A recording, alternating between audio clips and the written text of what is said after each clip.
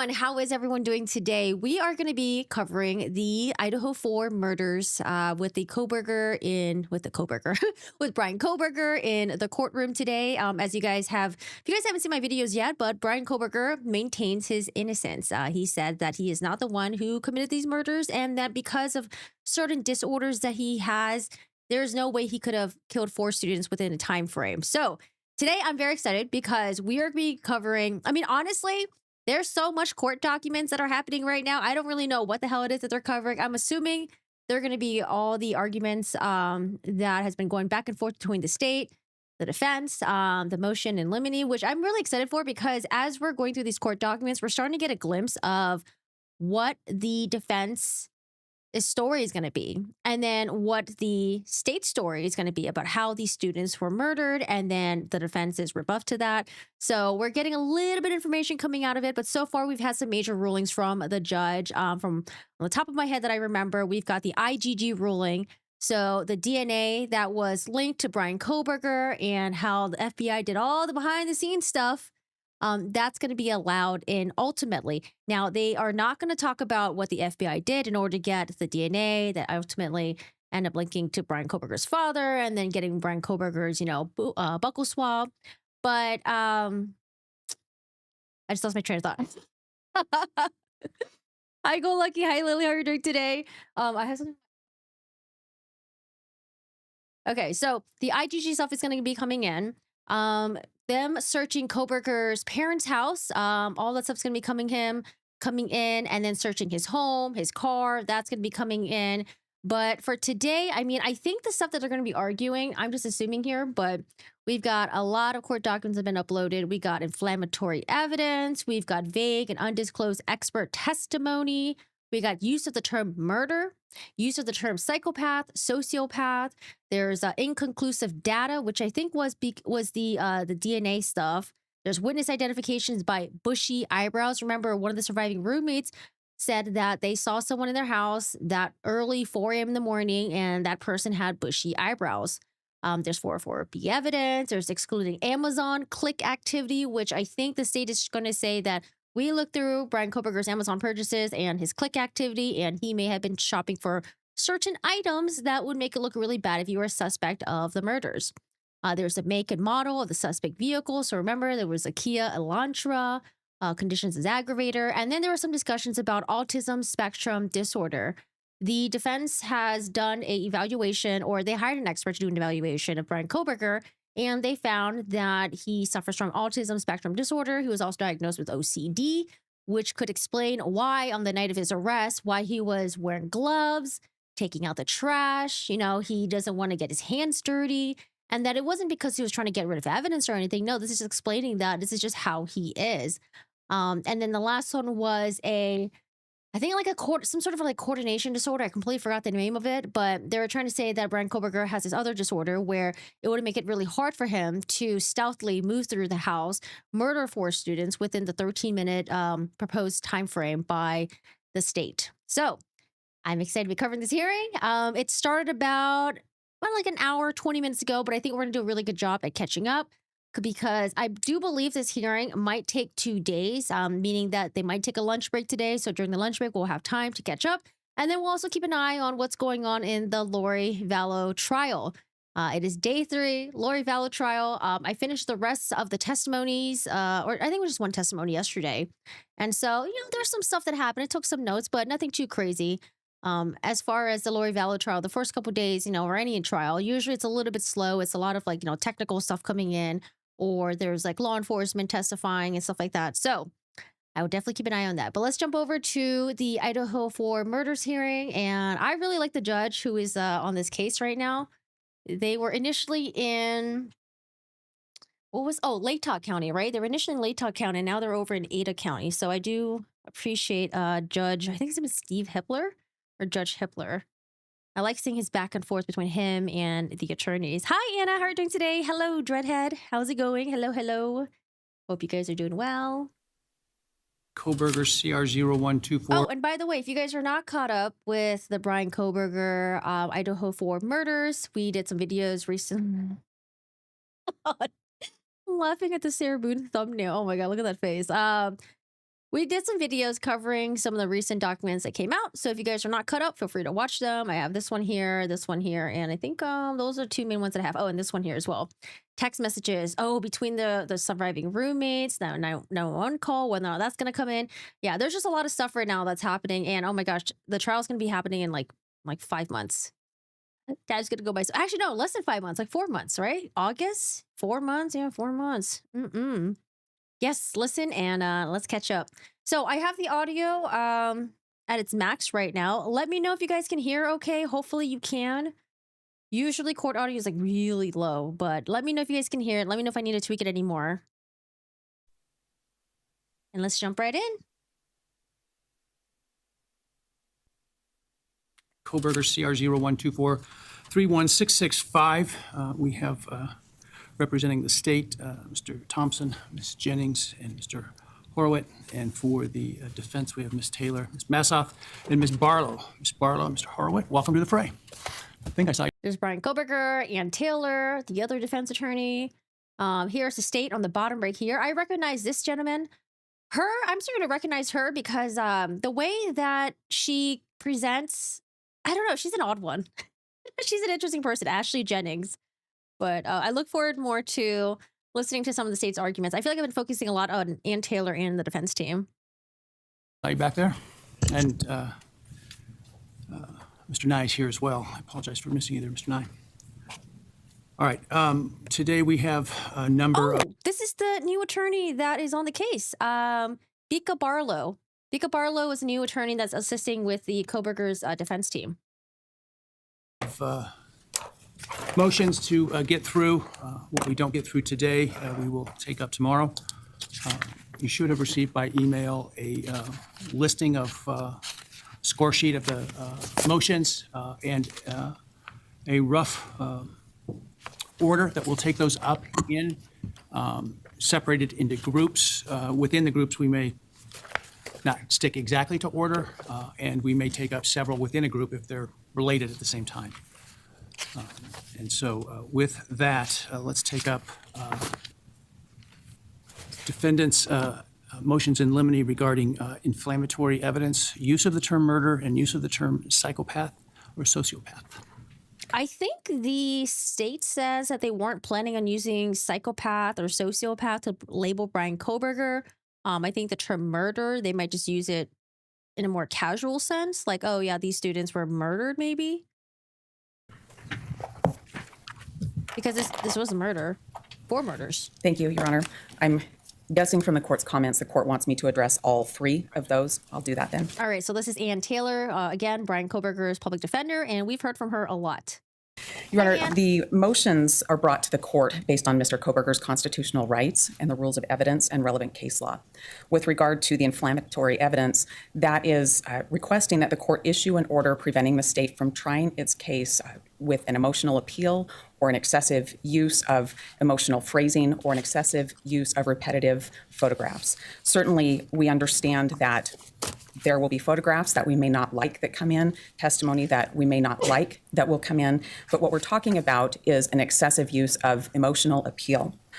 That the examples that we've seen in relevant case law come from State versus Ellington. In that case, the prosecutor repeatedly used a phrase that was inflammatory about the defendant having run over the wife of a witness who was testifying. And that was found to be inflammatory because of the excessive use of that phrase. Additionally, in that case, there was an appeal to juror emotion when the state sought testimony from a witness about why he might have left his job. Those are examples of what we're talking about. The court has to do the rules of evidence balancing test, and to do that after the state has elicited inflammatory testimony is difficult to undo and puts Mr. Kohberger in a position where the jury's already been inflamed, and so we're seeking to prevent that.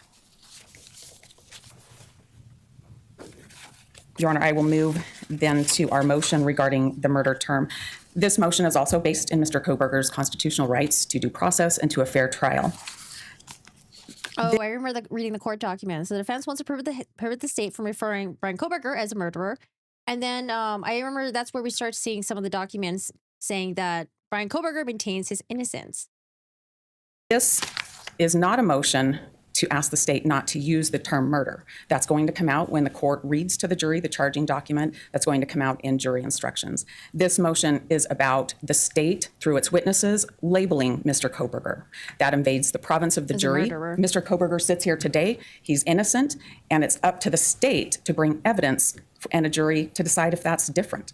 The state, by using that kind of term as applied to Mr. Kohberger, gets in the way of what the jury needs to decide.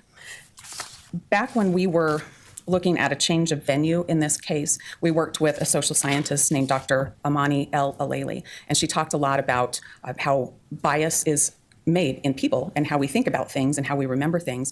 And one of the things she talked about, and her report is in the court record, one of the things she talked about is the influence of people in a position of authority.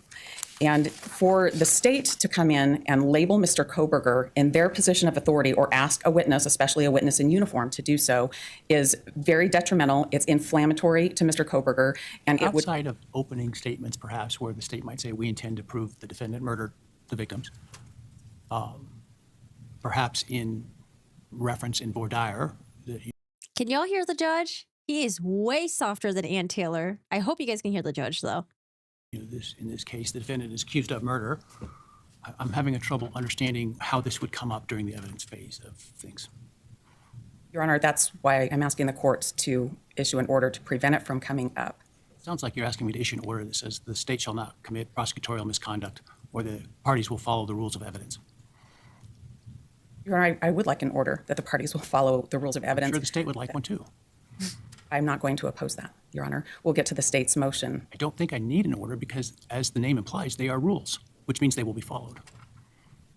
Your Honor, in an abundance of caution, we bring these motions, and that's based on review of case law and based on years of experience when things happen in trial. I found and I believe that it's relevant to bring these kinds of motions before the court now and have all of the parties aware of.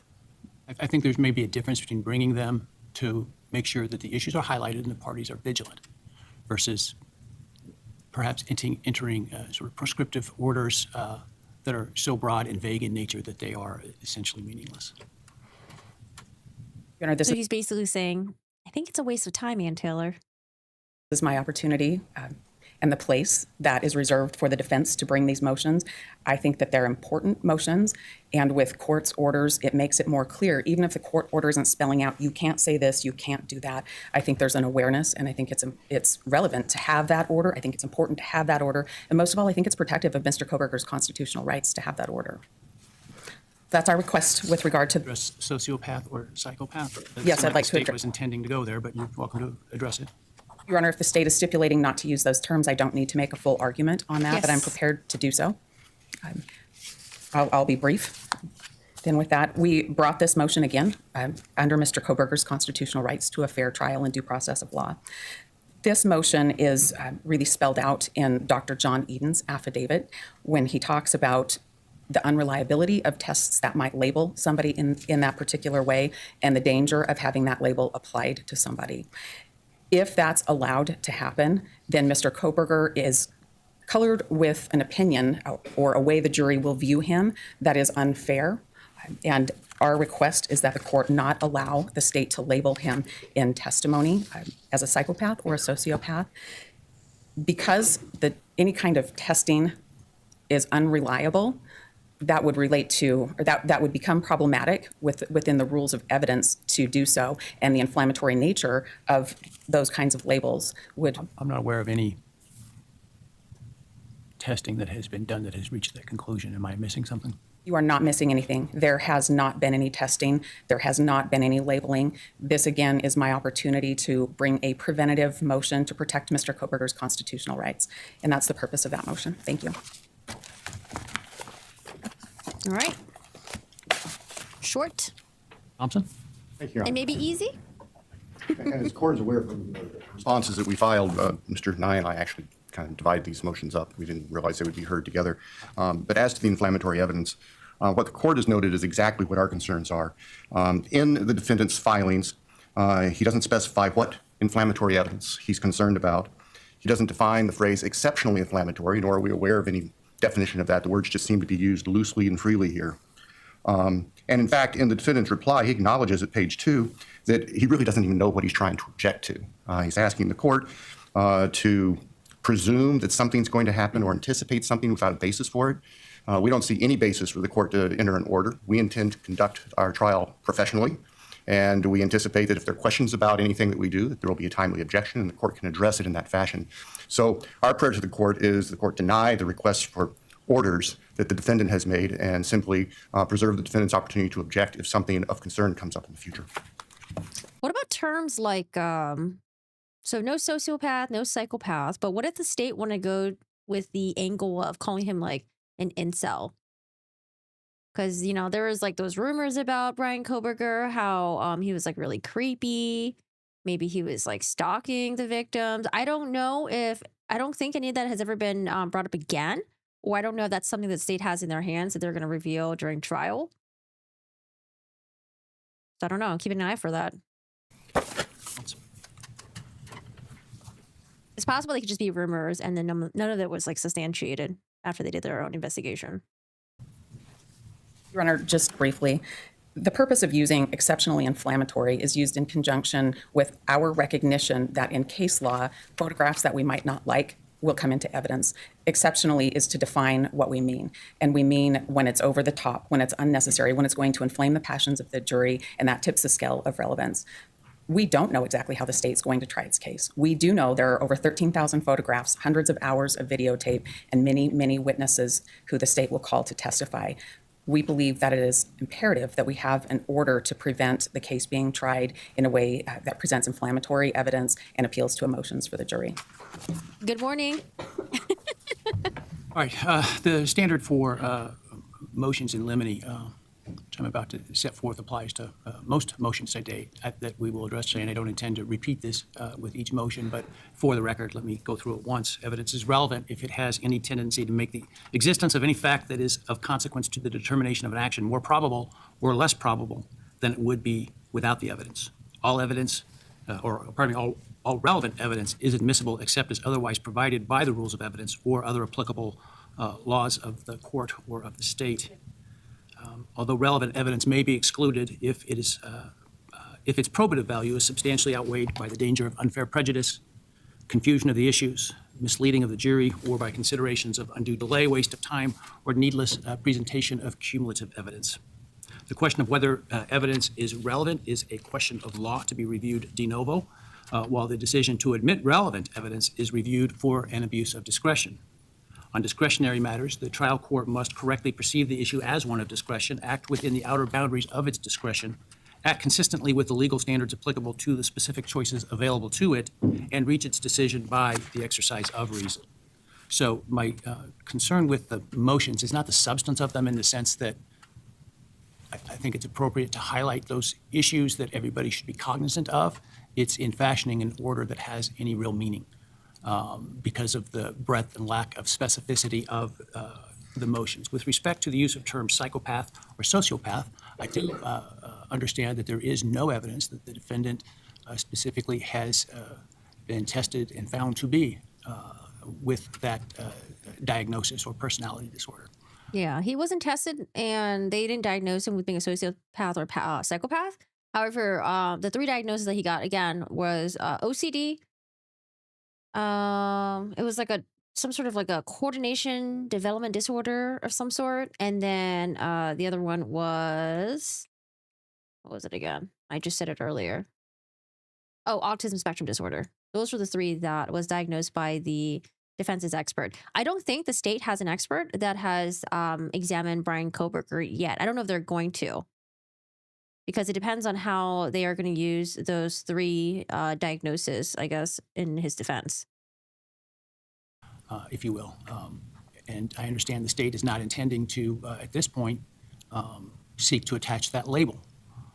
Absent evidence, competent forensic evidence, if you will, qualified expert evidence, and I haven't worked all the way through penalty phase, and I suppose that could come up in penalty phase of things, but for now, certainly for the guilt phase, innocence phase of the trial, I am ordering that the state and its witnesses not use those two terms or their equivalents. If something happens where you believe a door has been opened before launching into that in front of the jury, you are also required to bring that to my attention outside the presence of the jury. With respect to the term murder, well, let me start with the term murder. So I don't, obviously the jury is going to be charged with what the charge is or our charges are in this case, which include first-degree murder. I don't think there's any problem in using the term murder as it describes the charges and the allegations. Testimony or statements by counsel or by others that the defendant is a murderer or committed murder, I think would be essentially argumentative in nature at this point. Right. It would be like incel as a descriptor to tie to his possible motive if they're planning on going down that route. I don't know what the state has up their sleeves. We're only getting like little tidbits here and there. Hey, Moondog, how are you doing today? Good morning. I will tell you that the one thing that will get my dander up quickly is either counsel attempting to argue outside the one opportunity they have to argue in a case like this, which is closing. And I will shut you down faster than you can imagine if I see that. And if I see it again, I will admonish you in front of the jury about it, because I'm serious about not arguing in your questioning or statements or comments between questions and nature of that. And so that would also go with the term murder, I think, to the extent that it reaches a conclusion that the defendant committed murder prior to the closing. Now, certainly the allegation that the defendant... And this is a judge that you definitely don't want to mess with. Like, you don't want to mess with judges in general, but this is definitely the judge that you don't want to try. This is a scary judge. Committed murder is going to be relevant and probably appropriate in opening statements, perhaps even in voir dire. But apart from that, if you're intending to go there, you need to bring that to my attention outside the presence of the jury. And that's obviously important. Both of those are important to make sure your witnesses understand as well. With respect to inflammatory evidence, I don't know what that is until I see it. Certainly there are rules regarding prosecutorial misconduct. I think counsel is likely well-versed in what those rules are. I'm not one that says I'm going to order that you follow the rules. You are counsel licensed professionally by the bar, admitted to this court. Your obligation is to follow the rules. And that is what I expect of counsel. And so any attempts to skirt the rules without a good faith basis to do so will be problematic. In terms of, and I think really where there's some potential gristle, meat on the bone here, I should say, relates to, I suppose, the photographs or videos of the decedents and the state of the crime scene. I would imagine, from what I've seen, some of those photographs are particularly graphic, but make no mistake, these murders, whoever committed them, were brutal and were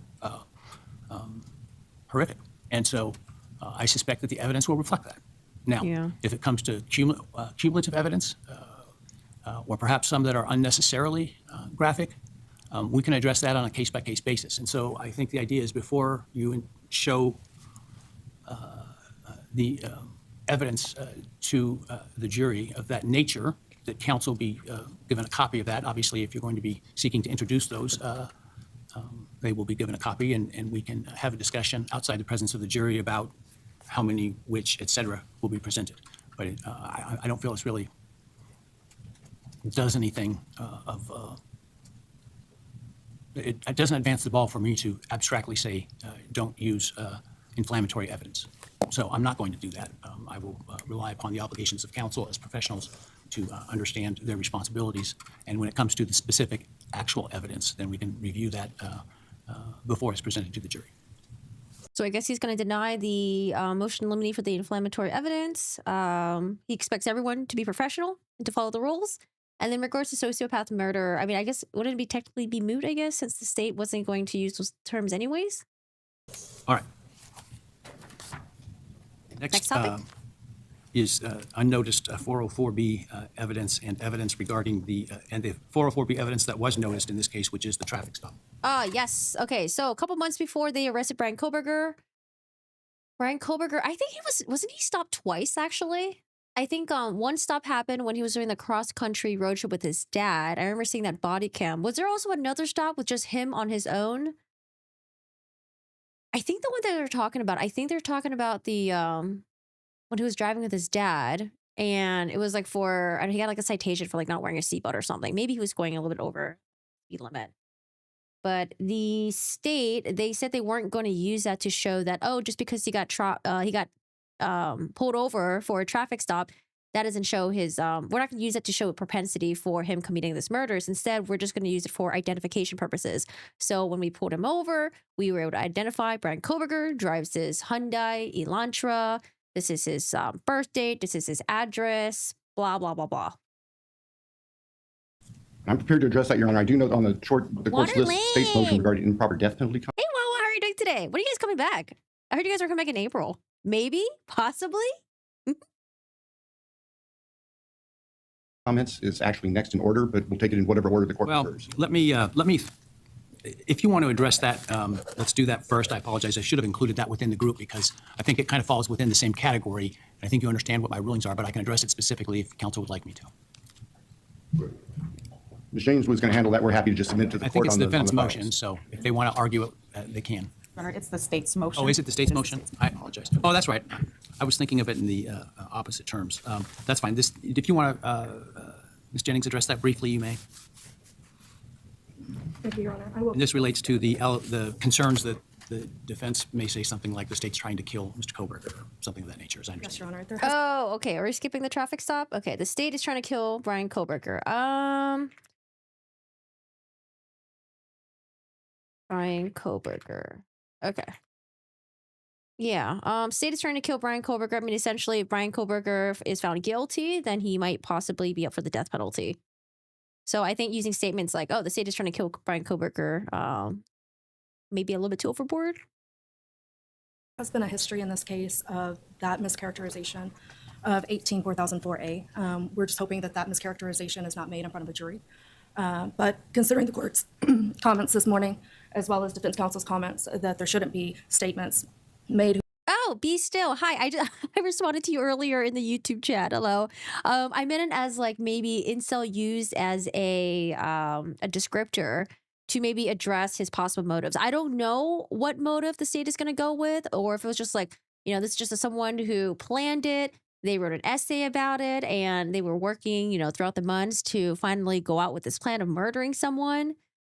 I don't know what the motive is going to be. So I was thinking like incel as a term of like, you know, describing Bryan Kohberger maybe as a person, and then why he would want to kill one person or four people. So that's the angle that I was going with. But hello, why did you set up for Twitch? I honestly think, well, okay, it depends if you have YouTube Premium or not. If you don't have YouTube Premium, no, actually, I would still say I think YouTube is the best place to watch, I think. I don't know. What do you think? Because YouTube, you can skip the ads. On Twitch, you can't skip the ads, even though I have the ads at, I think, like 1 hour every 30 minutes. But on YouTube, you can just, it's not 30 minutes, 30 seconds. On YouTube, however, if the ad pops up, you only have to watch for like 2 seconds and you can skip it. And then also on YouTube, you can pause it, you can rewind it and all that stuff. But yeah, let me know which one you like watching better. But hi, Be Still. Hey, Moondog, thank you so much for the reset for 25 months. Thank you so much for joining again. 25 months in a row. Thank you for your support, Moondog. I appreciate it. Is Santa the DA? Santa's sitting down. Okay, leave Santa alone. You have premium. Yeah, if you have premium, for sure, YouTube. But I think even if you don't have premium, I would say for sure YouTube over Twitch. I think so. For me, I think it's a lot more enjoyable because you can go back and forth, you know, you can pause it and all that stuff. All right, so back to the state is trying to kill Bryan Kohberger. Not my phrase, their phrase. Whose sole purpose is only for an emotional appeal. I think that this is settled. And defendant replied basically saying the same in their response, that they suggest he use phrases that comport with existing language and statute and jury instructions. And that's what the state is asking for. Thank you. Any response? Briefly, Your Honor, we're satisfied using language that's already spelled out by statute, by jury instruction, and that sort of thing. Right. So with respect to this motion, I think the ruling is really sort of encompassed within my, for lack of a better term, ruling or instructions about argumentative comments or statements of counsel. The example spelled out by the state, I think, would fall within that category of being argumentative and would be improper by counsel. And so obviously that shouldn't be done. And so they should comport with the language and at the appropriate time and in the appropriate way that is not argumentative to address that issue. And so they are so ordered. All right, let's take up 404. Now we're getting to the traffic stop. Okay, traffic stop. Good morning, Your Honor. Good morning. Your Honor, as it relates to the unnoticed 404B evidence, I understand what's been the discussion on similar verbiage and concerns earlier. However, one of the things that I think it's important to note about this is that although the state has agreed that they will comply with the rule, what we do have so far in self-authenticating records, it's our position is already two mislabels of the evidence. And the specific examples are that technically the DeSales paper, the way that the state wants to use that, would fall under 404B as Oh, that's right. The DeSales paper. I mean, I did mention earlier, DeSales paper. So Bryan Kohberger, I think 10 months before the murders happened. Was it 10 months? I think it was 10 months. He did write a paper. It was like a 10-page paper about how to basically process a crime scene. If you're a crime scene technician, I think, you would arrive to the crime scene and then you would clear like people, you would do the tape thing, like the whole process, like the nitty gritty of it. And then the proposed victim in his paper was a woman that was stabbed. I think like a woman in her 30s that was stabbed. And so it's possible maybe the state might use it, be like, oh, this guy really knows the ins and out of, crime scene stuff. And maybe that's why he was able to not leave any major, well, I mean, he left his DNA on a knife sheath, but I mean, that's really hard to, prevent sometimes. But that's probably why there weren't other clues or evidence left out. The murder weapon, we don't know where it is, right? There was no blood or splatter or anything, I think, found in his car or anywhere else in his apartment. Not that it's been reported. I don't know. Maybe we'll find out some stuff later down the road. But I haven't seen any of that yet. So they're basically saying that, this guy has really studied this and maybe he thought he can get away with it. other act evidence. It's a 2020. It's a bad act? It's the rule says other acts to show knowledge or plan. And so the state has expressed that they plan to use how you that can paper. use it. It's, I'm sorry, I can't hear you. That's how you can use it under 404. The way you can't use it is a prior term of colloquial term is a prior bad act to show that the party acted in conformity with that they have a propensity to commit bad acts.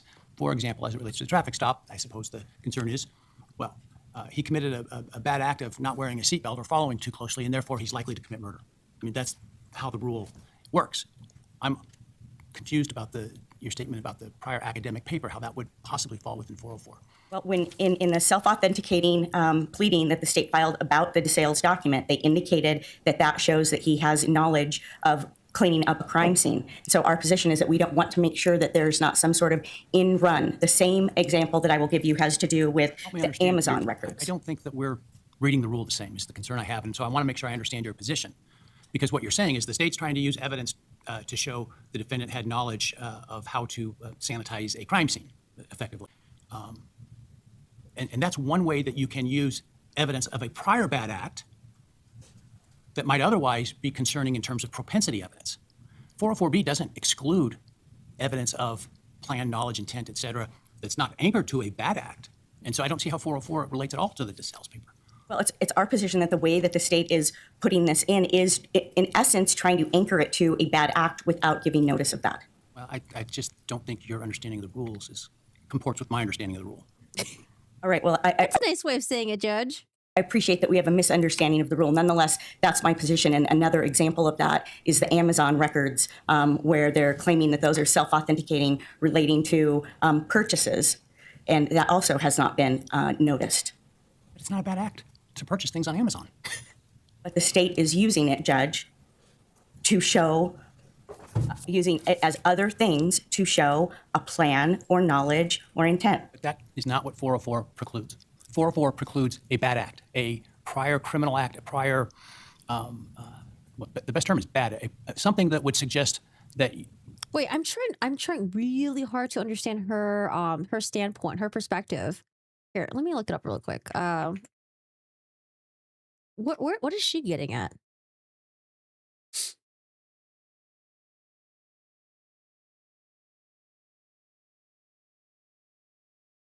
because I'm sort of familiar with the Rule 404B because that was also mentioned. It was also mentioned in the Corey Richards case as well. Idaho. Let's go to Idaho. Idaho Rules of Evidence 404. Let's go to 404B. Okay. Crimes, wrongs, and other acts. Prohibited uses. Evidence of a crime, wrong, or other act is not admissible to prove a person's character to show that on a particular occasion the person acted in accordance with the character. Permitted uses. Notice in a criminal case. This evidence may be admissible for another purpose, such as motive, opportunity, intent, preparation, plan. So the judge is saying that the sales paper, the paper that he wrote that was 10 pages, I mean, the state's probably trying to use it for preparation, plan, I don't know, maybe intent as well, knowledge. In a criminal case, the prosecutor must A, file and serve the reasonable notice, blah, blah, blah. Okay, that's not what I wanted to read. But prohibited uses, you can't use it to show that this person, just because they committed wrongdoing in one occasion, that they have a likely to commit the crime that they're being accused of currently. So that's why he was talking about the seatbelt thing. Bryan Kohberger being pulled over for not wearing his seatbelt, for following too closely. The state can't use that to show that, like, oh, just because this guy doesn't wear a seatbelt and shit, that he has a propensity to commit these 4 murders. But the state already said they weren't going to use it for that. So I'm a little confused what angle she's getting at. Is there something that I'm missing? Maybe the judge is missing too? The best term is bad. Something that would suggest that it is in your character to commit a bad act, to commit the crime because you've committed another bad act, right? You abused your significant other on one occasion, and therefore you have a propensity to abuse a significant other on a later occasion. That's for. And I think that's why, if you guys remember watching the Sarah Boone trial, remember how a lot of us were like, why weren't they able to have Brian Boone testify about how he was abused by Sarah Boone in their relationship before Sarah Boone got with George Torres? And it's because of this, because, prior bad acts can't be shown that you have a propensity to commit, similar acts in your, whatever it is that you're being accused of, right? So I'm a little confused what angle she's getting at. 404B. No, they're not throwing the seatbelt with the murders. What they're doing is they're using the traffic stop as evidence, but they're not using it as evidence to show that, hey, this guy is a bad person because he doesn't wear a seatbelt, therefore he's likely to commit these murders. They're just using the evidence to show that, hey, we pulled over Bryan Kohberger at some point, and we were able to tie Bryan Kohberger with the Hyundai Elantra with the Washington address that he was living at, where they eventually end up getting a search warrant to search his apartment. They were able to identify his height, they were identified his weight, and all the other stuff. So they're not using the traffic stop to show that he's a bad person and he committed these crimes.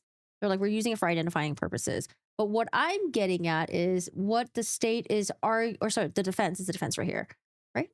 Is this the defense? She was sitting next to Ann Taylor, right? Yeah, she was sitting next to Ann Taylor. I'm going crazy.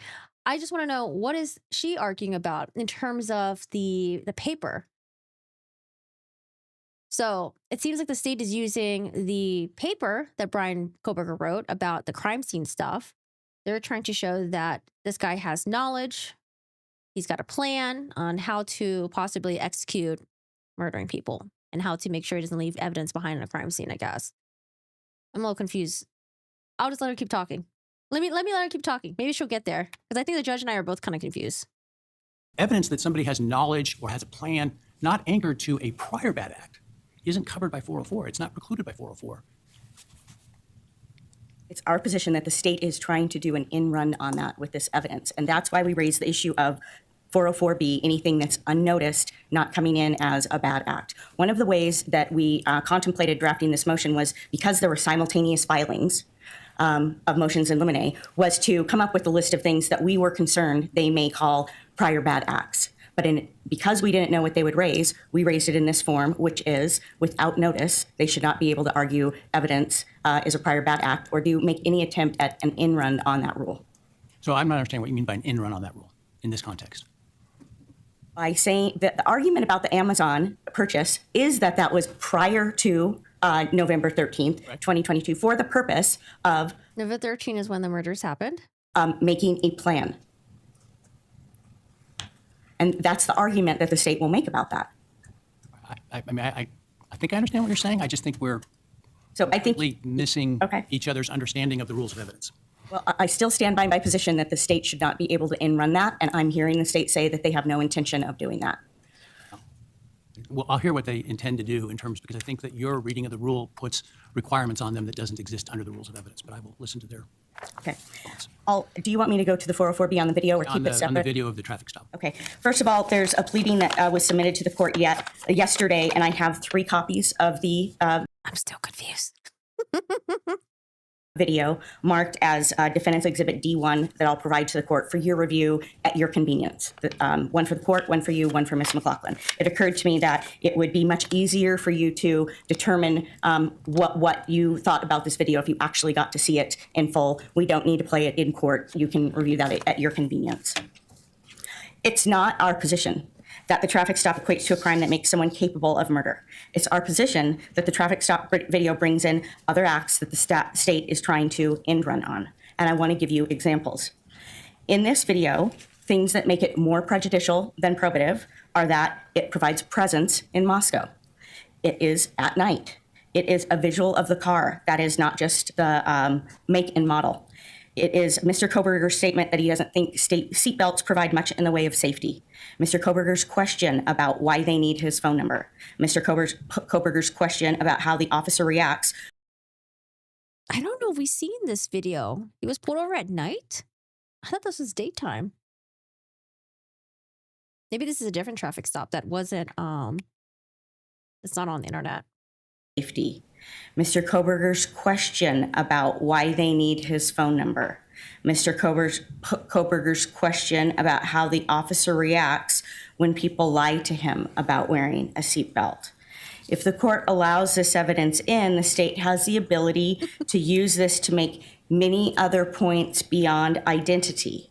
And the jury would have the ability to potentially seek to ask to rewatch the video and draw other conclusions that we are worried about, such as I mentioned, him being at night, not wanting to, it being at night, him not wanting to give his phone number, which could be construed as he wants to hide his identity. Date of this traffic stop.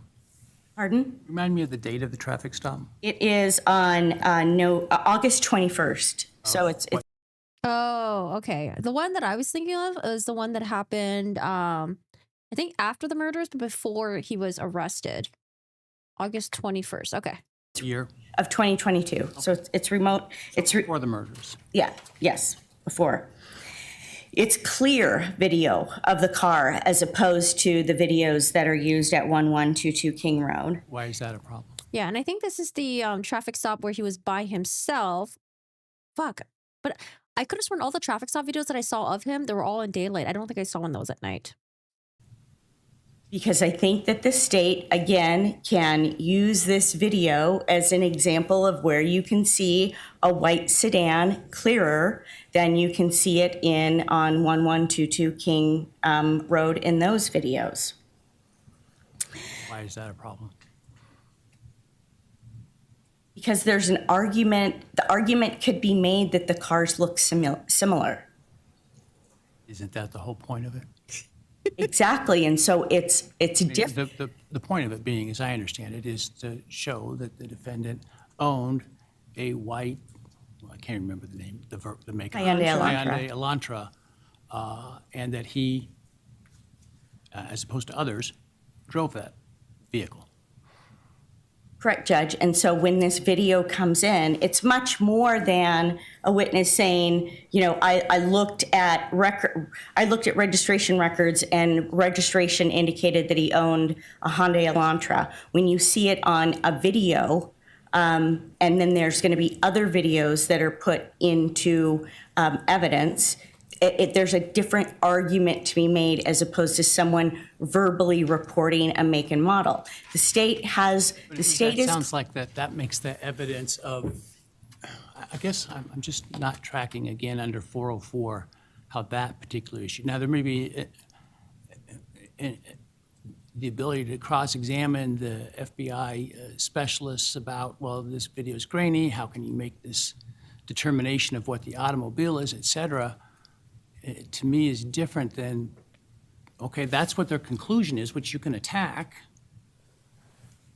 the evidence that he has a white Elantra within the years and that he drives it, it's prejudicial in the sense that it doesn't help your case, but I don't see how it's unfairly prejudicial, which is kind of what you were talking about, which is 403.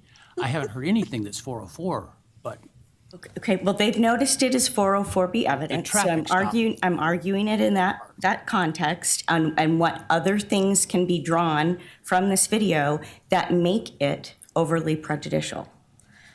The other thing is that the state's expert disclosure by Special Agent Nick Balance lists August 21st as one of the dates that they claim that Mr. Kohberger is near the 1122 King Road residence. And so the date of this traffic stop. Right, because the state has this theory that Bryan Kohberger visited the house multiple times before the murders happened. Is relevant to the state. I don't know. Now that we're learning a little bit more about the cell phone, cell site stuff, I have lots of questions, but I'm sure we're not going to get any of those answered until the trial. For that, their ability to argue that. That also makes it overly prejudicial. it makes it relevant. It doesn't make it necessarily overly prejudicial. Judge, the combination of these things is that this video has the ability to be much more than what the state is claiming. The state is claiming that it proves who he is, what his phone number is, and the type of car that he was driving. It's our position that when you watch the video, there are other arguments to be made that make it more prejudicial and therefore excluded when there are a myriad of other ways that the state can prove his identity, You don't get his to, phone and I don't number. get to tell the state how to try their case unless they're violating the rules of evidence. Of course, I don't get to tell the state how to try their case, but I do get to tell this court what our position is regarding that evidence, and when we think that evidence is overly prejudicial and can be construed to do things that the state is otherwise saying the evidence is meant to do. And that's the point of this argument. Judge is not buying it. We ask that you exclude this video, which I will ask that it be, that the marshal provide that to you, and that the state use a different method of proving identity. Hi, Callie.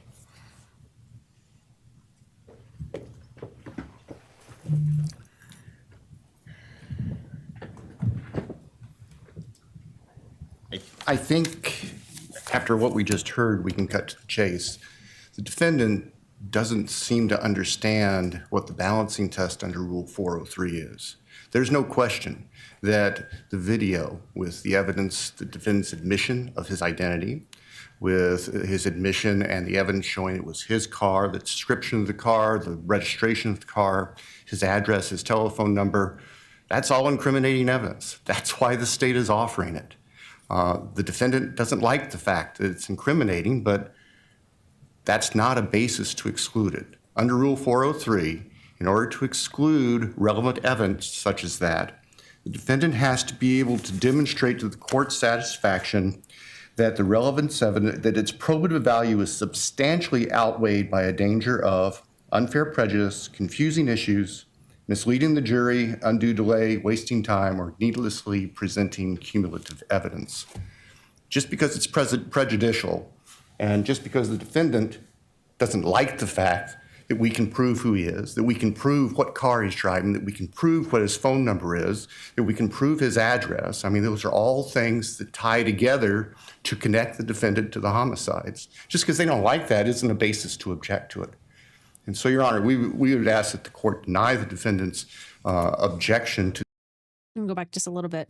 is that we can prove his address. I mean, those are all things that tie together to connect the defendant to the homicides. Just because they don't like that isn't a basis to object to it. And so, Your Honor, we would ask that the court deny the defendant's objection to the admission of this evidence. What about the concern within the video, as I understand it?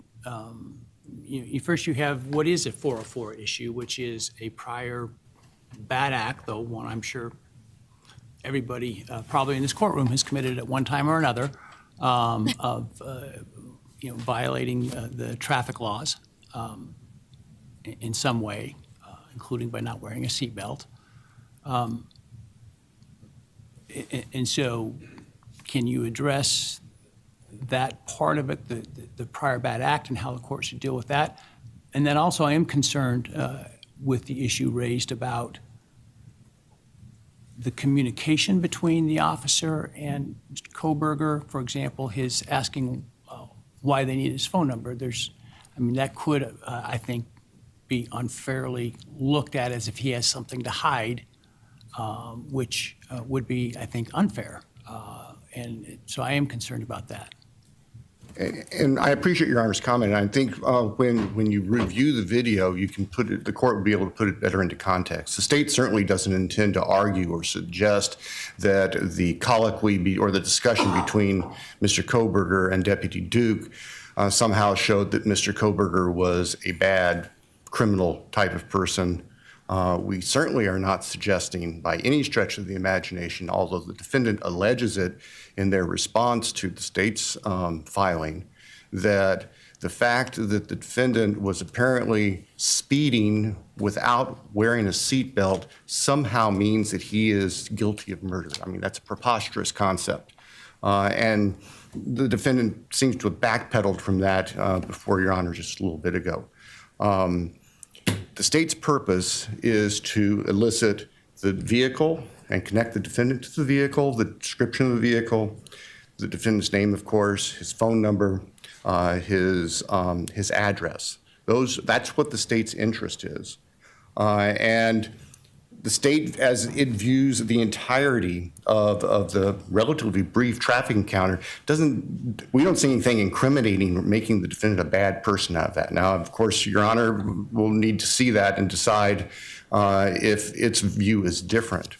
But we don't see that as being prejudicial. We certainly are not trying to argue some sort of propensity that because he questioned about, why do I need to give you my driver's license, that all of a sudden that makes him a murderer. That's beyond a stretch of imagination. Does that answer Your Honor's question? Yeah, or like cut out some portions of the videos that they aren't planning on using. Thank you. Thank you, Judge. Response? Judge, there is a way to, clean this up with regard to this, and that would be to not allow the jury to see the video, to have the officer who made the stop, testify about the stop, testify about the identification, the make and model of the car, and the phone number. The argument that the defense doesn't like troubling evidence could be said about every single thing that the state wants to proffer in this case. This is a highly circumstantial case, and so every little fact that is circumstantial is going to be relied upon by the state. And so we have to look at a critical eye with everything that's coming in before this jury to see what the cumulative effect is going to be of that. And so it's not that we don't understand that his identity is going to be proven. As I argued, there are a myriad of ways for them to bring in his identity. But to add all the other components that you will see in the video do much more than just prove that he's Bryan Kohberger with a phone number in a Hyundai Elantra. Thank you. All right, with regard to this motion and the 404 issue in general, the standard for the admission of evidence that falls under 404 is that the court determined that there is a factual basis by which a jury could find more probable than not that the prior act, if you will, occurred, that the prior act is relevant for a purpose other than propensity, such as identity, and that a balancing test under Rule 403 would not otherwise preclude the evidence, i.e. that the unfair prejudice does not substantially outweigh the relevance. I think he's going to let it in. When it comes to 404B evidence, and that's how this was noticed and brought to the court's attention, which is the framework that I'm looking at, 404B does not apply to just any prior act. It applies to prior bad acts, other crimes, other wrongs, not other acts of benevolent or of a type that doesn't implicate propensity. And so I don't see the concerns that were outlined by the defense, for example. No, my hair is all still here. It's just layered, so it looks like it. Related to the DeSales paper and things like that, that's a 404 analysis. That's simply a 403 analysis, which is there unfair prejudice or other concerns that substantially outweigh the relevance? And there isn't the same notice requirement for that issue as there is for 404B. And so I don't see this as the example is raised as a quote unquote end around at all. And so the state does have a notice obligation when it does come to prior bad acts that it may seek to introduce. At this point, they've only identified the one, which is the traffic stop. The Rule 404 requires notice in advance or during trial when the state is aware of the need for it. And so, I don't think we can say that the shot clock has run out on that at this point. But certainly, as soon as the state is aware of the likelihood of the need for that, they have that obligation to seek that. And at some point, the prejudice to the defendant in terms of lack of notice will upend the state's ability to use it if not properly noticed. And so as a general matter, the state is required to provide that reasonable notice set forth in 404B. With regard to the traffic stop, the concerns identified by the defense related to, well, let me go through the 404B analysis. It is technically a prior bad act, which is the sort of colloquial terms used by the courts in describing 404B evidence, in that the defendant was stopped for violating traffic laws and ordinances. I think there obviously is evidence by which a jury could conclude that that conduct occurred. The next question is it relevant for a purpose other than that he has a propensity to violate the laws? I think in this case there clearly is a other purpose besides that, which is identity, which is ownership of the automobile that is alleged to be a suspect automobile and control over that automobile. And so I think there is a relevant purpose for it. And the next question is that relevance substantially outweighed by unfair prejudice? The fact that it is more powerful evidence than perhaps a simple description by somebody of DMV records doesn't make the evidence unfairly prejudicial. It just makes it more effective. And that is not the type of unfair prejudice that the rule contemplates. And I don't, frankly, track the defense's argument with respect to that. And so I think as a general matter, the traffic stop is relevant. It's not I think there is zero danger that the jury will conclude that because he didn't wear a seatbelt or sped, that he therefore has a propensity to commit murder. I just can't imagine any reasonable person coming to such a conclusion. And certainly the jury will be instructed that they may not use that evidence as propensity, may only use it for the relevance of things like identity, ownership, and control. There are concerns that were raised, however, and so while as a concept, I think the video is appropriate under 404, or notwithstanding 404B and 403, I do want the video potentially, I'll look at it, and it may change my mind, but just from the description, I am concerned about some of the interactions with the officer, that was mentioned that, that Mr. Kohberger questioned why the police needed his phone number. That the officer said something about how he views people that don't wear seatbelts. I don't think any of that is relevant, and it does potentially create some unfair, some danger of unfair or unnecessary prejudice. So I think it needs to be redacted to exclude those kinds of things and have the video that shows his vehicle, that he gives the registration, that identifies it as his, that he his answer to what, not the stuff leading up to what his telephone number is, but if he gives the telephone number, the answer, what the telephone number is. I think that's what we ought to see and probably not much else. So I'd like to see that before it's played to the jury, and you can work on redacting that and showing it to counsel, and That's within the what I confines said. of my rulings, they can raise any concerns they have. Thank you, Judge. I'm a psychic. So here is the paper that they are referencing. I was going to do a stream when I read the paper. I just haven't done it yet. I don't know if I will. It's a 10-page paper. 2020. I thought I saw it said it was 10 months before the murders happened. Okay, this is like 2 years before. When did the murders happening in 2022, right? Or 2021? 2022? Oof, time flies. Crime scene scenario final. Arriving at the crime scene. The first thing to do is block off the crime scene in order to avoid crime scene contamination, keeping people out, notating who's around the area, anyone who's the curious, they must be noted, evicted out of the scene. So basically just processing a crime scene here, looking around the area, the types of equipments and tools you would have in order to start this crime scene investigation, like cameras, lighting system, ruler, fingerprints, latent fingerprinting equipment, gloves, tweezers, a blue light, the proper way of how to enter a crime scene for documentation, for photography and video. Again, you're wearing gloves, you're avoiding contamination with the scene with latent fingerprints, you're wearing a fiber-free boot cover, so you don't leave any physical footprints. Crime scene contamination like hair, saliva, skin cells, and other bodily fluids, so be careful about not leaving that behind the scene. Oh, I think I started highlighting some of this. Observing the deceased, their wounds, how were they killed,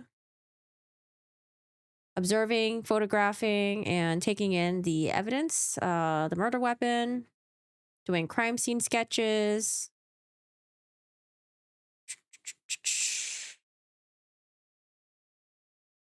I think I might have stopped here. I don't think I read the whole thing. Or did I? Maybe I did. Looking underneath the fingernails to see if there's DNA. So this is just basically the 10-page or 10-page. So it's maybe more than 10 pages, 11 pages maybe. Yeah, 10, 11, 12 pages paper that he wrote back in 2020. I mean, he was a criminology major. And we did find out that he did graduate with a 4.0. Because initially I was like, oh, maybe he wasn't a good student. Maybe he was a bad student. But apparently he was liked by his professors.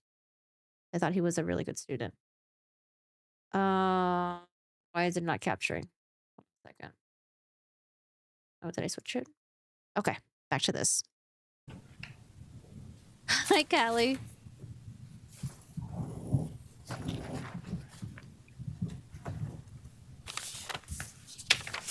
All right, and that's what I guess. I guess possibly letting it in for identity purposes, the traffic stop, and then just redacting the portions that were possibly concerning. And that might be more prejudicial for Bryan Kohberger.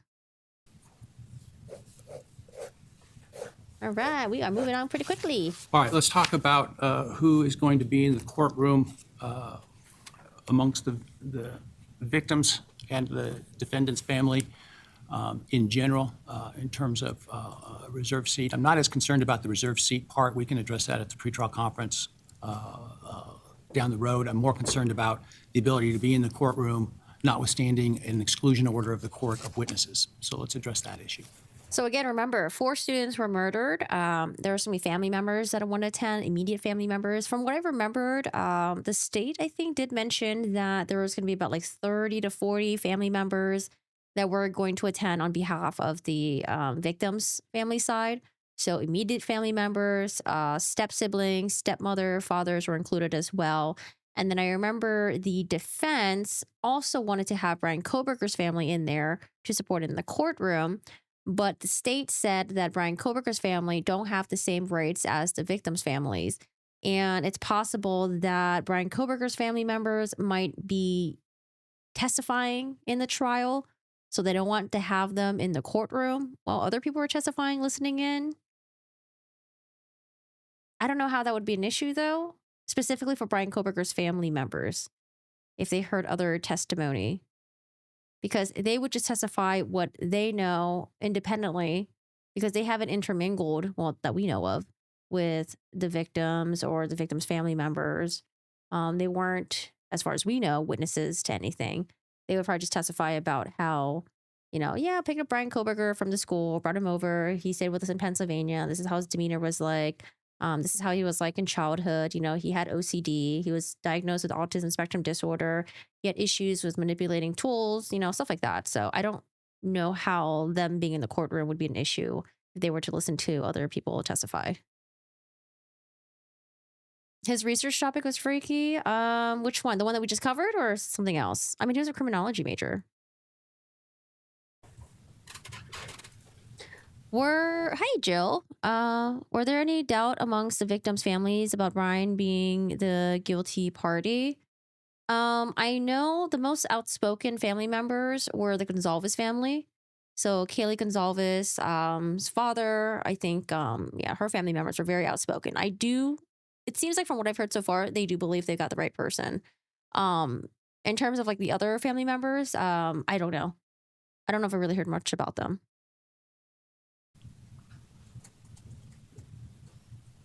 Your Honor, the state filed this motion in order to seek. Something that I kept seeing a lot in other chat rooms. Sorry, they're not called chat rooms, but chats. Chat room sounds so AOL boomer. Oh my God, Corky. Something that I've seen a lot in other chats or Reddit posters and stuff like that. People kept saying that even Bryan Kohberger's sister thinks he's guilty. I don't know where they got that. If you guys know where that's from, let me know. But as far as Bryan Kohberger's and his family members, they made that one statement through the attorney, and that's all I heard. I haven't heard anything about his sister. So I don't know if it was something that's just been kind of like repeated and it's unsubstantiated, or did it stem from somewhere? And I'm just kind of like missing out here. Hey, TCF, how are you doing today? Oh, Iceland! I'm hoping to visit Iceland one day, although I heard... I don't know. Actually, I hear mixed things. My friends, when they went to Iceland about 10 years ago, they were like, the food is horrible here. Oh my God. But it's beautiful and it's scenic, you know. But my friends went recently and they're like, no. There are parts of Iceland that you can go to where they actually have pretty good food. You just have to know where to go. So I don't know if they started opening restaurants that were, I don't know, maybe just food just much better, or if they just didn't discover this one area of town that just has really good food. But thank you so much for watching from Iceland. I know. I mean, it's great to listen to your commentary in between. It feels like I'm watching a bestie who's as obsessed as I am. Yeah, I mean, honestly, that's like one of the major reasons, or one of the main reasons why I wanted to continue doing what I'm doing right now, is because there is no one in my life who is as interested in stuff like this. And like my family members, they don't want to talk about it. You know, my husband, they don't want to talk about it. My friends, they don't want to talk about this stuff. So it's nice to have people that you can relate to online, and we have shared interests, and we can just talk about this shit, you know, because no one in my life, they don't want to talk about no murders or anything like that. They don't want to talk about gruesome stuff, you know. Although we don't focus on gruesome stuff. I think that's a misconception. But I mean, at the end of the day, we are covering some gruesome murders at the end of the day. But still, no one wants to talk about this stuff. I wish I had friends in real life that were just as interested as I was. No, my friends are not interested in any of this stuff. No, I mean, it's even harder for me to find friends that are interested in watching horror movies. I have like maybe like 2 friends that like to watch horror movies. One of them is she's so busy with her kids, and her husband is like horror movies. And then for me, my husband is like horror movies, and I don't like watching them by myself because I get scared. Anyways, all right. So back to this. Where are we at? Oh, that's right. Family members who can be seated during the trial. Let's see what they say.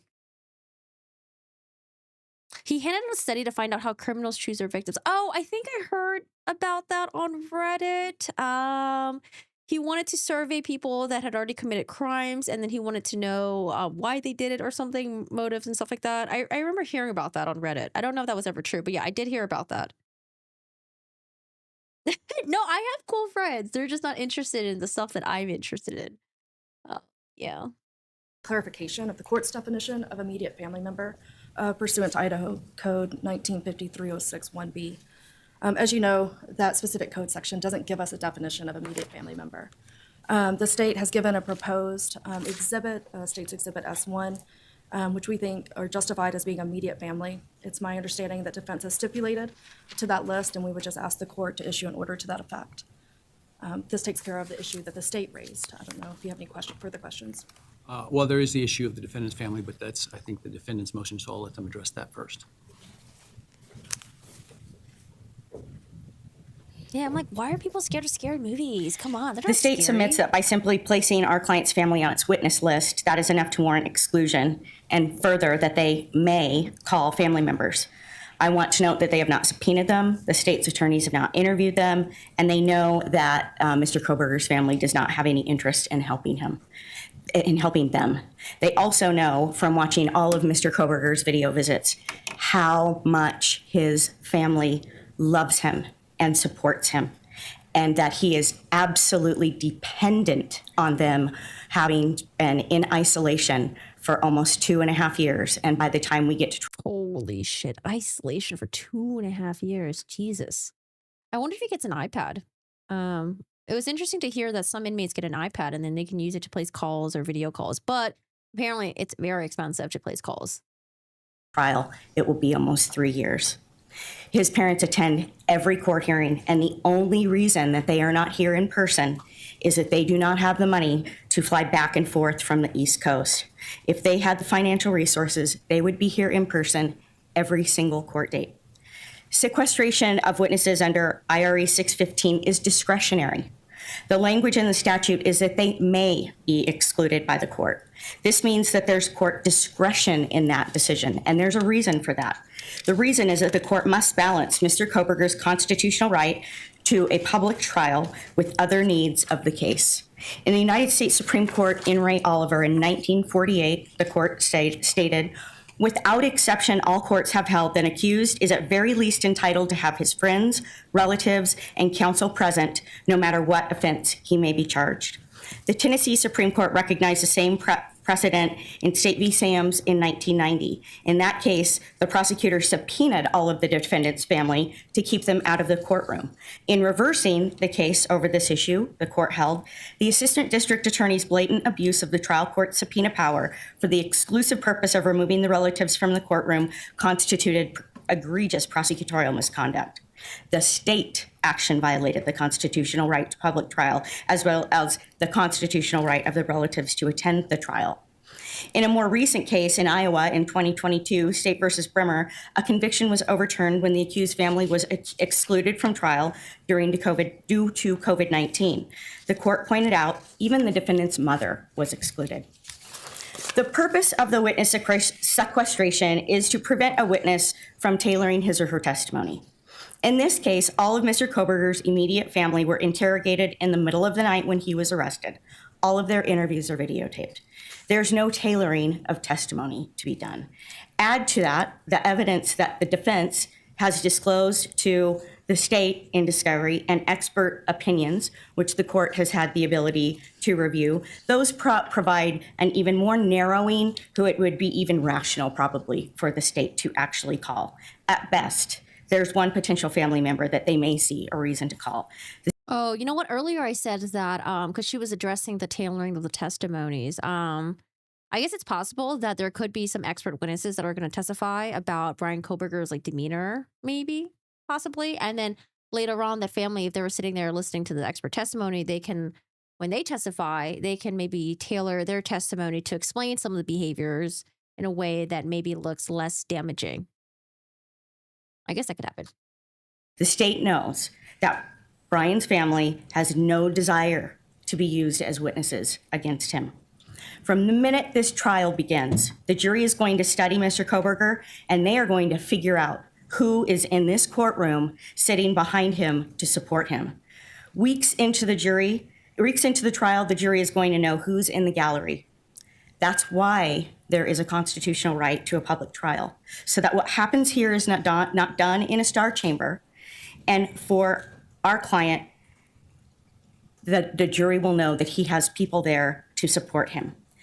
Mr. Kohberger needs his family to support him. As the court knows, we have several motions that we will be addressing regarding his autism spectrum disorder. He needs to have his family here to support him, and they need to be in the courtroom supporting him. These needs are constitutionally protected rights. We ask that you enter an order making it clear that the state does not get to put his family members merely on a witness list and keep them out of the courtroom.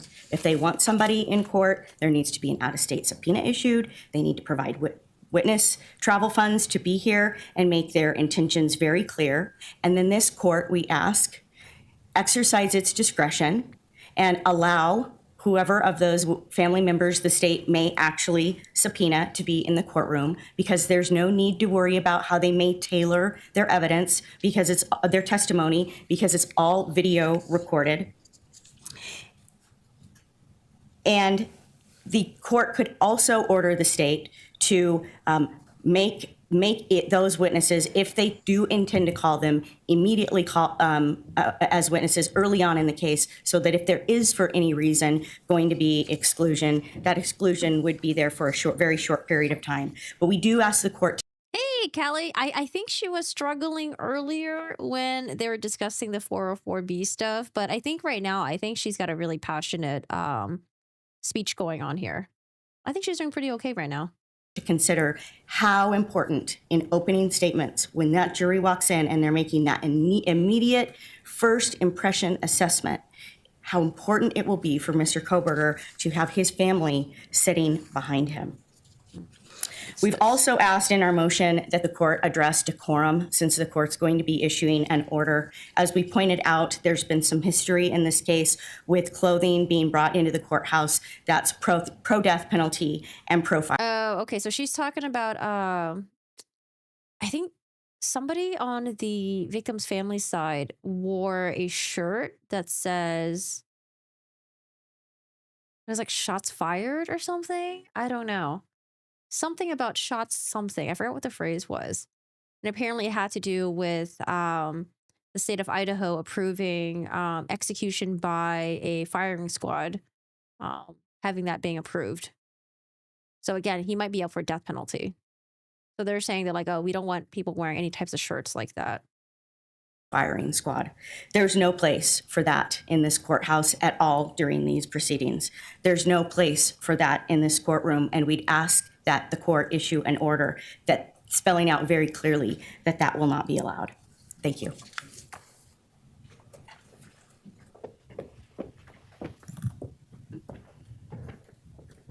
Are they public defenders? Ann Taylor is. I think she is. And then this is Bika Barlow, who just came onto the defense team to assist.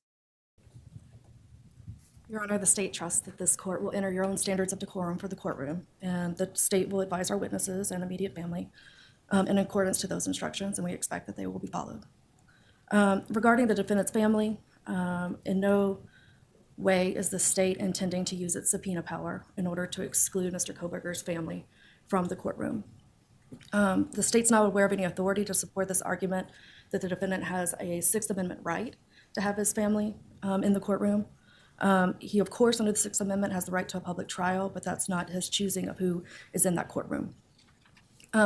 Totally understand it's within your discretion to allow certain immediate family members in the courtroom to support Mr. The reason you Kohberger. can't simply take up whatever family members you may need to testify in your case in chief right at the beginning.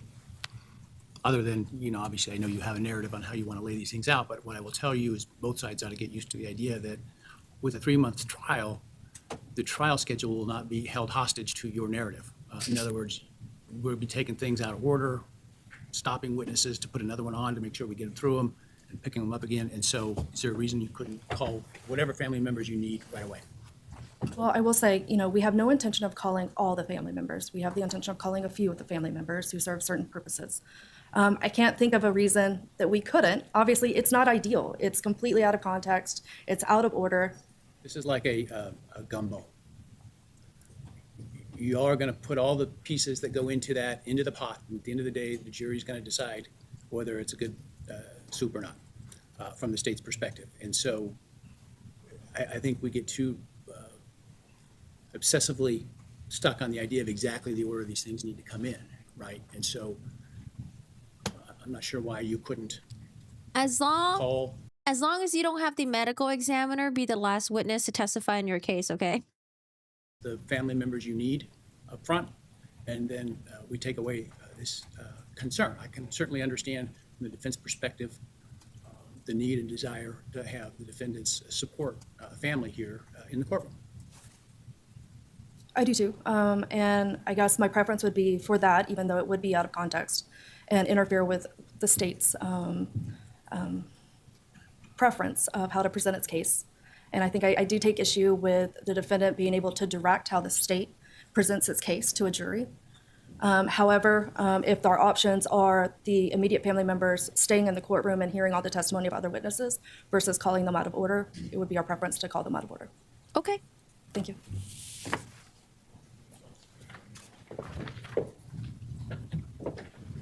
Judge, I knew that the state's position was that there's no case law to support our position, which is why I just went through several cases where it is his constitutional right, one, for it to be public, and there are cases, as I referenced. Constitutional right is not absolute and bends to, for example, rules of evidence and other rules. And I'm not aware of anything that Sorry, it's like she's really loud, he's really soft. I'm trying to balance it. It's just going to be really loud when she speaks. And there are cases, as I referenced. constitutional right is not absolute and bends to, for example, rules of evidence and other rules. And I'm not aware of anything that says that court can't use the exclusionary rule where in good faith a person who was otherwise entitled to be there, including family members, have to be excluded for some period of time. And that is why I specifically talked about the point that it is discretionary for you. And there's also, Judge, a level of humanity that I hope that you take to serious heart for his family, who is absolutely devastated and dealing with things like headlines that they're going to be called to testify against their son with these types of communications that are happening. And so we're asking that you use that discretion and that you find that humanity. Thank you. Thank you. I'm going to take this matter under advisement. The defense raised some cases. I want to read those, though I don't think they were precedent on this court setting. I have reviewed the U.S. Supreme Court opinions cited, but in terms of other states, I'll look at those. I do think, and I'm asking the state to think, about I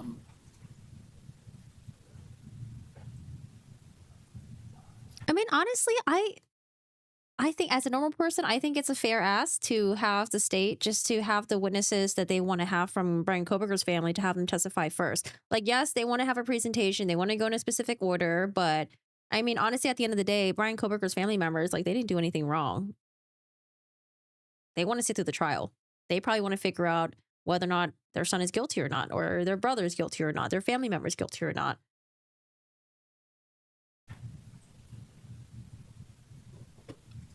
To use counsel's word, the humanity. I think that, I can only imagine the family of Mr. Kohberger is devastated by these things. That's nothing that they did. And I think their ability to be here to see the trial is important. And to the extent possible, while also preserving the state's right to a fair trial, should be something that we seek to do.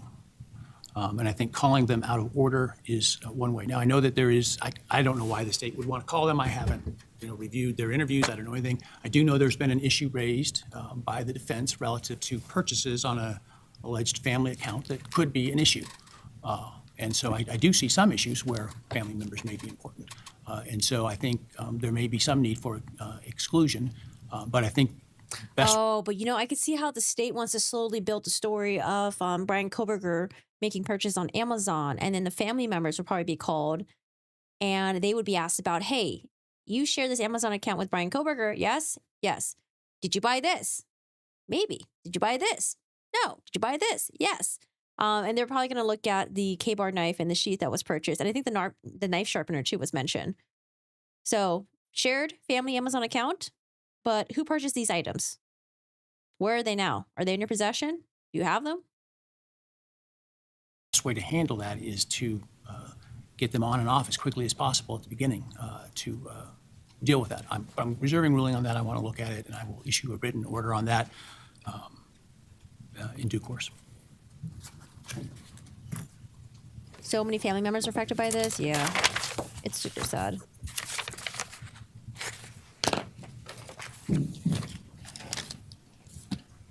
Right, judge would take it under advisement, and he'll read some of the cases that the state All right, let's talk about has. the defendant's motion regarding conditions as an aggravator, and this is the concern about using the defendant's alleged autism disorder diagnosis as a aggravator during the penalty phase of the trial, if there is one. Thank you, Judge. You summarized exactly where I was going to start. This motion is brought in case there is a penalty phase. If there is a penalty phase, Mr. Kohberger has a right to present mitigation evidence. That is State versus Payne, and Roper versus Simmons tells us that mitigation evidence cannot be used as aggravating evidence. This is something that we talked about several months ago when we had our motion to strike the death penalty and ask for trifurcation with the death penalty, and that was denied. But we're bringing it back up because it's really important to make a distinction between things that exist in this case, Mr. Kohberger's autism, something that he didn't ask for. It's a condition that he has, and it'll need to be addressed, but also to prevent the state from using his characteristics of autism. No, I've never heard of the term trifurcation before. I've heard of bifurcation.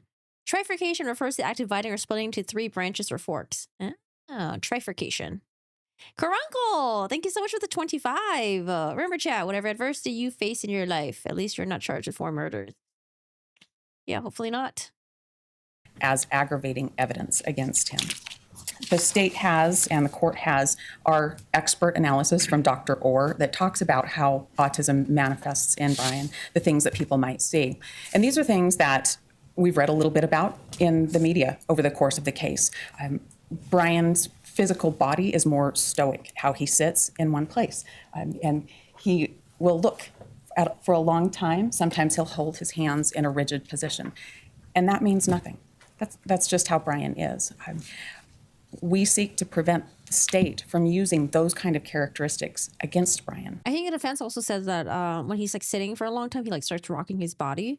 I don't know if I actually really noticed that when he's sitting in the courtroom. And I think there's someone else who's also sat in the courtroom gallery too, so that they didn't really notice that. But maybe we just weren't paying attention. We seek that in the way of testimony they might bring. Sometimes Bryan will talk longer than maybe other people want to listen, and that doesn't mean anything. Well, I assume he's not going to be talking in court unless he's testifying, so. That's exactly right, Your Honor, but that doesn't stop the state from bringing a witness and using that as aggravating evidence against Mr. Kohberger, and that's what we don't want. We want to be able to present, if we get to a mitigation phase, his autism and how that works and how he's learned to live with the conditions that he has, and to prevent the state. Reading the the state's response, it doesn't sound like they disagree with you that it shouldn't be used as an aggravator. And so I think that in terms of what counsel's arguments are, we can control that. I think apart from a jury instruction, I'm not sure what we do, how we deal with that with the jury in terms of the penalty phase, right? If you present evidence of the disorder. Your Honor, the court can do what we've requested and prevent the state from using Mr. Kohberger's conditions of his autism as aggravating evidence. I think a jury instruction helps the jury to understand how to use mitigating evidence. Our purpose here is to ask the court to take the step of an order. I don't think the state opposes it. What would that order say? That order would say that the state would be prohibited from using as aggravating evidence Mr. Kohberger's autism characteristics. How would they use it as aggravating apart from arguing to the jury that, well, because he has this condition, it means that he is, I'm just making this up, obviously, is inclined to not follow the norms of society and presents a greater danger or something like that?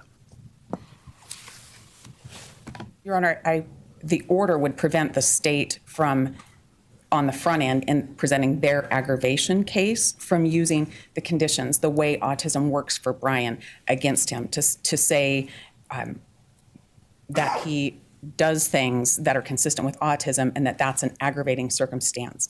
I'm just having a hard time envisioning what that would be, how it would be presented in a way that is making it an aggravator. Well, I would hope that it wouldn't be presented that way. But, Your Honor, when I look through the mounds of discovery, there are probably 100 hours of interviews of people that Mr. Kohberger went to school with at WSU. And of course, those interviews come just hours and days after the headlines hit that Mr. Kohberger's been arrested in this case. And people that he went to school with, that he interacted with, had unkind things to say about him. And a lot of their unkind things, when you understand them in the context of autism, the way he may stand in a room near a doorway, the way he may look too long at a person, their interviews are different when you know he has autism and you know the characteristics he displays. But those awful comments, those mean comments about him, if the state uses those as aggravators, that's using his autism characteristics. How do I, though, and I don't know that this is a real thing, right, in terms of actual evidence. Let's say there's evidence that he harassed other young females. Okay? And I'm aware of no evidence in that regard. I just want to make that clear. I'm just using this as an example. He heard it from the headlines, maybe, just like we did. And let's further assume that that in and of itself is somehow relevant to in a mitigation aggravation penalty phase. Your position is that's due to his Autism. spectrum disorder, whereas the state's view may no, that's not. That's his view of women and goes to motive, etc. And goes to his. That's what I was asking earlier, whether or not the state is going to take the position of maybe going with the I don't know, because we heard about some of the stuff that was coming out in the rumors. Now, I don't think we saw it in the court documents, so that's why I wasn't sure if they're just rumors that was just like circulating. But I mean, from what Ann Taylor has said, his defense attorney, it seems like we don't know if those are substantiated rumors, but there are interviews from other people that went to school with him or maybe were his students because he was a teaching assistant. And it seems like a lot of people had unkind things to say about him. But of course, she's attributing it to his autism spectrum disorder. Interesting. Aggravation of the crime in some way, not because of Asperger's, but because of his views, his dislike, and how he responds. That's exactly the problem, Your Honor. If the state and Do you want me to, I want me to weigh in and clear. say what the factual findings are, that it's this and not that? And I'm not sure I can do that short from a jury instruction that, you cannot use mental health conditions as an aggravating factor. That's an appropriate jury instruction. And if we get to that phase, my guess is that we'll have one of those jury instructions. But if it's an appropriate jury instruction, how is the jury to understand and properly respond to that instruction if the state has been allowed to run over the top of that during the presentation of their aggravation case? It's that I want to limit. Once we present mitigation. There may be a dispute about the reasons for his conduct, a factual dispute. And that then ultimately is for a jury to determine, not for me. Your Honor, I believe the court is envisioning a problem that does not exist. I hope so.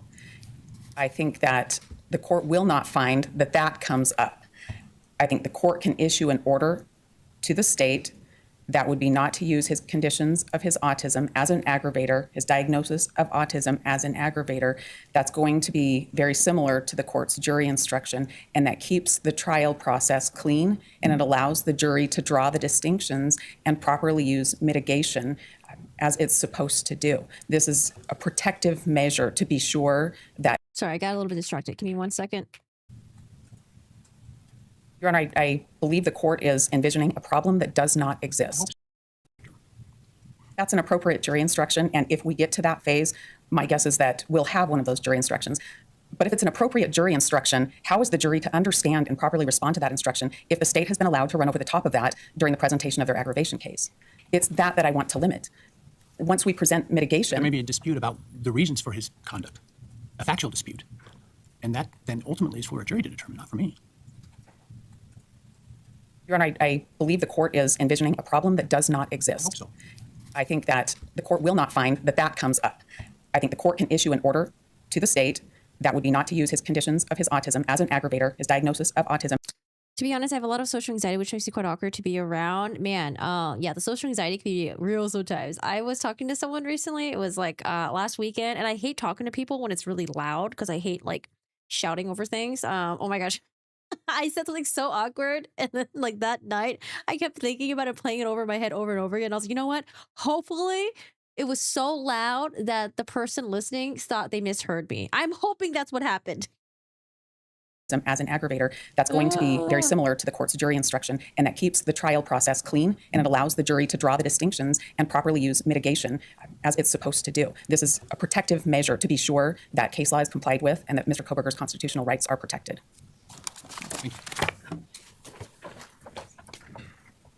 Morning, Your Honor. So the court is correct that I don't think there's a whole lot of room between the state and the defense in terms of what the law says here, but there are maybe some practical problems in what the defense is asking. Oh, hold on. Lori Vallow trial just started. Who has the captions? Okay. We're not going to watch it. I'm just going to have the captions up just so I can see. Get rid of the chat.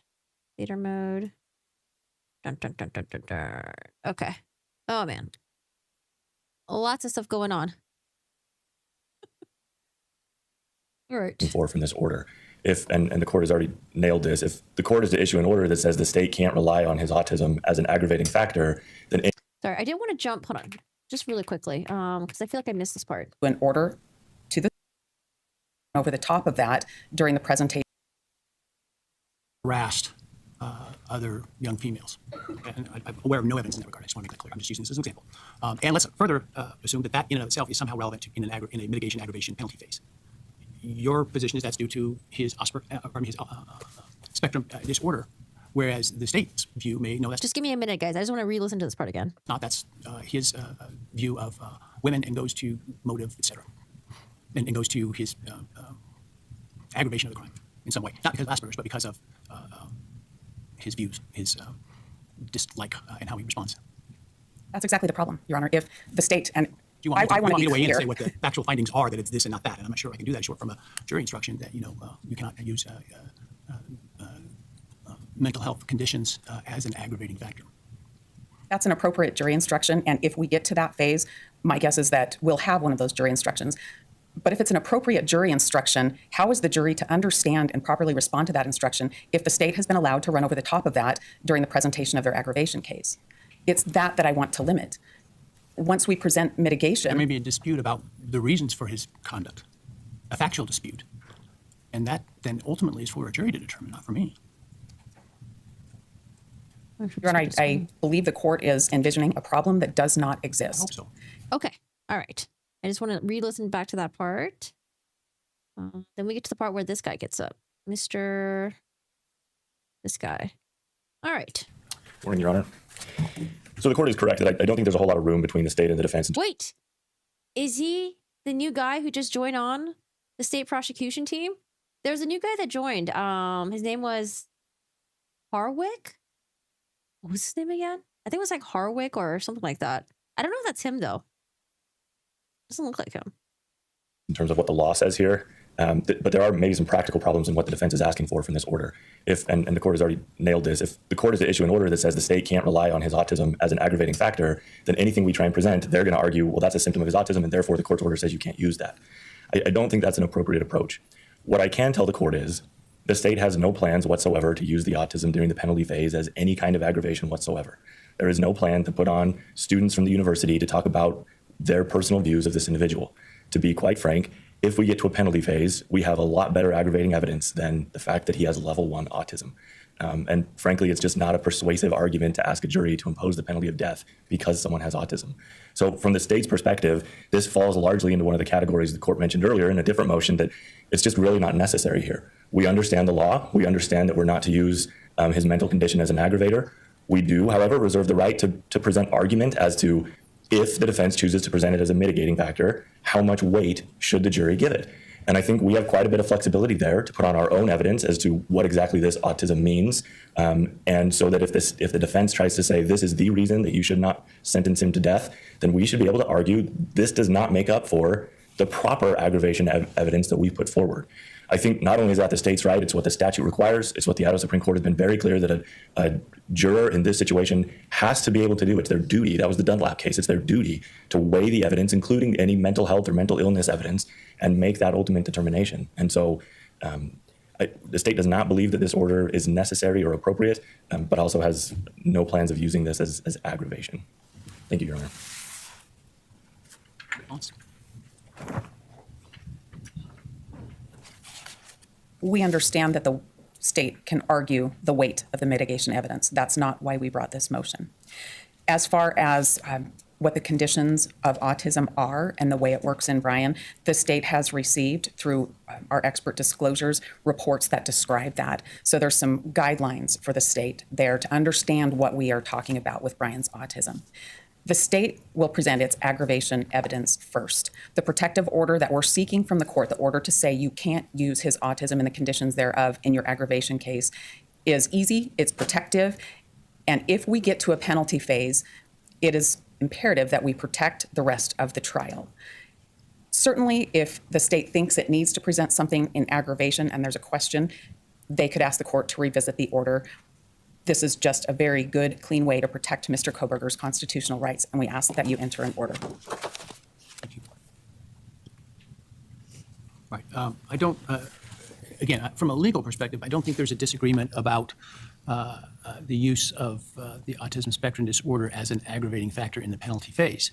You know, the state certainly shouldn't make those arguments, and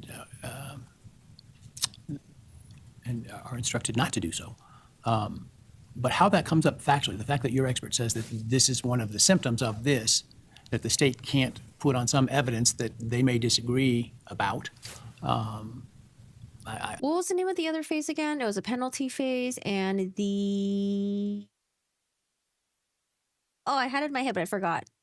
What was the other phase again? Oh, is it penalty phase and...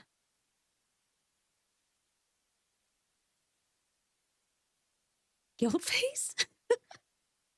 I'm not in a position to make that sort of It's a better term. Hold on. Let me look it up. blind statement or blind ruling. I think we need to get closer to trial and see specifically what we're dealing with.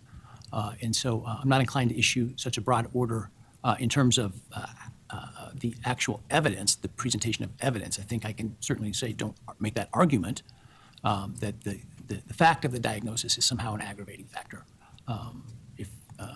And we can deal with the symptomology that the defense contends is part of the diagnosis that the state may take issue with.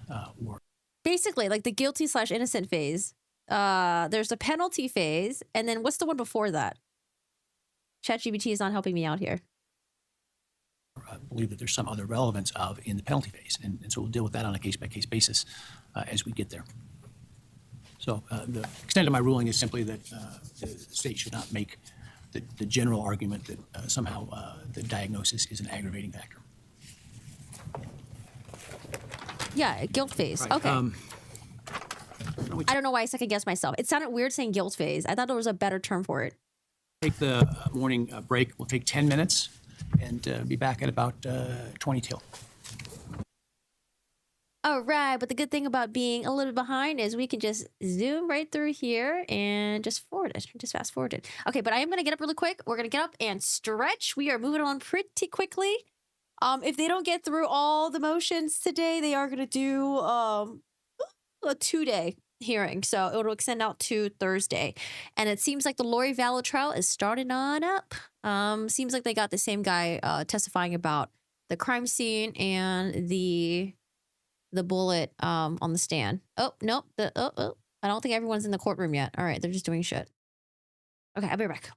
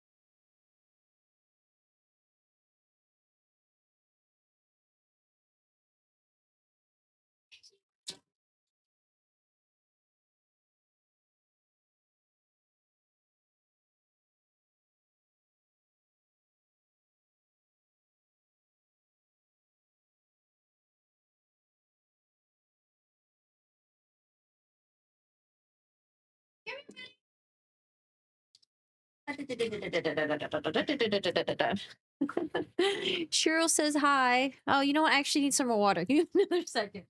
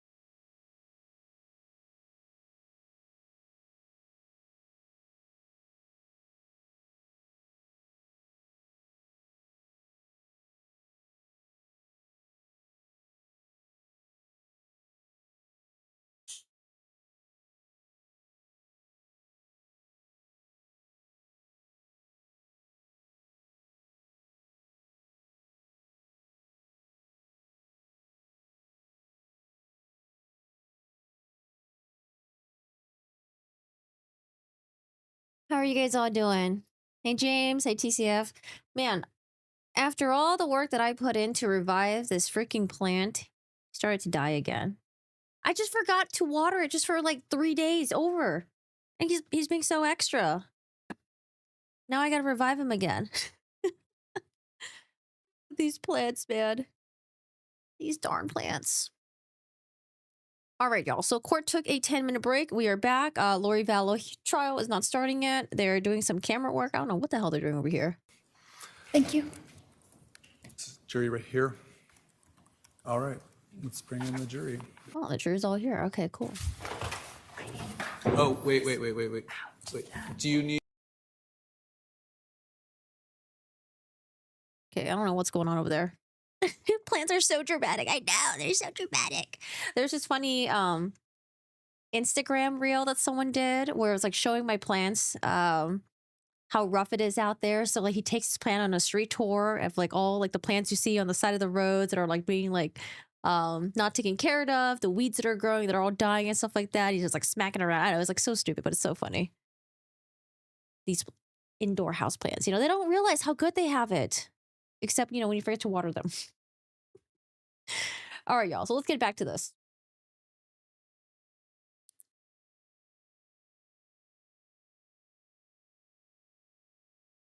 I mean, the judge already ruled on the IGG stuff. Oh, hey, new attorney, Bika Barlow. Hello, hello.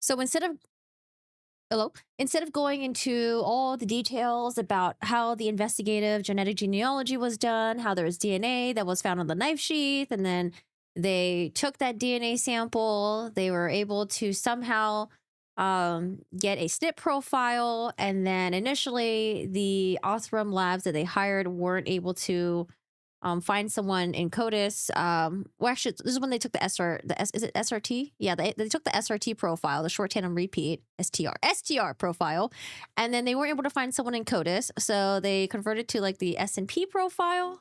Whoops.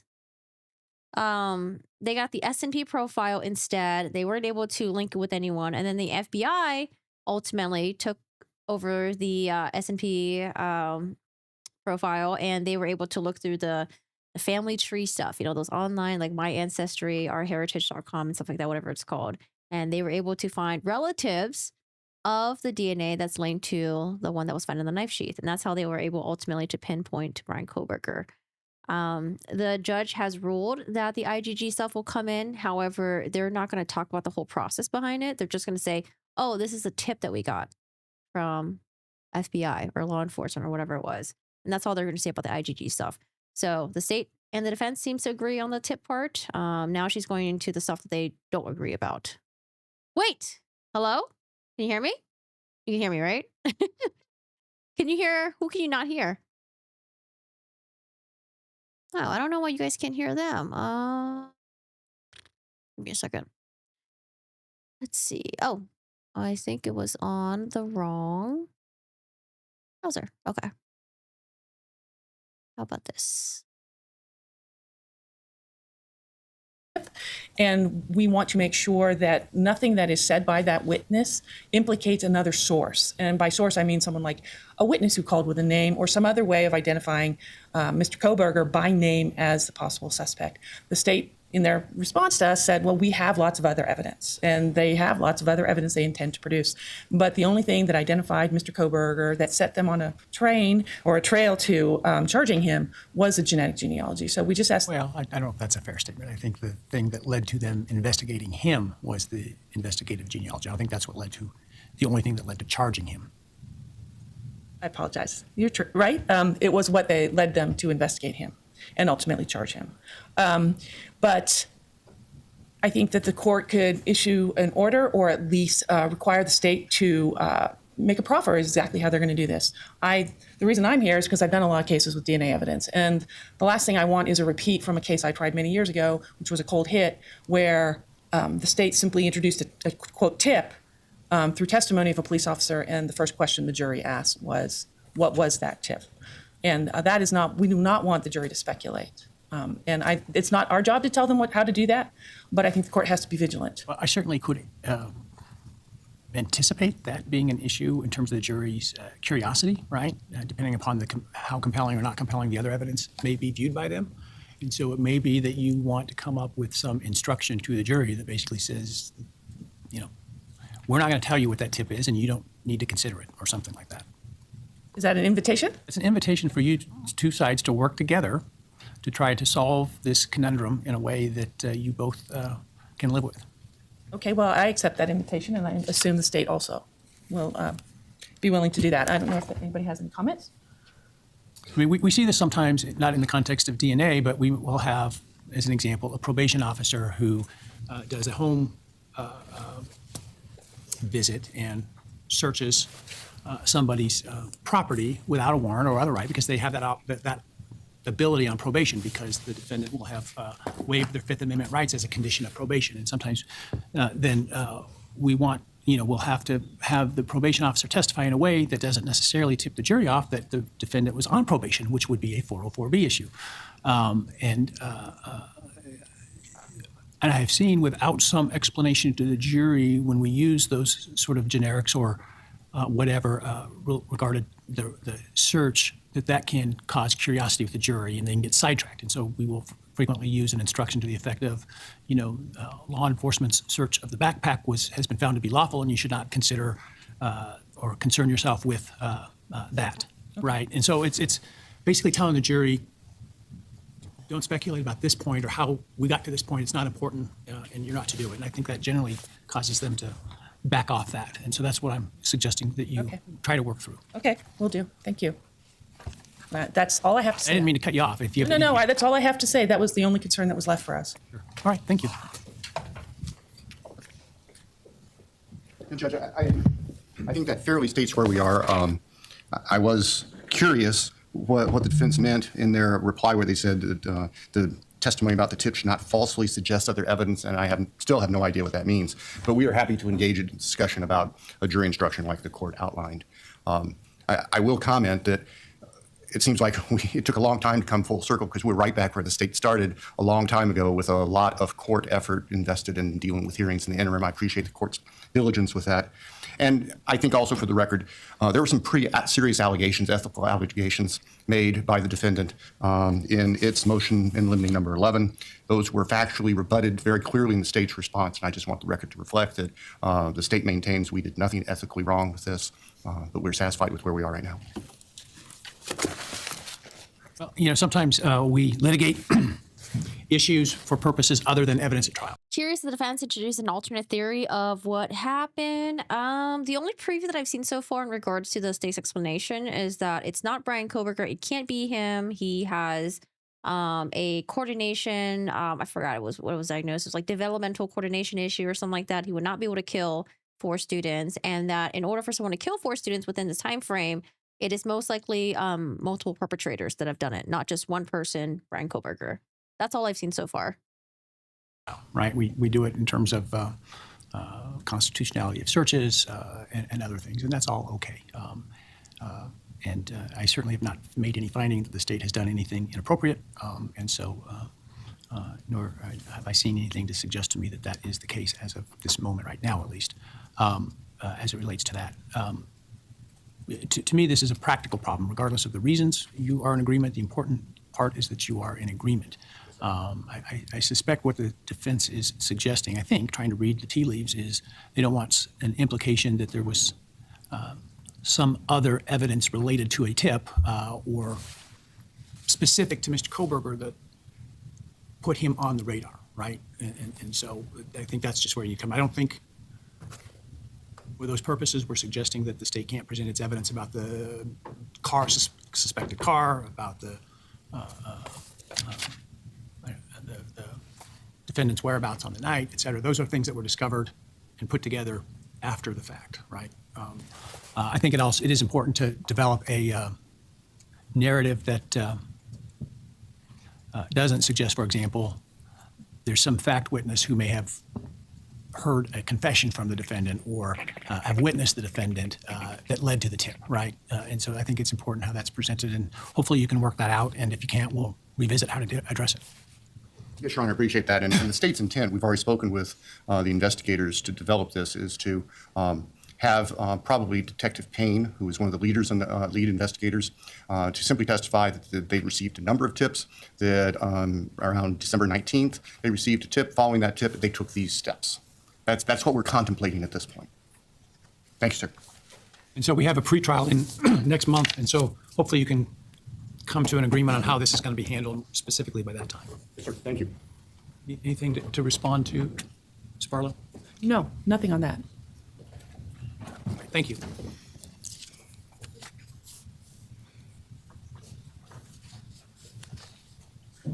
All right, that leaves in category A by my score sheet the alternative perpetrator evidence, which is the state's motion in limine. All right, alternative perpetrator evidence. It's the state's motion. Do you want to sit here? Oh, I didn't see that one. Please take that one. Perpetrator. So how do you spell perpetrator? Got it. Thank you, Your Honor. And this is actually a very convenient transition. We're looking at the history of this case and investigation. Of course, we, the investigators, and the state went probably some 6 weeks following the homicides, and during that time received thousands of tips and tried to substantiate or discount whichever we could. Where we ended up is the investigators were unable to substantiate any tips until they received the tip regarding Mr. Kohberger itself. The state's concern in bringing this particular motion is that the defendant is going to try to offer alternative perpetrator evidence based on what we would call mere inferences that another person could have committed the crime, and the case law in Idaho says they clearly can't do So that. for purposes of your motion, are you talking about the defense's allegations of specific individuals? I mean, obviously, the defense claims the defendant didn't do this, Yes. which would suggest that there was an alternative perpetrator. Yes. And the state's concern is about the defense focusing on specific individuals without meeting a threshold showing of connecting that individual to the homicides itself. And our concerns actually are reinforced by the defendant's response to our motion. When we're looking at pages 2 and 3, at the bottom of the page, the defendant says, "This case is full of alternative perpetrators. There are many alternative perpetrators." That suggests to us that the defendant is going to shotgun any variety of people's names, and we think that they can't do that without making the threshold connection first. Based on the case law, based on Rules of Evidence 401, 402, and 403, State versus Meister is the most applicable case. We're seeking an order prohibiting the defendant from offering specific alternative perpetrator evidence without first having an offer of proof to the court that specifically connects this third party, this alternative perpetrator, to the crimes themselves. And then we would also ask the court set a reasonable deadline for the defendant to give the state and the court notice, make their offers of proof so we don't have to encounter this in the midst of trial, that we can prepare adequately for it. So that's the nature of the state's motion, Your Honor. Thank you. That's all. Okay, so Mr. State wants to make sure that if the defense is going to offer a alternate perpetrator theory, they actually have to have some sort of evidence to connect this third party to the crime, and they want the judge to set a reasonable deadline to make this offer a proof. That way, they don't get blindsided in the middle of the trial, and then they have to scramble and respond to that. Your Honor, we do, as the state indicated, plan on providing offers of proof regarding alternate perpetrators. There's nothing about our approach that would be a shotgun approach, throw a bunch of spaghetti at the wall and see what falls. We understand that it requires the conditions of Meister and that we need to provide that information to you. We are still in the process of doing investigation, as you know. Hey, wise lady, how you doing? With the amount of evidence in this case, and there's been a lot of briefing, there's going to be a motion argued about that. We are working as quickly as we can to put pieces together that make sense under the terms of Meister to present to you for that consideration with an offer of proof. So we understand the obligations. We won't be taking a shotgun approach. I would hope that the court would see that we are calculated and thoughtful in everything that we're doing in this case, and we wouldn't treat alternate perpetrator any other way. I don't believe the state has anything further on that point. All right.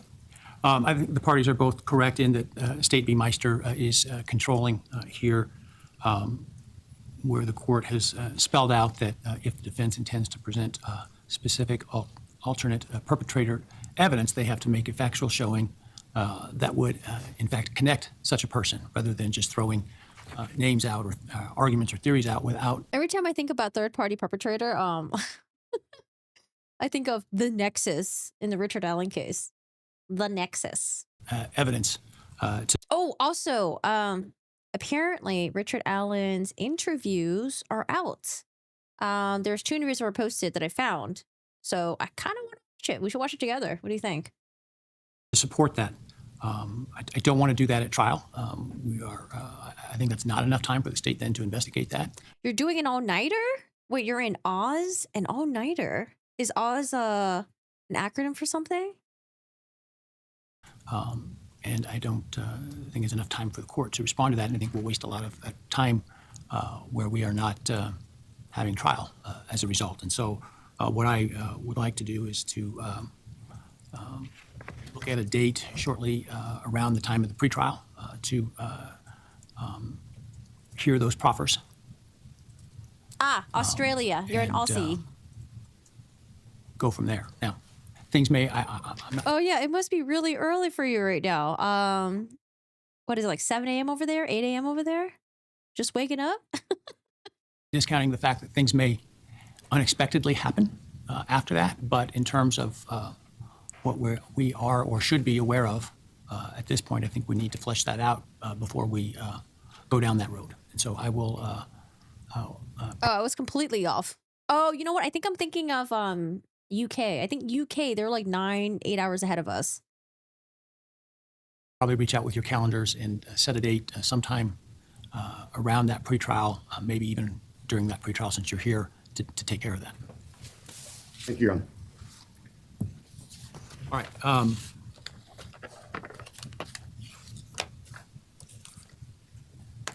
And I want to be clear, I don't view Meister as controlling. For example, I know this defense has suggested that they believe the evidence suggests that there was more than one perpetrator. From presenting that sort of generic, unknown, unsub, to use the art of the craft involved. This relates more to allegations of somebody more specific, identifiable. All right. Let's talk about DNA, which is the Oh, we got Romania, we got Iceland, Australia. Inconclusive data, the statistical analysis, and the reference to touch and contact DNA. Let's take up the first two, and then we'll take up the third. I think the first two relate to kind of the same thing to a degree in terms of the science of statistics and probabilities and all that. There are really three issues, as I understand it. Touch and contact DNA. Oh, okay. I think the state's expert, she was going to testify to touch DNA. However, the defense has an issue with the term touch DNA or the phrase touch DNA because the jury could infer the touch DNA means you physically touched an item to leave your DNA behind it. However, touch DNA doesn't necessarily mean that. It could mean the DNA was like transferred onto an object by other means. So I think we are maybe arguing possibly semantics here. I think it's possible for the state to continue saying touch DNA or contact DNA because that is how it's that's how they use it professionally. I think in the DNA world, maybe they can just let the jury know that this is touch/contact DNA. However, touch DNA could be A, B, C, and D. That's what I remember. One relates to how to convey the statistics that DNA analysts use to more real world comparisons to, for example, planetary population. The second deals with DNA that was found under one of the victim's fingernails and by the DNA analysts as to whether or not Mr. Kohberger could or could not be excluded. And then the third really deals with more sort of this labeling problem that we've already addressed in some fashion in different contexts of what labels should, can, and must we use as it relates to the quote-unquote touch DNA that was found on the knife sheath. Yeah. Yes, thank you. That's a great summary. And I'd like to start with the Thanks, Judge. the first point that the court noted, which was motion in limine number 14, which was the relationship of the world population to the statistic generated from the sheath evidence with Q 1.1. And I think we are in agreement that the state is not going to address that kind of question in front of the jury because their own analysts during the grand jury essentially told them that you can't do that given the statistic that we have generated. I understand the state's response is that they will present the testimony consistent with the way that the witness presented it at grand jury. Correct. And it was my Not in understanding. the way in which the question was asked that the witness sort of corrected the attorney about. Correct. And the objection from the defense was simply, and I think the witness explained this very well, was that the statistical analysis that the state's experts have engaged in does not allow that kind of comparison. It's not the standard statistic that we're used to anymore. And so by asking that question, you're triggering, you're conferring, or not conferring, you're speculating essentially, put in front of the jury. It's a question that presents a false premise to the witness. And so we just ask that the state refrain from that and simply ask the questions that elicit, the testimony as laid out in the grand jury proceedings. Okay. Excuse me. The inconclusive data, I don't know if the court is seeing that late. I apologize. All of a sudden my voice is All right, just we can get you some disappearing. water. Oh, get him some water, get him some tea.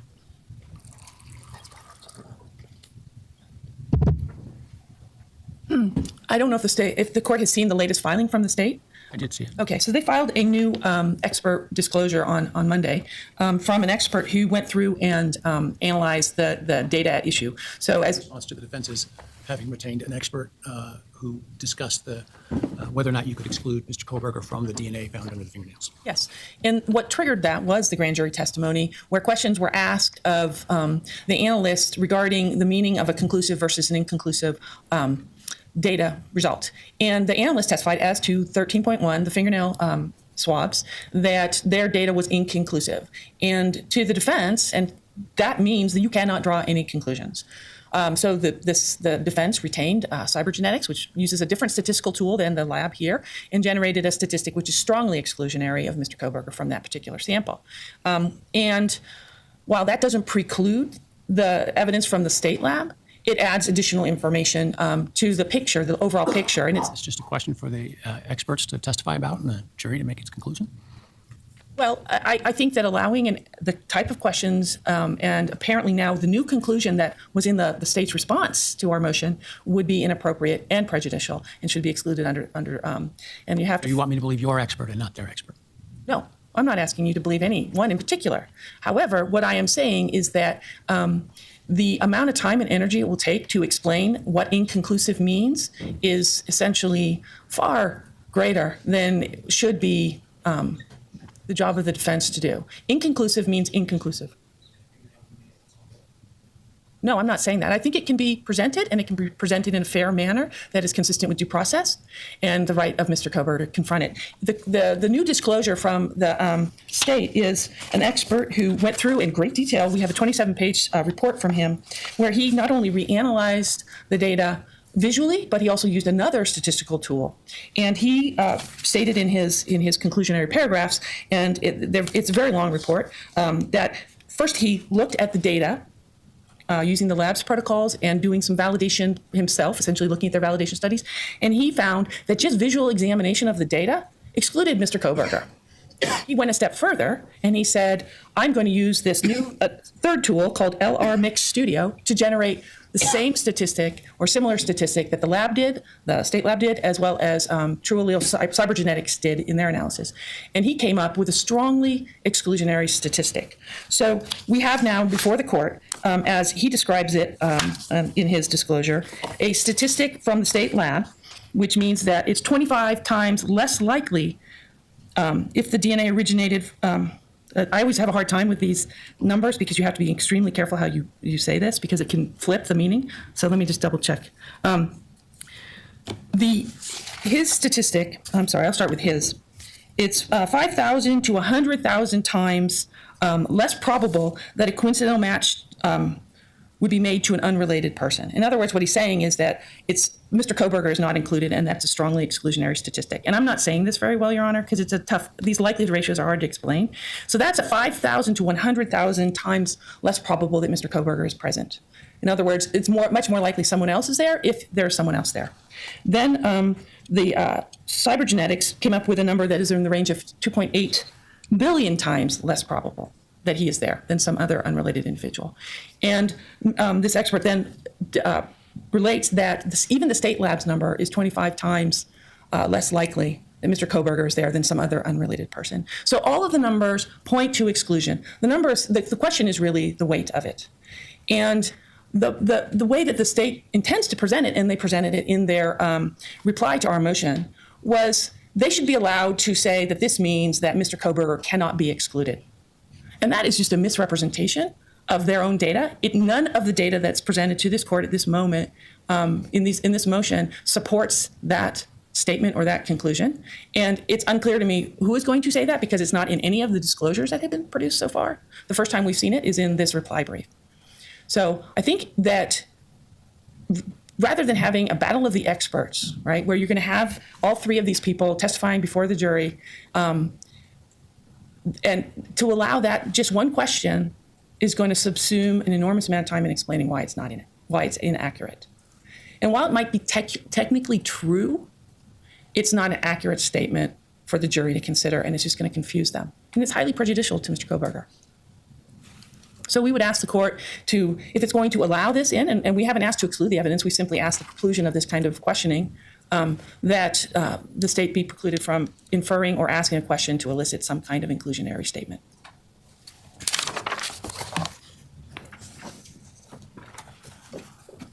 I hate these numbers. Your Honor. So let me just explain a little bit about the state's position. The state has no intention of suggesting to the jury that, oh, maybe this is Mr. Kohberger's DNA. We just don't know. That is not what the state is trying to accomplish. What happened is the Idaho State Police Lab tested this DNA, and they came up with their likelihood ratio. And that number fell within a buffer zone. And under their policy, that buffer zone, generally speaking, with a likelihood ratio, anything less than 1 suggests exclusion, greater than 1 suggests inclusion. But they had done their own internal validation studies and had found that they were getting some false positives and negatives when you're close to that 1. And the range that they came up with was 0.01 up to 100. And so their policy is, if it falls within that range, 0.01 to 100, we report it as inconclusive.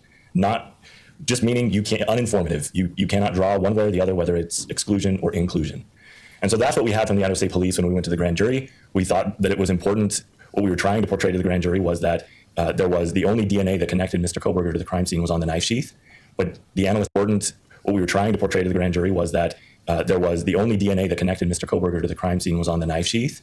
But the analyst wasn't willing to just make that general statement because there was this issue, this inconclusive. I understand it's not the state's position that DNA is or likely could be Mr. Kohberger's under the fingernails, that it's unknown people from however the victim lived her life in the hours, days before this event, and whoever was the perpetrator may have been clothed in a way that fingernails didn't contact skin. I assume that's the state's position. That is exactly correct, Your Honor. The state's theory here is that one would not expect the perpetrator's DNA to be under her fingernails given the eyewitness account of what the perpetrator was wearing, the complete lack of any defensive wounds on this particular victim, the toxicology report, all of that suggests you wouldn't anticipate this to be the perpetrator. And so we have no.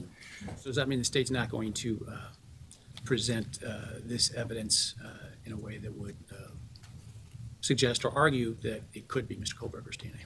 Absolutely not, Your Honor, no. And that was part of that rather lengthy, I admit, report that was submitted on Monday was to demonstrate, when the other issue to keep in mind is the Idaho State Lab uses a different program than the True Allele program that was used by the defense experts. So the Idaho State Lab pointed us to someone else they were aware of that used the True Allele program and said, why don't you speak with him? We spoke with him, and he came back with the same result, exclusion. Nevertheless, given their policy, the ISP analyst is not willing to say he's excluded because their policy prohibits her. But the plan for the state, to the extent it addresses this, is for all of that information specific to her about the policy, and it fell within the policy, and that's why I'm saying that's what the state would present. And of course, she's open to cross-examination. Of course, the defense can put on theirs that can say, no, we can say he's excluded. The state has no plan or intention to in any way ask questions, imply, or certainly argue that this DNA belonged to the defendant. That, again, we will actually be arguing much different than that you would not anticipate the perpetrator's DNA to be under the fingernails. And so that's where that is coming from with the inconclusive data. On the issue of the statistical analysis, that we agree. I mean, we're not going to ask that question. The only kind of remaining issue we have is I think their motion specifically asked for an order excluding that question or other questions like it. I'm not a big fan of that language because it's just kind of vague and we're not entirely sure what that means, but we'll stay completely away from the population of the world or a country or a city or anything about population. That's all. Thank you.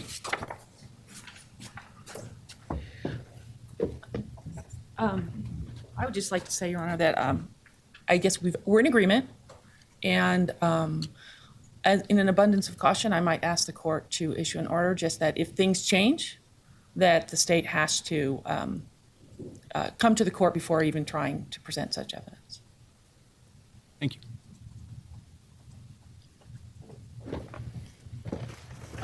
It sounds like, and I'm not trying to tell either side how to present their evidence, that the state's not intending to present the fingernail evidence as somehow being inculpatory. I could see, based upon cross-examination, et cetera, the defense questioning the lab person in an attempt to maybe attack the credibility of the lab, which then may require the state to put on its rebuttal expert that it's identified as to that issue. But I think we're at this point safe based on what you've said that the state does not have a good faith basis to suggest that the DNA, to make an argument that the DNA could be Mr. Kohberger's, that they not do that without first talking to me outside the presence of the jury based upon what the state of the facts on the ground may be at the time. As to how you question with respect to statistical analysis, I guess as guidance, it seems to me the answer that was given to a question that the analyst kind of rejected is probably the way the state ought to approach it, but I'm not going to tell them exactly how they have to ask the question. What I will say is I will make sure I'm aware of the way that it was asked in a way that was concerning, and certainly if a question is asked in a way that is concerning, the defense can object, and I can respond accordingly. All right. Right, so that is the DNA underneath the fingernail. The state expert ruled that it was inconclusive, and the defense just wants to make sure that the state's not going to say that it could be Bryan Kohberger or it could not be Bryan Kohberger. The judge says that the state doesn't have a good faith basis to argue that DNA could be Bryan Kohberger, and the state has already said they won't be doing that. But if they do plan on changing or pivoting any way in the future, they will talk to the judge first outside of the jury.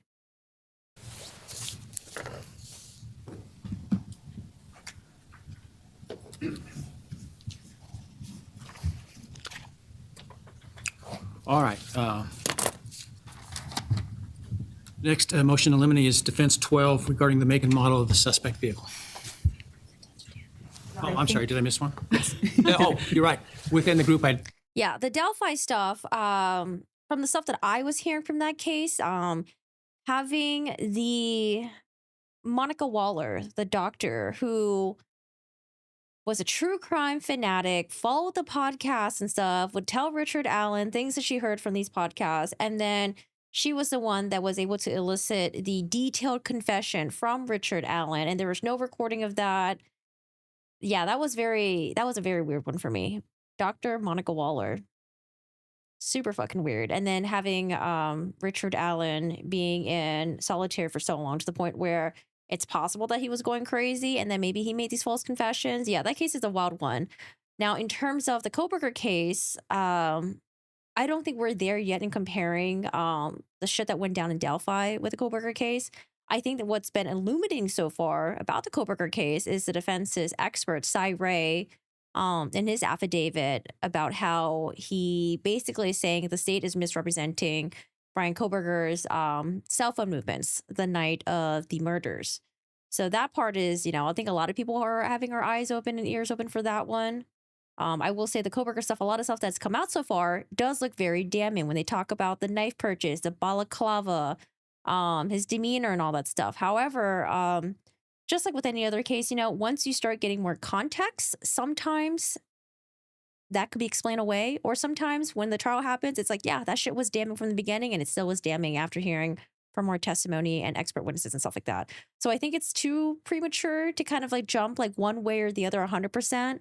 We just got to wait until more information comes out. Because at the point that we're at right now, we are getting information that's coming out slowly, and things are either looking good or really bad. But we just got to wait until the trial happens. We just don't have enough information. Identified before was the touch DNA. I apologize. Still in DNA. Yeah. I will say this, though. I do want to go back, because I read Cy Ray's affidavit. I do want to go back and listen to his testimony again fully, because I was skimming through it. But I do want to go back and listen to it again, because I remember the first time I heard it, I was like, oh, this shit's like really technical. It's like going over my head. But it sounds bad. But we'll see what happens later down the road. We don't really hear anything about it until over a year later. And then we get Cy Ray's affidavit. So I kind of want to go back and listen to the whole thing in its entirety again. I think it'd be really interesting. That's my 2 cents on it. This is basically a two-part motion. One is to exclude the use of the term touch or terms touch and contact, and the other is to specifically exclude an opinion of Rylene Nolan regarding the sheath DNA and her conclusions as to the how, what I call the how and the sort of when of when the DNA that was determined to be on that sheath, item 1.1. And I'll start with the touch and contact language. Admittedly, that is language that has been used for a number of years. In the Your own expert used it. Yes, she did. And we would be fine with the court. So now we're addressing the term that I mentioned earlier, the touch/contact DNA. How the jury could infer from hearing that it would mean that, oh, you had to physically touch this item in order to get the DNA on there. But I think there are multiple ways to get DNA on an item and not just physically touching it. It could be like transferred in a different way, which I think they'll hopefully get to, because I don't remember the fine details of it. I could look it up, I guess, in my notes. But maybe she'll get there and I wouldn't have to. Precluding her from using that term. I think what has happened in the world of DNA, having been doing these cases for, unfortunately, 30 years, is that there's been an evolution. And we laid that out pretty well, I think, in our papers, an evolution of DNA testing, where people started realizing the sensitivity of this methodology allows you to pick up DNA from objects that have no visible stains, like no blood, no saliva, no semen. And that led to the use of the term touch or contact, because the implication and the theory behind it was that people who touch things leave things behind, leave DNA behind. We've now moved into a world where we know that not only can people touch something and leave their DNA behind, but for instance, Mr. Nye was just standing up here. He was touching the podium. I've now placed my hands on the podium. His DNA is probably on my hands. And when I sit down and pick up my phone later, I could transfer his DNA to my phone. Sure. But Nobody's going to probably also include your DNA too, right? Of course, but not always. And the problem with the use of those terms is that it essentially allows a conclusion to be presented through a description. And there are many, many, many ways to describe touch or contact DNA. And Ms. Nolan illustrated that in the second disclosure that was produced. And I have copies if the court does not have them. If you would like to review those, I can have them marked. Okay. And she goes through her entire discussion of transfer, which is the question here, transfer. How does DNA transfer? And how did it transfer in this case? And she does not use the word touch in describing that process. It's not essential to the description of the process. It's not essential to the explanation of how DNA moves in the environment, because many of the things she's talking about with transfer happen with any biological fluid, not just skin cells. It happens with blood, saliva, etc. So it's essentially allowing the state to prove something, a very important fact in this case, simply by asserting that the term touch DNA is usable or acceptable in the forensic community. We presented at least 3 sources that say, and these are reputable people who are publishing in reputable journals, saying that this type of language is misleading, and it can lead to a misunderstanding of the evidence itself, because touch DNA does not mean now that someone touched something. It simply means that in some mechanism, DNA from a person has gotten to an object, whether that's through direct or indirect contact. I assume your expert's going to tell the jury all that. I'm sorry? I assume your expert's going to tell the jury all that. Yes, and Ms. Nolan will be telling the jury that as well as she testifies. So what are we worried about? What we're worried about is that it's confusing to the layperson to hear an expert use a term that is essentially a description of activity. I'm not very good at grammar, but I believe that's an adverb. And it is not one that is useful for a jury, and it will be misleading because ultimately the experts will be discussing a much broader source of what we might call contact or touch DNA, which is anything that comes from a human being, including saliva or blood. Just because you don't see it, just because you can't see a blood stain, doesn't mean it's not that stain or that area that is sampled doesn't have some other biological fluid. So it's very misleading. And it's just not necessary. And there's a paper that was presented as a human factors report that was published last year, where the consensus, although there were 2 dissenters, is that analysts should not be using this kind of language and not proffering, and this goes to the next question, not proffering opinions about this, but that the language itself is extremely misleading. There are other ways to talk about it. Ms. Nolan rejects the term trace. That was just one expert's opinion in one article that was cited to the court. But it's very clear she doesn't need to use that term in her description of how DNA moves in the environment. So we would ask the court to prohibit her or any other witness, frankly, from using those terms in describing any DNA sample that's been collected in this case. As far as Ms. Nolan's opinion, again, it goes hand in hand with this idea that touch DNA or the contact DNA is not what it used to be thought of. And there's a number of publications, scientific journals, where the scientists have reviewed vast quantities of scientific literature. I think I counted up over 300 articles in the 2, were reviewed by the 2 articles that were cited in the moving papers that say that there is really no way for a particular analyst in a particular lab to determine how and when DNA was placed on an object when you don't have any facts behind it. In other words, unless you see something or you know something, you have facts of the method of transfer, it's not possible. So first of all, Ms. Nolan is not qualified to offer such an opinion.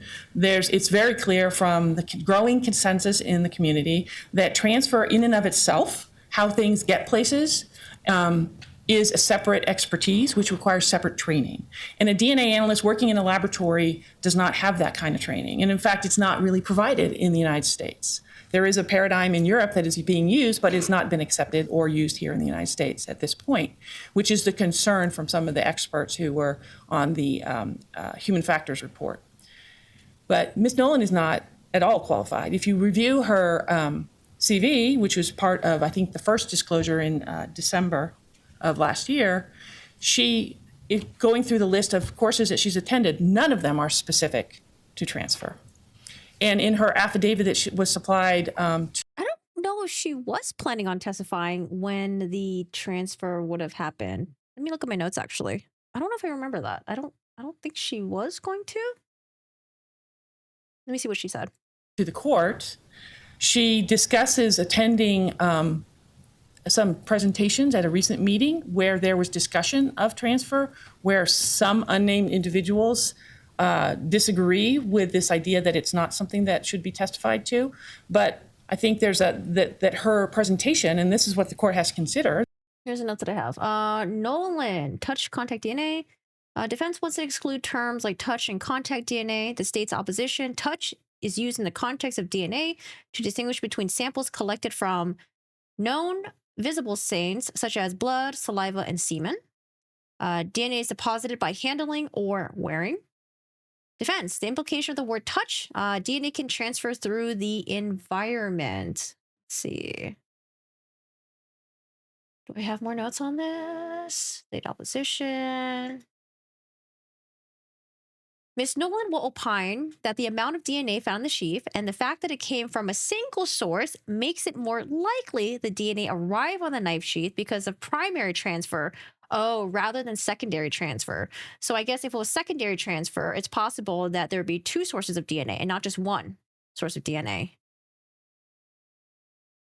Defense's expert discusses the possibilities of how the DNA arrived on the knife sheath that most benefited the defendant. Mr. Kohberger could have shed cells or DNA onto the sheath days, weeks, or even months earlier. She opines that DNA was found on a protected area where the prior handler's DNA might be expected to persist even if the sheath was more recently used or held by someone else. A disclosure for defendant's DNA expert indicates she will inform the jury that DNA on an item could be a result of an indirect transfer from skin cell DNA. That's from the defense. The disclosure implies the jury should give little weight to the defendant's DNA at the crime scene because it could just mean the defendant's DNA was nothing more than an innocuous shed skin cells and DNA prior to the crime, and the knife sheath could be picked up and transported to the crime scene by someone else who sheds no DNA on it. She also opines the DNA was found in a location that suggests it would persist for a long time because it was protected, so the buckle of the knife sheath. Okay, that's the notes that I have from the court documents. All right, we're here.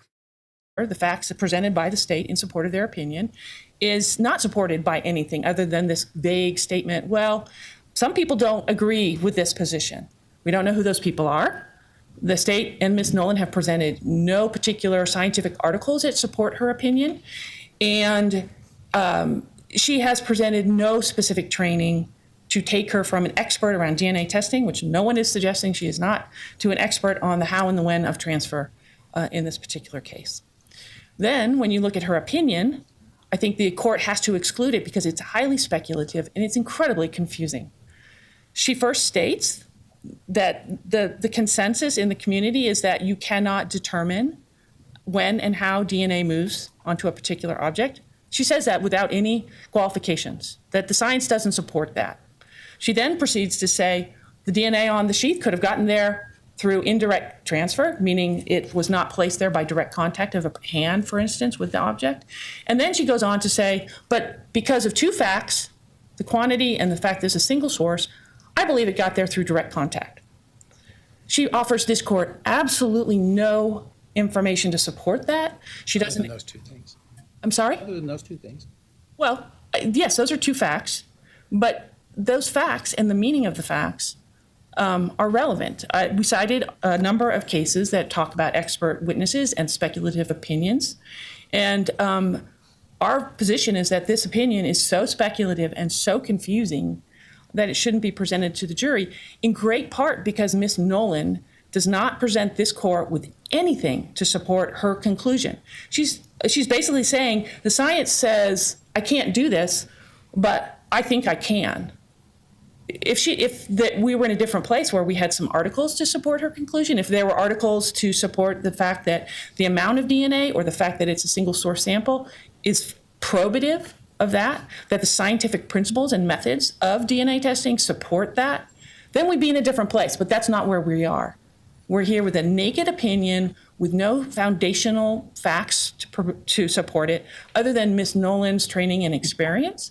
And while training and experience is a relevant consideration for this court, we don't even know what training and what experience she's relying on. We don't have any indication that the lab has done any studies internally about this question. We don't know what literature she's been reading. And frankly, even though she attended this meeting that was held in February, where the proceedings are... I don't think you read the rest of their message. It doesn't say you should leave. It says you should leave room for the possibility you could be wrong. I do. I don't think they're telling you to leave. Online and available. She didn't bother to let the court know who spoke and what they said. Maybe your chat So I cut think off. the reason is because she doesn't have any support for this.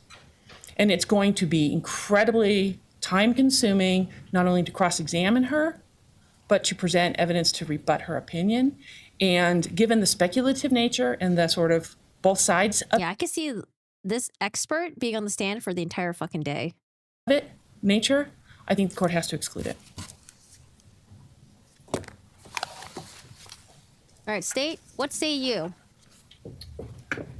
Thank you, Your Honor. I'll start where she left off. I don't think she's accurately characterizing what the opinion that's been disclosed. Ms. Nolan did not say, I agree that the science says you should not opine on this or that you cannot opine on this. All she says is that the science does say you can't conclusively establish it. But there are factors, she lays out a lot of those factors that you can look at to decide, to indicate how it ended up there. And she's very forthright. She says, look, it's possible that this was secondary transfer, but based on the fact that it's single source and the amount that was transferred, in my opinion, it was primary. I think under the Idaho Supreme Court's test for expert testimony, that passes. She's acknowledging the limitations and she's What did you say? Single source and what now? Single source? Oh, the amount of transfer. giving her opinion, which is going to assist the jury in reaching their conclusion, because the jury's not familiar with any of these factors that she's laying out for them. So, and then as to this idea that she's not qualified, so Ms. Nolan, as disclosed, It's okay. We all have those moments. It's all good. has been at the ISP lab for 2 decades. She's a forensic scientist. She specializes in biology and DNA. For the last 10 years, she's been the lab manager and overseeing all of the biology and DNA. That includes instructing, as indicated in her CV, law enforcement and others on the collection of DNA. What we're discussing is a critical component of all of that, which is how does DNA get from one place to another? She has plenty of experience to talk about that while admitting that she can't conclusively say one way or the other. But as laid out in the brief, that's never been the test for expert testimony, that you have to be able to say to a scientific certainty that this is in fact the case. So this is the cross-examination issue, it seems? Now, on the issue of the touch DNA and just the label itself, I don't know that I've ever litigated a case where a party has come in and moved to exclude a phrase used by their own expert in their report. And they didn't. Did you read his sales paper on securing a crime scene? Oh, we like briefly just went over it earlier. Did I read it? I browsed through it. I skimmed through it. I highlighted through it. I don't know if I like read through the entire thing. I think I just like skimmed through it. She didn't just use it. She used it specifically in reference to the DNA on the knife sheath, the exact same way that our expert would use it. And now you have an attorney before the court. She used to be an expert in this case, but now she's an attorney saying, well, you shouldn't do that. You shouldn't, even though both the experts in this case use that phrase, the court should step in and say, you're not allowed to use this phrase that's commonly used in your field because it might mislead the jury. Whatever risk there is of misleading by the phrase touch DNA is easily dealt with on cross-examination. There's a definition that Ms. Nolan provides for that. I assume, though it's not given, that the defense's expert has a definition for that, and they can explain what they mean by that. I don't think it's outside the bounds or intellectual capacity of a juror to understand that sometimes in particular professional fields, there are phrases used that may not mean exactly what they sound like. I think we can expect jurors to understand that and to understand the fuller meaning that's given to it. Part of the problem with the defense's motion at this stage is by asking this court to limit not only our expert, but their own expert, they're admitting that there's something there to be cross-examined. And so if this court orders there can be no statement or no mention of touch DNA, then I think that cuts off a very legitimate line of cross-examination from the state. So I'm not particularly fond in general of proscribing phrases and words that can be used by parties and witnesses in cases. I think it just creates the potential that you're going to have problems because people slip, and particularly when you're using phrases and words that are commonly used within the field, right? We see that all the time with the use of the term victim, right, in cases, and the Supreme Court has recently weighed in on that issue. There's actually an ICHE instruction that deals with the use of the term victim because it's just, it's hard to police phraseology. On the other hand, if what we're talking about is an agreement that, this term may be implying something that we all agreed isn't necessarily true in all cases. I mean, we could call it blueberry DNA for all that matters, right? And What now? your experts are going to Judge, I'm hungry. We're not talking about food right now. explain what it means otherwise. What's the concern here if we say, let's try not to call it this? Other than accidental violation and now somebody's asking for a mistrial, right? I mean, that's one of my concerns. So In reality, that's really the state's only concern is we don't want to get in a situation where there's a word that's off limit, and because she uses it, the defense expert uses it, it slips out at one point that suddenly we have a motion for a mistrial because there was a violation of this court's order.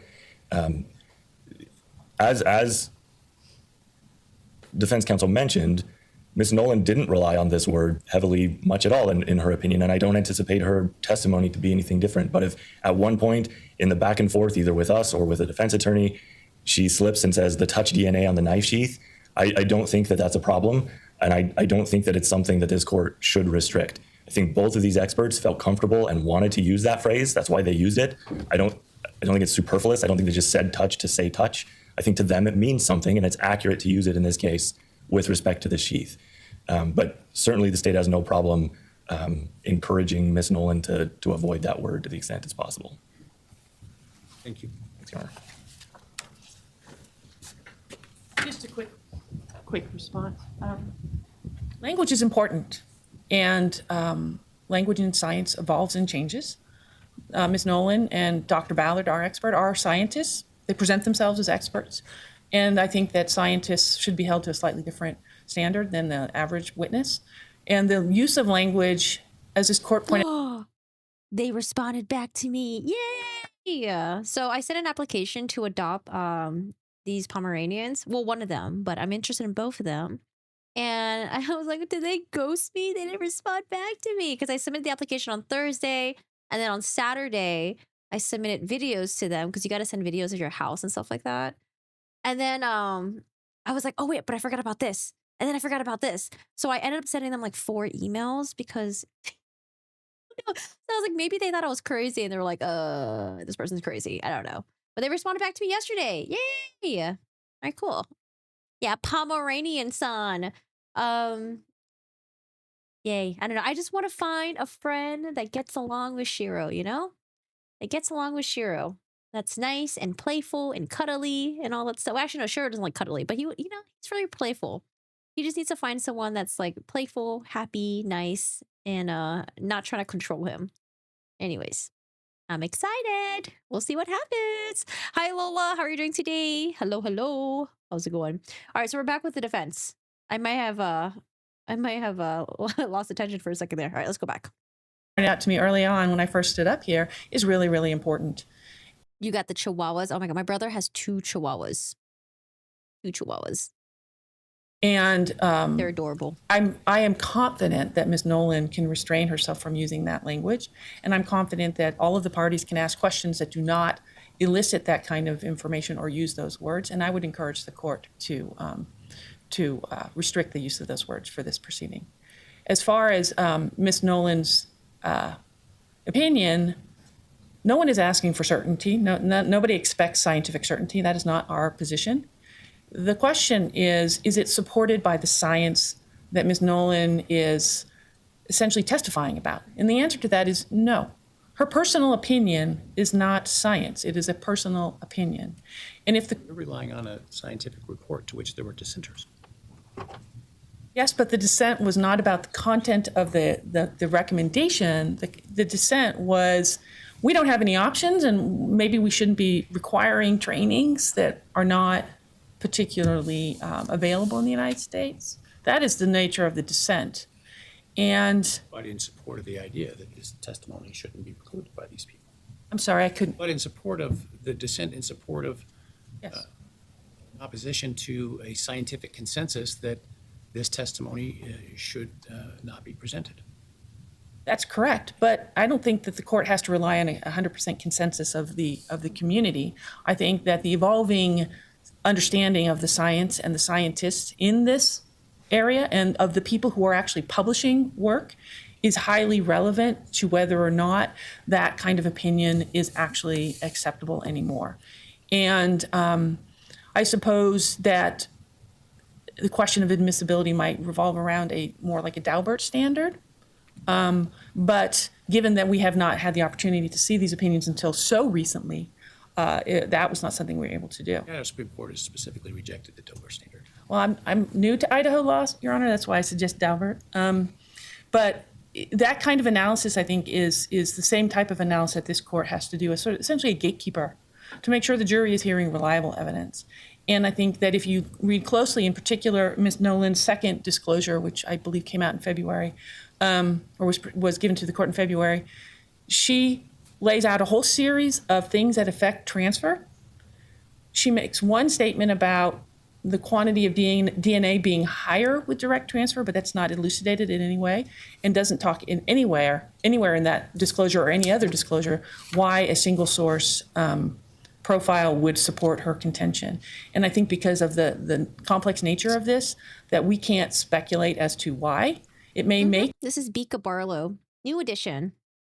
logical sense, but I'm not sure it makes scientific sense to speculate. Bika Barlow, her expertise is like DNA stuff, so that's why they got her. Which I think is what we are prone to do. And there's a better way to word it. I just didn't know how to word it, so I said DNA stuff. And as I think the Idaho courts have said, the court's not supposed to substitute its judgment for the expert's opinion, but to consider it in the context in which it's presented. And here, there is nothing to support her opinion, absent her assertion of training and experience. I'll stop with that. Right. I'm going to take under advisement the issue of Ms. Nolan's testimony Yeah, I don't know if she has blueberry DNA under her resume. about her conclusion of the likelihood of direct contact of the DNA. As to the use of the term touch DNA, I'm not going to preclude it. As I indicated, I think it's a discretionary matter. Their science in that area uses the term. Let's go back real quick. Of Nolan's. Right. I'm going to take under advisement the issue of Ms. Nolan's testimony about her conclusion of the likelihood of direct contact of the DNA. As to the use of the term touch DNA, I'm not going to preclude it. As I indicated, I think it's a discretionary matter. Their science in that area uses the term to have a particular meaning. That meaning can be explained to the jury through the experts. In addition, much as the term victim, there's an instruction for, I'm not opposed to giving an instruction to the jury should that term come out, that the court is not intending to, by use of that term or by any of the attorneys' use of that term, making a conclusion. On the other hand, I do encourage the parties to not use the term as much as they can. I think we underestimate the intelligence and reasonableness of jurors, having presided over, well over 100 jury trials. I think that we worry about things that they are more than competent to understand and not jump to a conclusion simply by the use of a word, particularly where there's scientific testimony around explaining what that word means in context. And so I'm not particularly worried about it. I'm not opposed to some kind of instructions if the parties can agree on one. I would suggest the parties come to an understanding of what a term they should, as a counsel at least, try to use. I'm not going to try to police the experts within their own field who use that term as part of their expertise, as both experts did, state and defense in this case. But certainly would encourage counsel to try to avoid it as much as possible.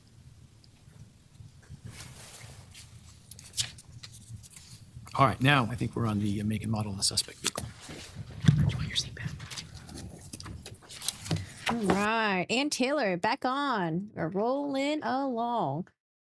So whether or not the DNA being there as a result of direct contact, the judge says he will think about it. But in terms of using the touch DNA phrase, he will encourage the parties not to use it as often.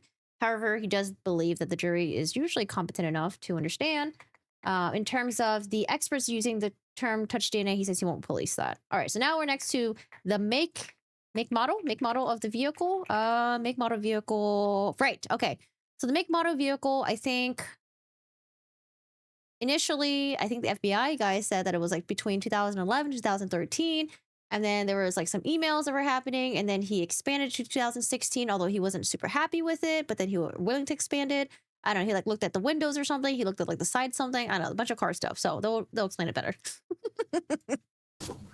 Car shit. Your Honor, I this don't is a know car motion shit. where the words do matter. following up on that one, this seems appropriate. This motion, we're talking about the phrase used by the state, suspect vehicle number one.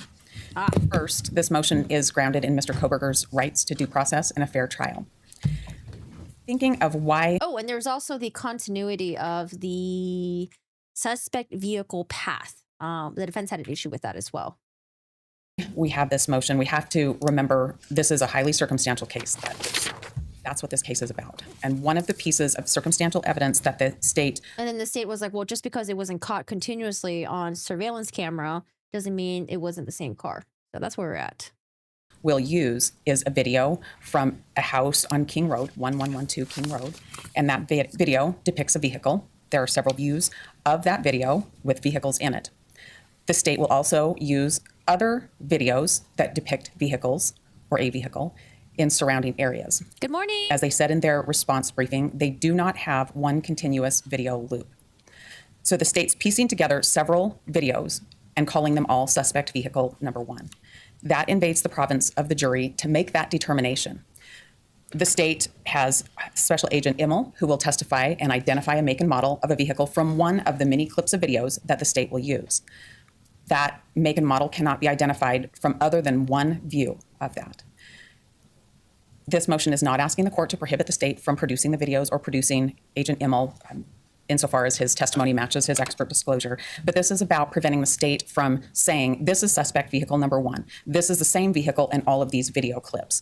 That's something that the jury will have to decide after they hear evidence to make that determination.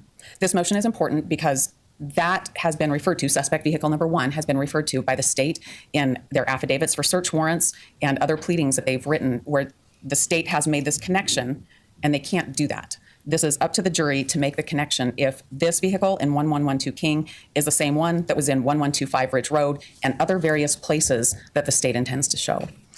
We're asking the court for an order prohibiting the state from making the reference of this as suspect vehicle one to state that as a fact, not to prevent them from presenting evidence in the way of video clips or expert testimony, but just to prevent them from invading the jury box when that's up to the jury to decide if that's the same vehicle, if it's a Hyundai Elantra, and if it's consistent with one that Mr. Kohberger drove at some point. All right, quick and straight to the point. Love it. All right, Ashley Jennings. Your Honor, it is our expert opinion, who is a vehicle identification specialist, Anthony Imel. It is his opinion that the suspect vehicle, captured on various surveillance video, shares similar class characteristics to a 2014 to 2015 Hyundai Elantra. He specifically relied on certain video, while some are better views than others, but he relied on all video from 451 Paradise, 1125 Ridge Road, 1112 King Road, and all the WSU surveillance to come up to his opinion. His opinion is based on logical inferences of review of the surveillance footage, including observed traffic flow, the time of night, the direction of travel, and the camera timestamps. The jury should be allowed to hear his opinion, weigh that information with other testimony and other admitted evidence, and decide if they believe that timestamps, the time of night, the direction of travel, and the camera timestamps. The jury should be allowed to hear his opinion, weigh that information with other testimony and other admitted evidence, and decide if they believe that that vehicle is a 2014-2015 white Hyundai Elantra. Of course, the defense will have the opportunity to cross-examine S.A. Imel. That's the process, and that's the process that should happen. There are no legal grounds to exclude this opinion or to limit it. Have you heard about the frat pledge, a friend of Ethan's that died just a few months in a possible hazing incident? Jesus, that's still happening? Hazing stuff? No, I didn't hear about that. Thank you. You want this trial to be over? It hasn't begun yet. I want it to begin. Our It's request gonna be long 3 months. 3 months trial. Oof. is not at this stage to limit Agent Immel's opinion that's consistent with the timely disclosed report. It's our request to have an order from the court preventing the state from referring to the vehicle as one vehicle in all of these clips. Agent Immel can talk about the clips, we can view the clips with the jury, and he'll be subject to cross-examination. The motion is wholly about. Can I distract you guys for 1 second? Can we look at the judge's face? In the Lori Vallow trial. And this judge is like, he's just like, all right, I'm here. Let's go. I clocked in. This is the same vehicle on each of the clips that No. his expertise? No, I think he'll testify that it could be consistent. I think he'll testify he could only identify a Hyundai Elantra from the 1125 Ridge Road video. And I think that he will agree that his original opinion was that it was a 2011. Testify that it could be consistent. I think he'll testify he could only identify a Hyundai Elantra from the 1125 Ridge Road video. And I think that he will agree that his original opinion was that it was a 2011 to 2013 Hyundai Elantra. And I think he'll testify that only after Mr. Kohberger was identified. Not actually factually true, as I understand it. It was expanded before the 19th. That's what I thought. Let me back up. The email. Oh yeah, please back up because I wasn't sure. I had questions about that too. Was it after? This was like people fighting on Twitter. They said that it was after Kohberger was identified that it was expanded to 2016, and then there are people arguing that it was before. I'm like, I don't fucking know. I don't have the emails. I saw snippets of the emails, some screenshots of it. Email that I think was disclosed in the Frank's motion to the court was that he preferred a 2011 to 2013 Hyundai Elantra, but open. Okay, I remember that. He preferred it. Yep, I remember this email. Okay. All right, defense 2011 13 after Kohberger was identified. Judge says thought it was before. Defense clarifies. Okay. And Taylor, take it away. She clarifies there was an email. When was the email? Email in the Franks. Okay. The email that I think was disclosed in the Frank's motion to the court was that he preferred a 2011 to 2013 Hyundai Elantra, but open up the search through 2016. Moscow Police Department set out their Be on the Lookout flyer for a 2011 to 13 Elantra, and that's what was sought for a long time. Agent Immel in that email did say expand that year. The change that there's a vehicle, a Hyundai Elantra, that's a 2014 to 2016 came later, and that came after Mr. Kohberger was identified on December 19th, and in looking at WSU footage of a different vehicle.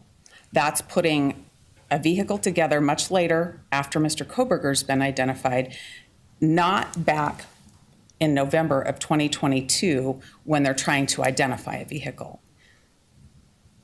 I don't think that's consistent with the facts, but okay. I think the facts are in the email.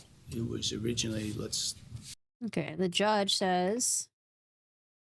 Judge disagrees. All right, let's see what the judge says. Because I do have questions about the emails too.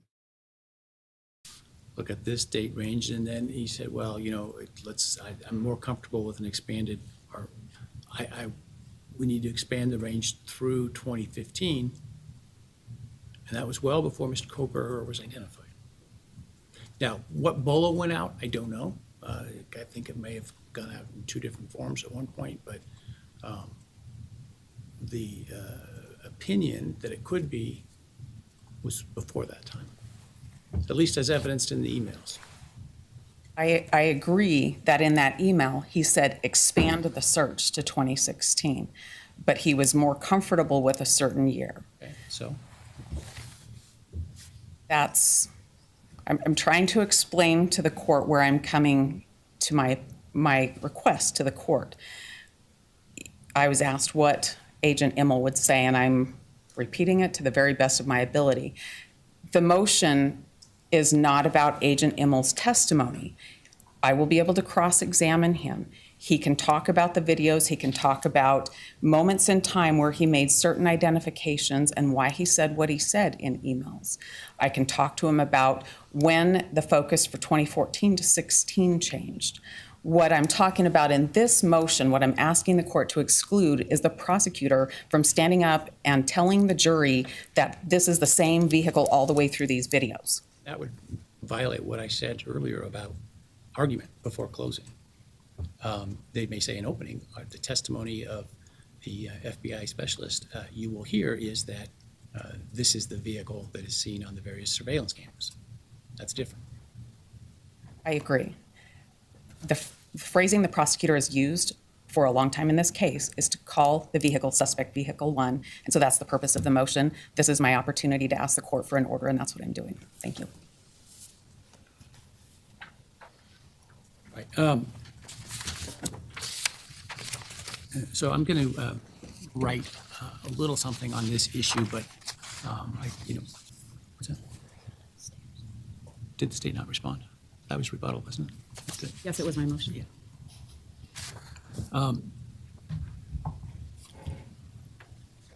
sidetracked there. My inclination is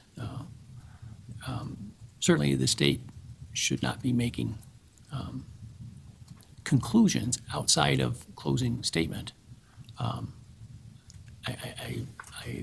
don't think calling the vehicle suspect vehicle one is making a specific conclusion. It's, again, using a term that is used within the investigation, but specifically making an argument that the various vehicles, or the various images of vehicles on the various surveillance cameras is the same vehicle, making that conclusion is an argument. And so that wouldn't be appropriate. I think in opening, for example, you can say that the testimony will be, right?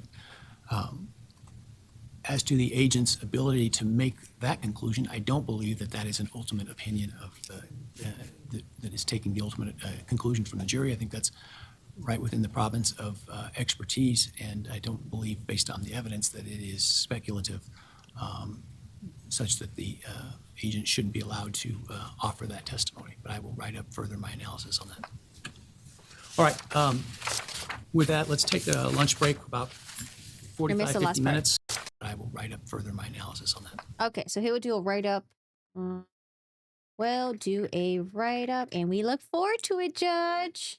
All right. So they take a lunch break, and we're done after the lunch break. Here's after the lunch break. Should I eat some food? The video's running? All right.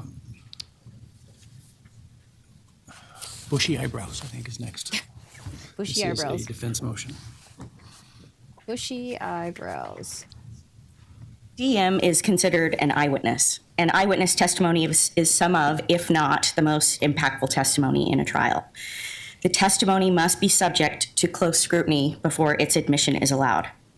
We seek that the use of the descriptor, bushy eyebrows, be. Now, we don't have DM, the surviving roommates, or one of two surviving roommates' testimony, or sorry, not interrogation, interviews, but interview number one happened outside of the house where they seemed to interview her maybe briefly, or maybe I'm making that assumption.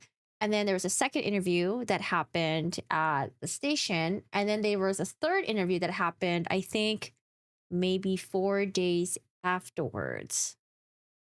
But if I remember correctly, I think they said that bushy eyebrows came up in this third interview. Excluded from use at trial because the witness with this descriptor is completely uncertain of what she remembers, and her description is derived from seeing the intruder for only a second. Whether this court applies Manson-Biggers, which I would say is not completely right on point because there wasn't a photo lineup and there wasn't a show up, or the court considers the science behind memory. The criteria you must look at is what factors influence the accuracy of the memory and make the testimony reliable, because reliability is the linchpin in determining the admissibility of identification testimony. Between Manson-Biggers and the science of memory, there are several factors that are consistently considered, and I'm going to go through a few of those. Factor one, what was the opportunity to see? This is also known as first phase of development of memory, or the acquisition phase, and distance, lighting, and duration of exposure are important. DM is uncertain about the lighting. The stairs to her left were not lit. The kitchen may or may not have been lit, and the twinkle lights in the living room may have been lit. She described seeing the person for, quote, only a second, end quote. The person may have been 3 feet from her, or he may have been walking to exit out the back sliding glass door. The back door is further than 3 feet from her door and is not visible from where she was standing. We submitted 2 pictures as our exhibits to show you the vantage point of where she was standing in her bedroom. Her opportunity to see supports unreliability. I haven't seen or heard any indications about DM lying, just that the defense pointing out that maybe her testimony was influenced because she was like either getting off a hangover or she was drunk at the time, or that maybe they're not consistent, or maybe she was influenced by law enforcement about the balaclava thing. Factor 2, the witness's degree of attention. This is where amount of alcohol has a significant impact on the analysis. She described herself as, quote, probably very drunk, and given the amount of alcohol she told law enforcement about consuming the entire day, that makes sense. She started Yeah, they like talked about how much she drank that day. It was a lot. with champagne mimosas in the morning, then White Claws 9 to 10 throughout the day. Then that night before she got home, she was involved in a drinking game and drank Borg, which is hard alcohol and flavoring. Her Sounds disgusting. degree of attention given this supports unreliability.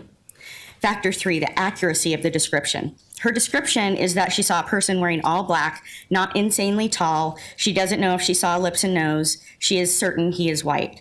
She never mentions eyebrows herself initially. The person who asked about eyebrows was law enforcement. In her second interview, Detective Mowry asked her if she saw eyebrows. She never said anything about bushy eyebrows. Then in her third interview with Detective Gooch, she asked her if she saw eyebrows. She never said anything about bushy eyebrows. Then in her third interview with Detective Gooch, she said she didn't know what the eyes looked like or the color of the eyebrows. That's for the first time that she mentioned bushy eyebrows. This lack of accuracy supports unreliability. Factor 4, what is the level of certainty of the witness?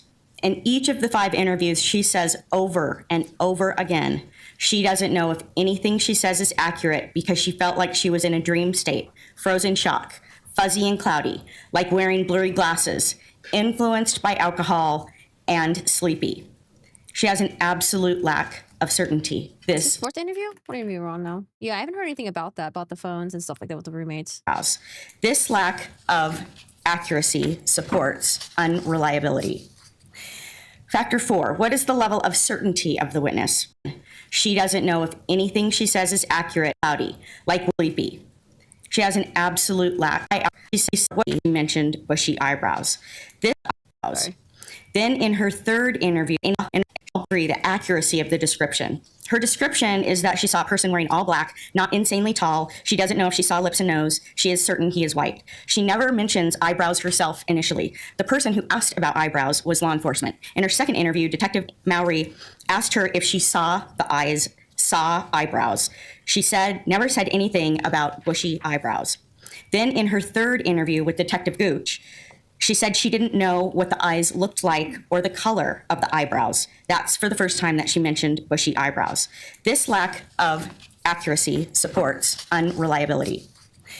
Factor 4, what is the level of certainty of the witness? In each of the 5 I get what she's saying, but I think it's also possible that like sometimes when you're processing something, more information will slowly come out and you'll slowly remember things later on. Now, if it's like years later, but within like a couple days when you're processing, it's like, oh yeah, wait a second, I forgot there was this. Oh wait, I forgot that there was this. I think that's possible. interviews, she says over and over again. I thought the judge already made his ruling on the bushy eyebrows. Did he not? I guess not. She doesn't know if anything she says is accurate because she felt like she was in a dream state, frozen shock, fuzzy and cloudy, like wearing blurry glasses, influenced by alcohol, and sleepy. She has an absolute lack of certainty. This supports unreliability. Factor 5, the science of memory looks to confabulation. When the acquisition of memory, the first factor that I talked about, is impacted by emotion and stress. In this case, that is an important consideration.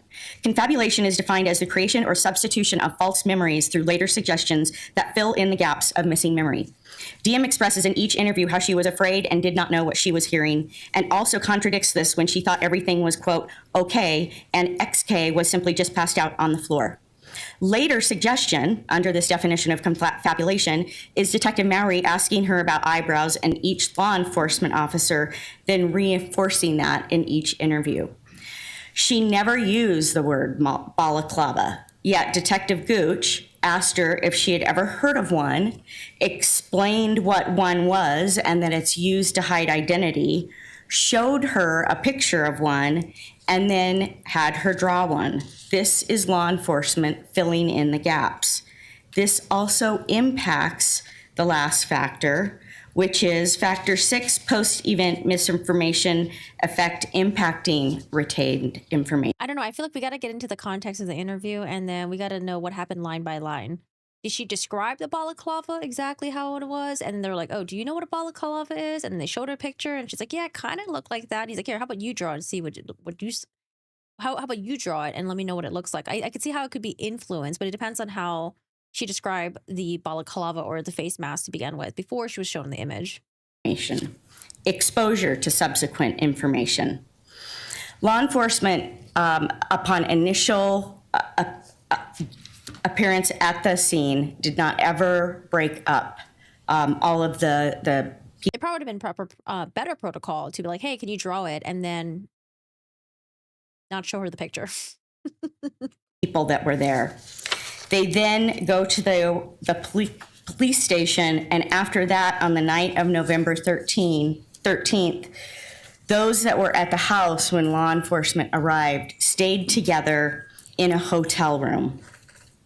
So the DM was basically together with other witnesses from the time that when they first called friends to come to the house, before they called law enforcement, all the way through the night.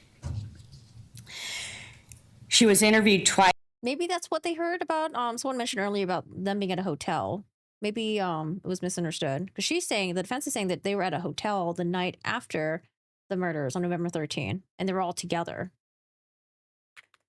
13th, those that were at the house when law enforcement arrived stayed together in a hotel room. So the DM was basically together with other witnesses from the time that when they first called friends to come to the house, before they called law enforcement, all the way through the night.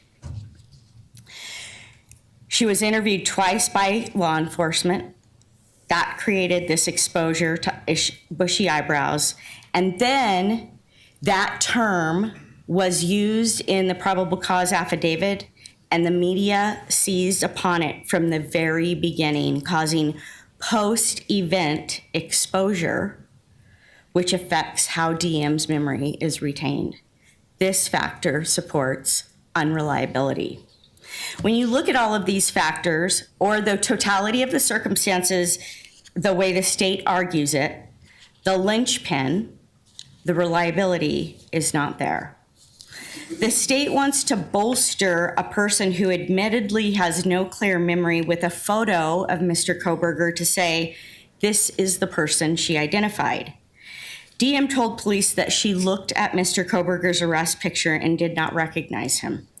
The state cannot run around her unreliability by entering into evidence a photo to show it's a person that she says she cannot identify, because the state's interpretation is that Mr. Kohberger's photo shows bushy eyebrows. That is misleading to the jury. It will confuse the jury. It will be putting words into the mouth of DM that do not exist.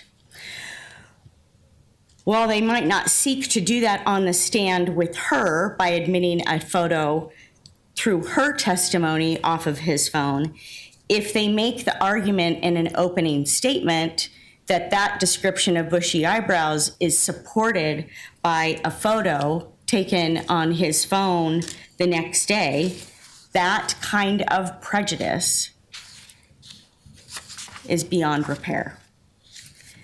The state also claims that because DM draws pictures of eyes and eyebrows, she is more reliable in her identification of them. But that is not the way law enforcement appeared to have viewed the artwork as they photographed it and reported on it.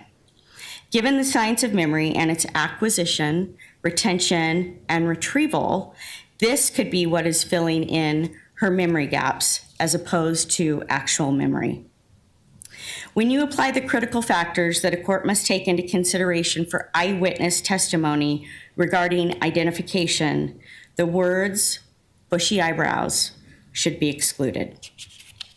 The heart of the issue is whether or not the witness is reliable enough on the issue to let the words be spoken to the jury.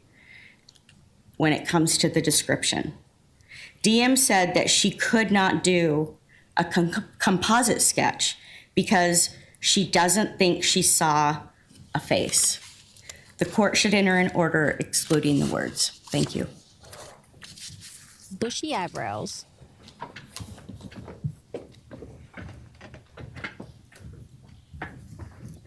All right, state. The defendant relies on the Manson-Biggers test. We just went through the 5-factor balancing test for their argument. However, that test is completely inapplicable in this case. Manson-Biggers has to do when there's a law enforcement-led identification process. The concern is that through suggestive techniques by law enforcement, it could lead to or create a misidentification. Well, that didn't happen in this case because it couldn't happen in this case. The male DM saw that night was covered head to toe. The only thing that was uncovered was a portion of his face. That does not lend itself to positively identifying any particular person. Therefore, an identification procedure was not used, and that Manson-Biggers test is inapplicable. Instead, on 4 separate occasions, before Bryan Kohberger was even identified or arrested, DM gave consistent descriptions of the male she saw in the residence that night at around 4 a.m. Every time, she described this person as being white, male, wearing all black, a few inches taller than her, she's 5'10", wearing a mask, skinny, athletic, tone build, and not a voice that she recognized. During 3 of those interviews, she then describes the male's eyebrows, and she describes them as being bushy. Obviously, there was some focus on the eyes or the eyebrows by investigators because this is the only portion that she could see. She never wavers in her description of the person that she saw. She's very clear about what she does remember and what she doesn't remember. Defense put the state of Mr. Kohberger's eyebrows into question. In an attempt to discredit DM's testimony or description, they wrote, "Mr. Kohberger does not have bushy eyebrows." But the artwork on DM's walls and the way she draws eyes and eyebrows could be described as bushy, full, or prominent. So in response, the state attached a picture of Mr. Kohberger, and obviously that's a jury question, but it was taken only hours after the homicide, so the closest in time to when DM would have seen the smell. And we did this in order to, when we did apply the Manson-Biggers test. And we've seen the selfie before. It's the one where people were debating whether or not there was like a shower curtain behind him. To show that it turned out to be accurate. Corroboration does not equal prejudice. The state doesn't intend to introduce, they're correct. We would not introduce that photograph through DM. We would attempt to introduce that photograph and plan on laying the proper foundation and relevancy at trial. There's no grounds to exclude this testimony. DM's the only living individual who saw the person responsible for these 4 homicides. Her description of the male, including any characteristics such as bushy eyebrows, is relevant to the identity of the killer. It is prejudicial, but it's not unfair. A jury should hear this evidence, and the state asks that the court rule accordingly. Thank you.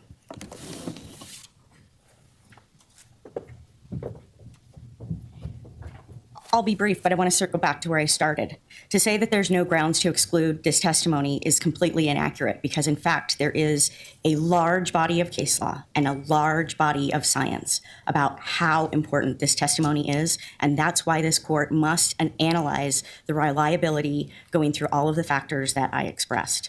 And there is not certainty with DM in what she saw. And the court now has, over a variety of motions, all of the transcripts that you can look at to understand the amount of uncertainty that she expressed.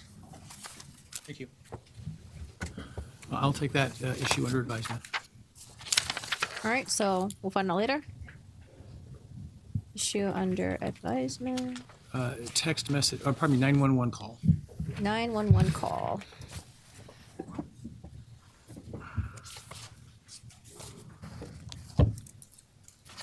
Judge, the state seeks a pretrial ruling that the audio recording of the 911 call and a transcript of that call are an exception to the rule against hearsay. The state submits that the entire 911 call should be admitted pursuant to IRE 8032 as an excited utterance. At 11:49 a.m., BF calls her friend. Wait, didn't the Lori Vallow trial just start? They're already on lunch break? What? And to come over and check the residence. The friend and a boyfriend show up to the residence. At 11:56 a.m., BF places a call to 911.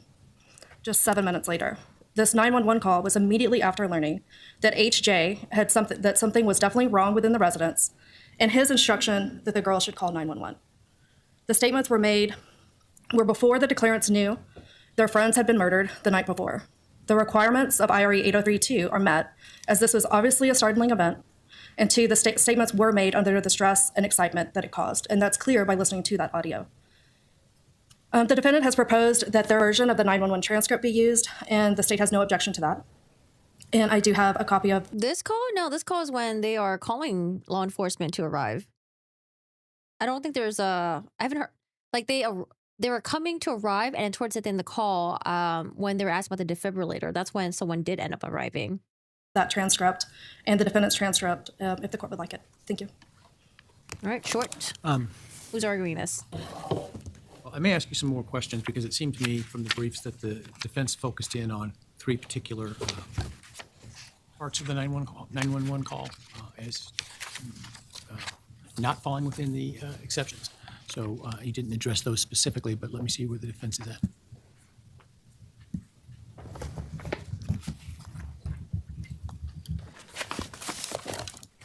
Your Honor, the best place for me to start is to probably provide you with some copies of the exhibits that we're going to want to talk about.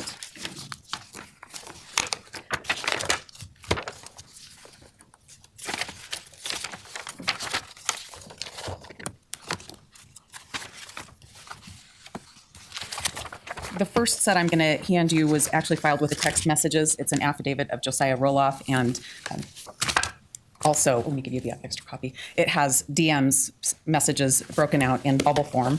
That's not all. All right, exhibits. I gave a whole separate copy for Giovanna. I think that's what I'm supposed to do.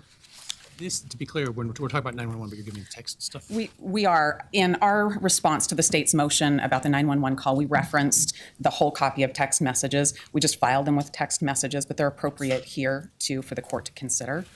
I have the additional exhibits that were attached to our response, and they are 1 and 1A. 2 copies.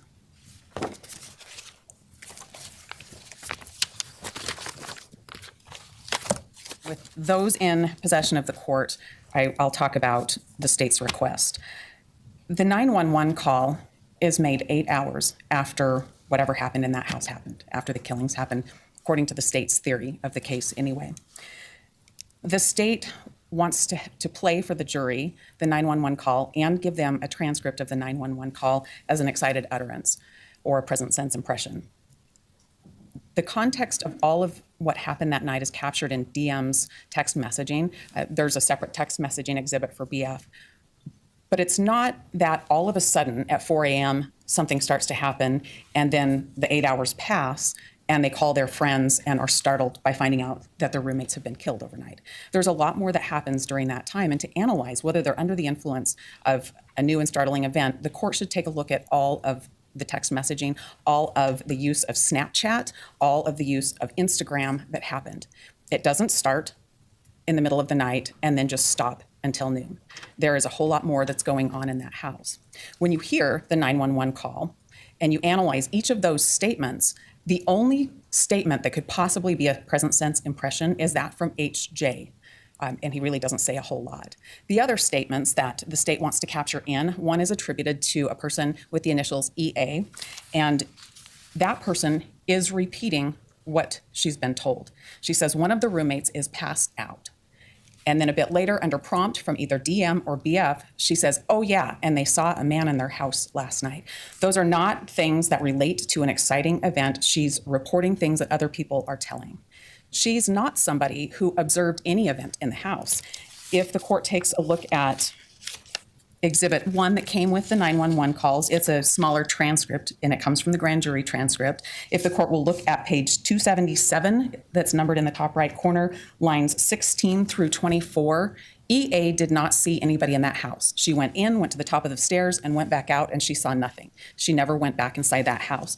Any statement attributed to her cannot be an excited utterance. She's repeating what other people have told her. Similarly, If you look at the grand jury transcript, this is 1A, this relates to DM, and I'm at page 187, lines 12 through 16. DM is not responding to any of the statements she makes on the 911 call to a startling event. She says that for a brief second, she saw XK, but thought she was passed out from the night before. She also wants to talk about what she saw at 4 in the morning, and the dispatcher stops her. Looking at page 190 of that same 1A transcript, DM talks a little bit about that morning when she woke up after whatever happened in the middle of the night happened inside that house, that she reviewed the text messages between her and BF from the night before. She was busy from about 9 o'clock in the morning on her phone. She was on Instagram, she was on Snapchat, she was on Indeed, she was editing pictures sometime in the night as well. This is not somebody who was asleep and then woke up and was startled. She is actively reviewing things that happened on her phone and communicating with other people. Any statements she made on the 911 call is not the result of a present sense impression. It's not the result of an excited utterance. It is somebody who's been awake and thinking about whatever she and BF talked about the night before and communicating with a lot of other people before that 911 call is made. The court should not admit the 911 call as an excited utterance, and the court should not admit the transcript for the same reason. But if the court chooses to admit one, having both is cumulative. So we'd ask the court to exclude the 911 call. Hold on, I need to use the bathroom real quick. All right, guys, get up, stretch, use the bathroom, be right back.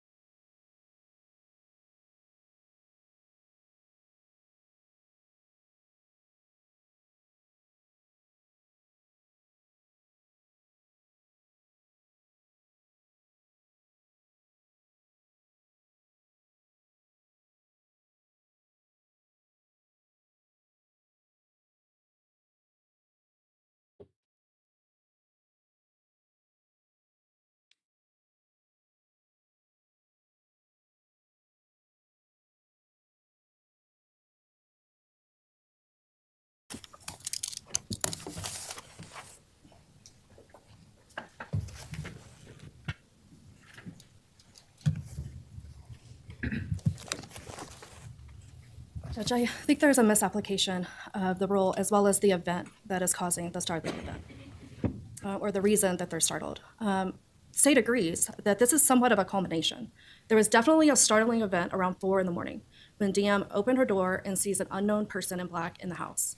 She's not sure what to make of this, but that's obviously a startling event, enough so that she runs downstairs to her friend's bedroom. Yes, a period of time elapses. She wakes up the next morning. The next startling event is the fact that when she wakes up the next morning, her friends, she can't hear them. And she's texting them, and that's what her phone records show. She's texting them, giving them time to respond, and they're not responding. So at this point, she decides to call over friends to come and check on the residents, remembering what happened the night before. Now adding to that, that she's not hearing the roommates above like she normally would, and they're not responding in the morning like they normally would. Then she calls her friend to come over. Then the friend comes over, discovers Xana, and then instructs them something is wrong, and to the point that they need to call 911. That's truly the startling event here, is the confirmation that all of these things are coming together and that there's an emergency in the house that law enforcement needs to respond to, which is the context of how all of these statements are made. What do I do, or what's your response to it seems like some of this I need to take bit by bit. And so, for example, EA stating that one of our roommates, or one of the roommates passed out and was drunk last night and she's not waking up. She didn't witness anything. Well, I think that falls under her presence and suppression of what is happening at that time. Her hearsay statement of what somebody else told her. That's she's true. not experiencing anything in that sense other than being there. And I think the case of, look at my note here, of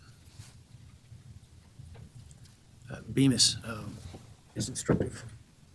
Well, I would also argue that for this particular statement, we wouldn't be relying on it for that truth. So therefore, it's just not hearsay. Well, solely just for the context of the entire 911 call. But we wouldn't be asserting that what she was saying is true, that the roommate is passed out and she's not waking up. That's not the purpose. Or that my friend's telling me that she saw someone in the house last night. I mean, it's not offered for the truth. You better have a good answer about what the reason is other than the truth, and I'm not hearing one. Only that it's part of the substance of the entire 911 call. And that part could be redacted, which still, that doesn't mean that the entire call should be redacted. So I'm addressing them individually. I mean, there may be parts that qualify and there may be parts that don't. I still argue that the entire call in its entirety. Well, so here's kind of the way that shakes out. If you offer the tape, you, as an initial matter, can't put in stuff that is hearsay. It's unaccepted hearsay. If they want to put in the context, if it falls under the completion doctrine, they can. If it's the other way around, and the defense first plays the tape, and parts are hearsay are left out, and you want to complete it, you can. But you don't get to complete with hearsay your own offered conversation, or I think it applies outside the federal context to recordings and testimony. Yes, that makes sense to me. So when you say for the whole context, that sounds like the completion doctrine, which I'm not sure you get to rely upon. Well, I know you don't get to rely upon. And so when you say it's not offered for the truth, I'm not hearing something other than the completion doctrine that you're telling me about. I think that's fair. I mean, we only have certain exceptions to the rule. I still believe that the entire call in its entirety, and under the circumstances that the call was made, the entire call could be considered an excited utterances by all declarants. Also, there's a statement by EA, oh, and they saw some man in their house last night. Yeah. It seems to me to even be more removed. Again, it's a statement of a hearsay of somebody else, so you got hearsay within hearsay, and not by somebody who observed that, and relating to the event that happened previously. That's true. So what non-truth purposes is that statement? Again, I would just have to say that the whole call is That seems excited. to me to be even more concerning. Yeah, I mean, initially, I think we had questions about whether or not there was a lot of blood and why it wouldn't have been uttered at that moment. But I just attributed it to just possibly just being really traumatic for them, just processing the scene. Or my other theory was like, well, maybe there was a blanket on top of her. I don't know. But I think it's possible that just under extreme trauma, it's possible that they didn't mention the blood. So I didn't put too much, I didn't really criticize them too much for it. Initially, yes, but then afterwards, like, it was probably just like really fucking traumatic for them. First one, I mean, my roommates aren't waking up, and we're going to have that confirmed through other evidence. The statement hearsay that the roommate saw somebody is perhaps more of a piece of contested evidence. Agreed. I still, Concern about being an offer for the truth is even greater there. right, and the appropriate remedy when there's not any grounds for relevancy for this would be to solely redact those portions of the 911 call, not to exclude the entire call.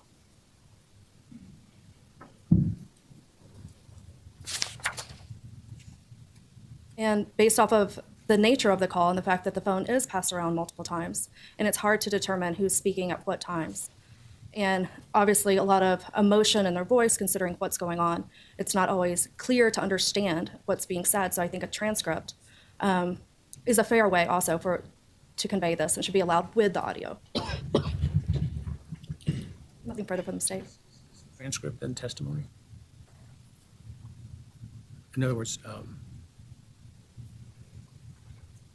you're essentially admitting the evidence of somebody who transcribed it to say this is what they said. So to me, there's two different questions. One, should the 911 call come in? And second, should I allow, if there is a disagreement, a transcript? Well, the state has offered to allow the defendant's transcript that they had certified. The fact it's certified doesn't make it otherwise independently admissible. It's hearsay. The transcript part of it. Well, it's a transcript of the 911 call. I believe that it could be self-authenticating.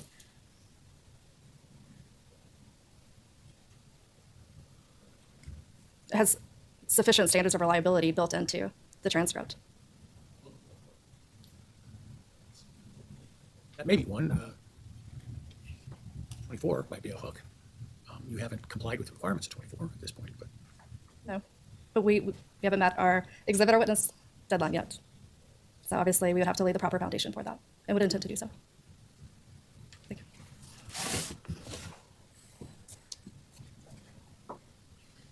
you. I've seen the transcript before, unless there's another copy out there. all right, I think I need to take a statement by statement approach to this. Do you think that the surviving roommates, surviving victims of the burglary, were under the stress of the immediate events? But there are some questions about some of the other statements in there as to whether they will come in. So I think, in general, much of the 911 tape meets the qualifications, but not all of it. I think there are concerns with some of them, as I've outlined in my questions. But I will write that because to give you more particular guidance.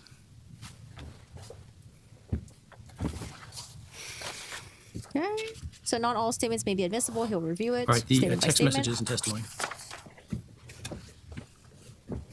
Text messages and. Thank you, Your Honor. Similar motion by the state asking to bring in the phone records for DM between 2:10 a.m. and 4:37 a.m. on November 13th, as well as related testimony around that same time between DM and BF. Again, the state submits that there are allowable exceptions to the rule. What was the time frame? 2:10 a.m. and 4:37 a.m. I think we've seen those text messages. 13th, as well as related testimony around that same time between DM and BF. Again, the state submits that there are allowable exceptions to the rule against hearsay to allow these statements to come in. I broke those down in my motion and reply and the applicable rules for their introduction. This is a much easier piece of evidence in order to be able to present certain time periods and not put in non-hearsay. It's much easier than an audio recording where we would have to redact. But for the messages that DM sends and the messages that BF responds, I think all of those are allowable under the excited utterance, as well as the present sense impression exceptions to the rule against hearsay. If you have any questions about any specific messages.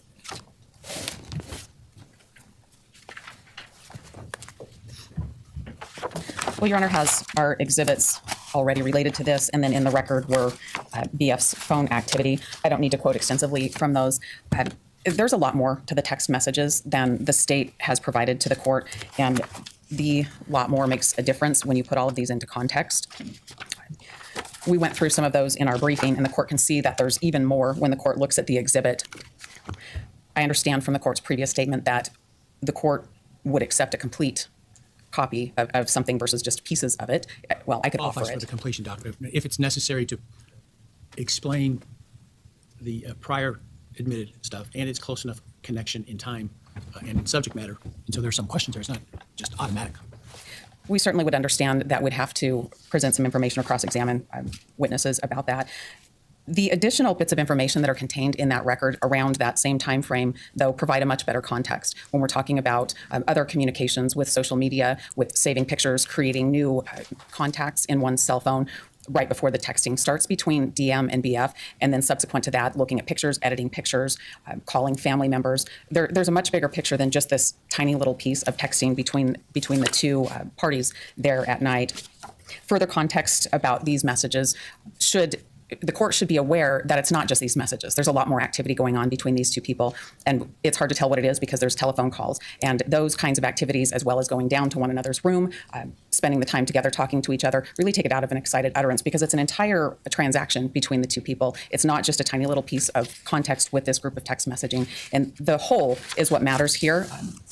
And takes it away from being excited utterances because of the other activities of the two people. The activities that occur after, so for example, the texts between, at 4:18 or 4:20 or whatever, those aren't affected by the later activities of, surfing Instagram or whatever. And I'll be interested to hear the testimony of the two He said surfing Instagram.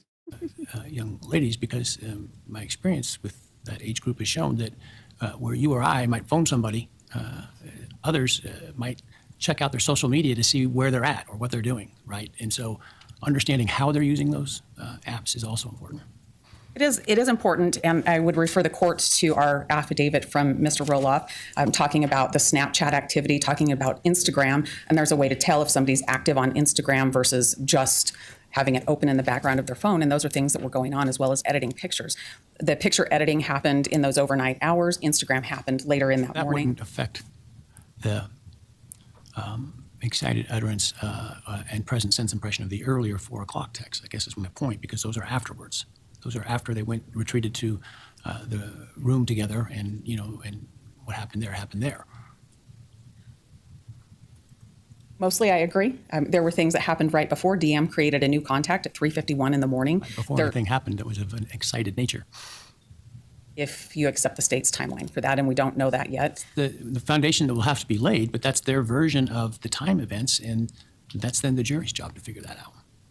Shortly after the last text message, and I'm talking just minutes, DM and BF are doing different things on their phone that night as they get together that night. There's a period of time that they're together in that room, both before there's a break in activity. There's not really a break in DM's phone. That is pretty well continuous. And there is a break for BF, but it starts again right away. So I understand the court's looking at an isolated part of time, but I think it's important to understand what activity was happening leading up to that and what activity happened immediately after that when the two of them are together downstairs, to put it into context. One of the other concerns is the use of this text messaging, not just through the witness that's testifying, but to bolster each other's testimony or to bring in somebody else's statements through another person. So I think that it's important when the court analyzes if this is really an excited utterance to look at what's being said, as well as to understand the context right before and the context right after, not the next morning. The one's continuous, but right after. Well, there are several things that I have to look at. One is, first of all, is it hearsay? Is it an assertion, right? So is it offered for the truth of the matter asserted? We get to those two things.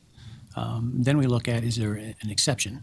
If we reach those two things, it generally means it's an out-of-court statement. Then it's, unless otherwise definitionally excluded, hearsay.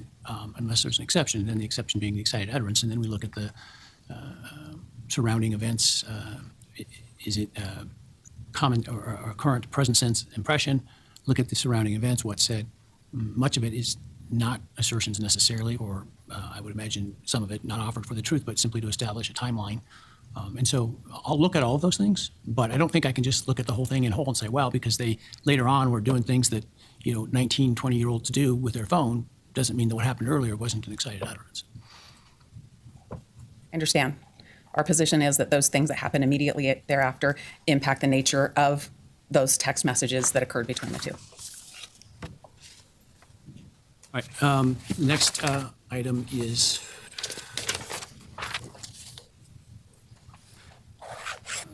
the demonstrative evidence. Oh, is this a 3D model? I think so. It's 3D model. So apparently the FBI, they're making a 3D model of the house, but it's not to scale. If that's what they're talking about.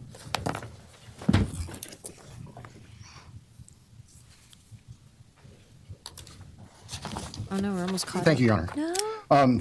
In our motion regarding demonstrative evidence, we were talking specifically about, for lack of a better phrase, a dollhouse, a not-to-scale construction, a 3D model of the residence itself. And as the court can see from the materials that have been submitted, the configuration of this house is unusual at best. Certainly, we can use diagrams and floor plans, which we did at the grand jury. Yeah, I had a floor plan of the house. It is very weird the way that it's configured. At least the one that I saw. It's like 3 different levels, but level 1 is the entrance from one level, and then the second level is is like a back entrance through the sliding doors. But on the second level, there's like a bedroom, there's like a kitchen across. But in order to get into the other bedroom on the other side, you have to like walk through the living room in order to get to that one end. That would have been where Xana and Ethan were. And then the other 2 girls were upstairs on the 3rd floor. Yeah, very strange configuration. But it struck us as we were looking at this case that it would be particularly helpful for the trial jury to actually be able to see in a 3D sense how everything's laid out. What is on each floor, where the bedrooms are, how the first Well, floor. for it to be demonstrative evidence, what's important is whether it explains the testimony of somebody on the stand and helps the jury understand it in relation to the testimony. And the concept of a demonstrative exhibit is that it's actually part of their testimony. Yes, Your Honor, that's exactly what I was getting at. What we contemplate is the witnesses being able to use this demonstrative evidence to demonstrate where they were, where the rooms of their roommates were, where the entries to the residence were, what they observed, and where everything was located. So it's not intended as a standalone exhibit that has significance. It's only a tool for the witnesses, not just the roommates, but the responding officers, the officers who investigated the crime scene, to point out to the jury where in this 3-story structure certain things were that they observed. And so that is our intent on this. We initially contemplated offering a 2-scale model. And the defense, I think rightfully so, said, okay, well, give us the background information and data that would be relied on. And we requested that, and for whatever reasons, we didn't get it quickly. But as we revisited it, we realized that to scale maybe is not what we want. We just want a demonstrative exhibit that witnesses can use, much the same as a sketch, or if they would take a flip pad and try to draw things, to help illustrate their testimony to the jury. So that's where we ended up here.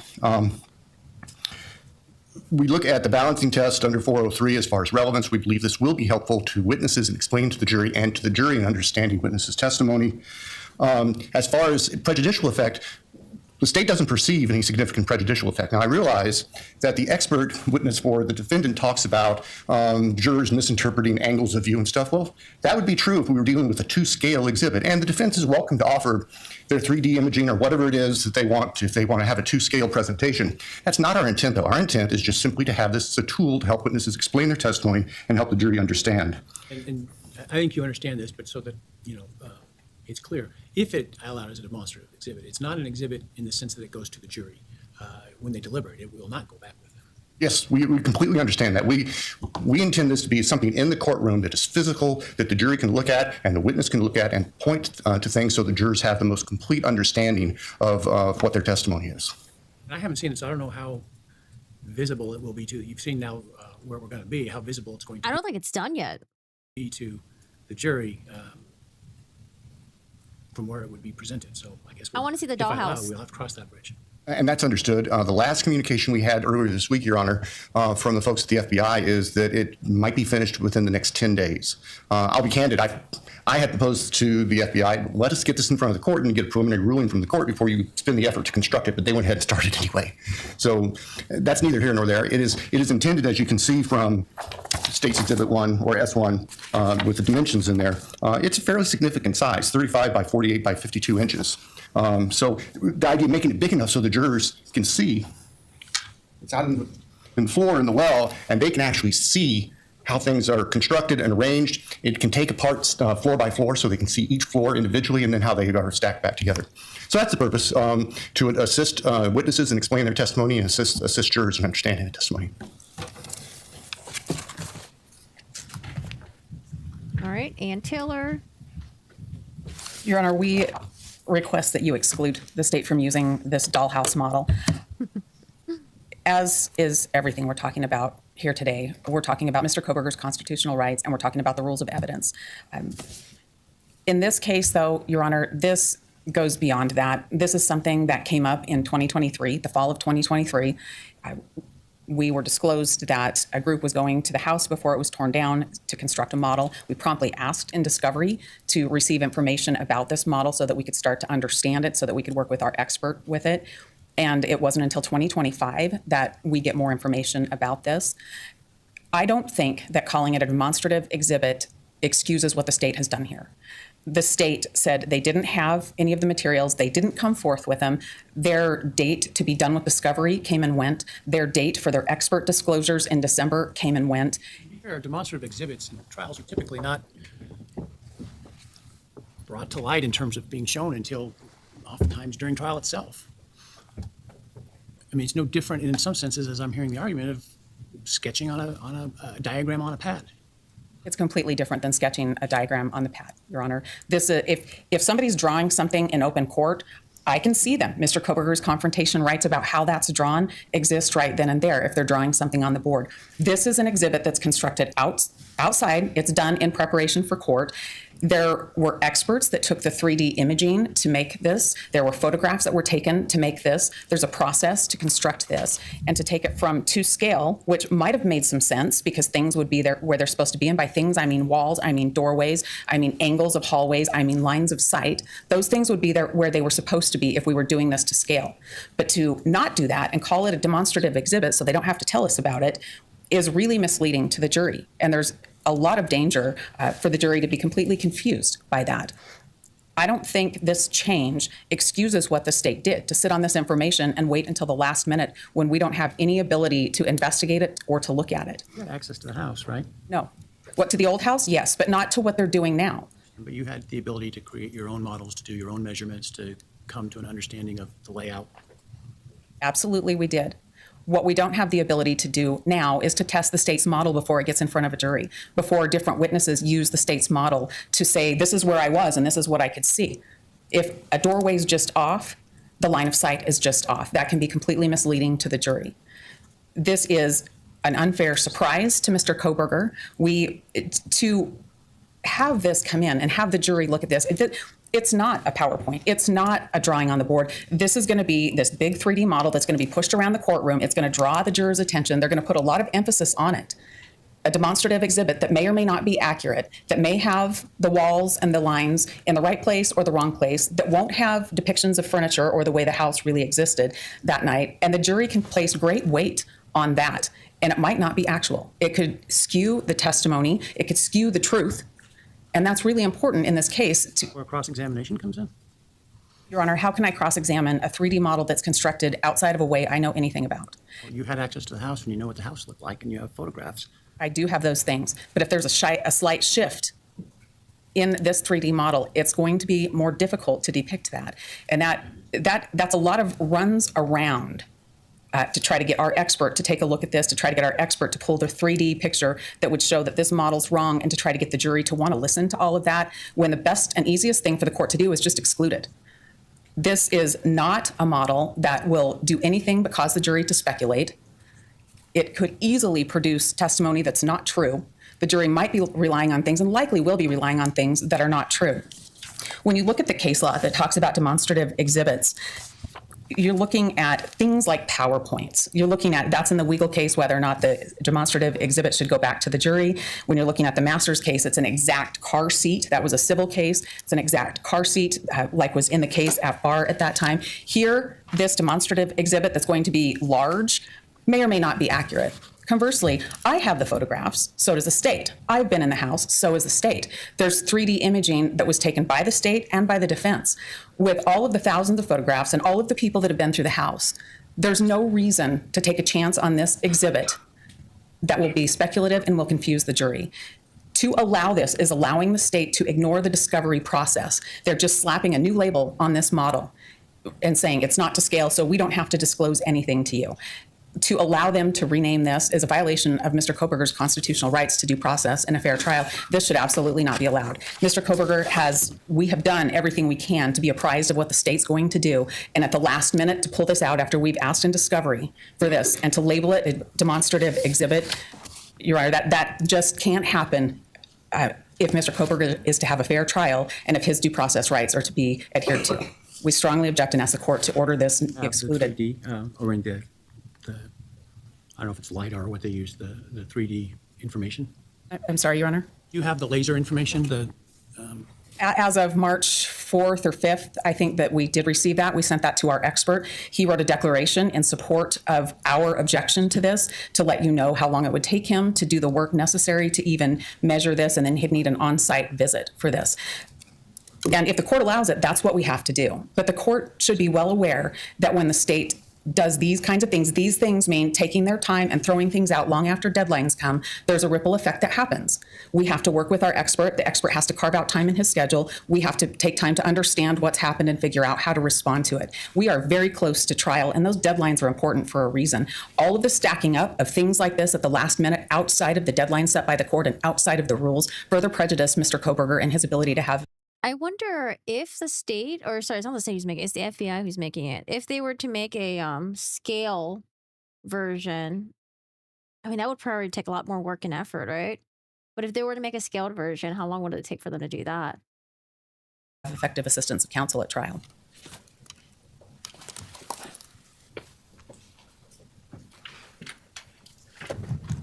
What Ms. Taylor is talking about might be true and applicable if we were offering a scale model. We made the decision not to.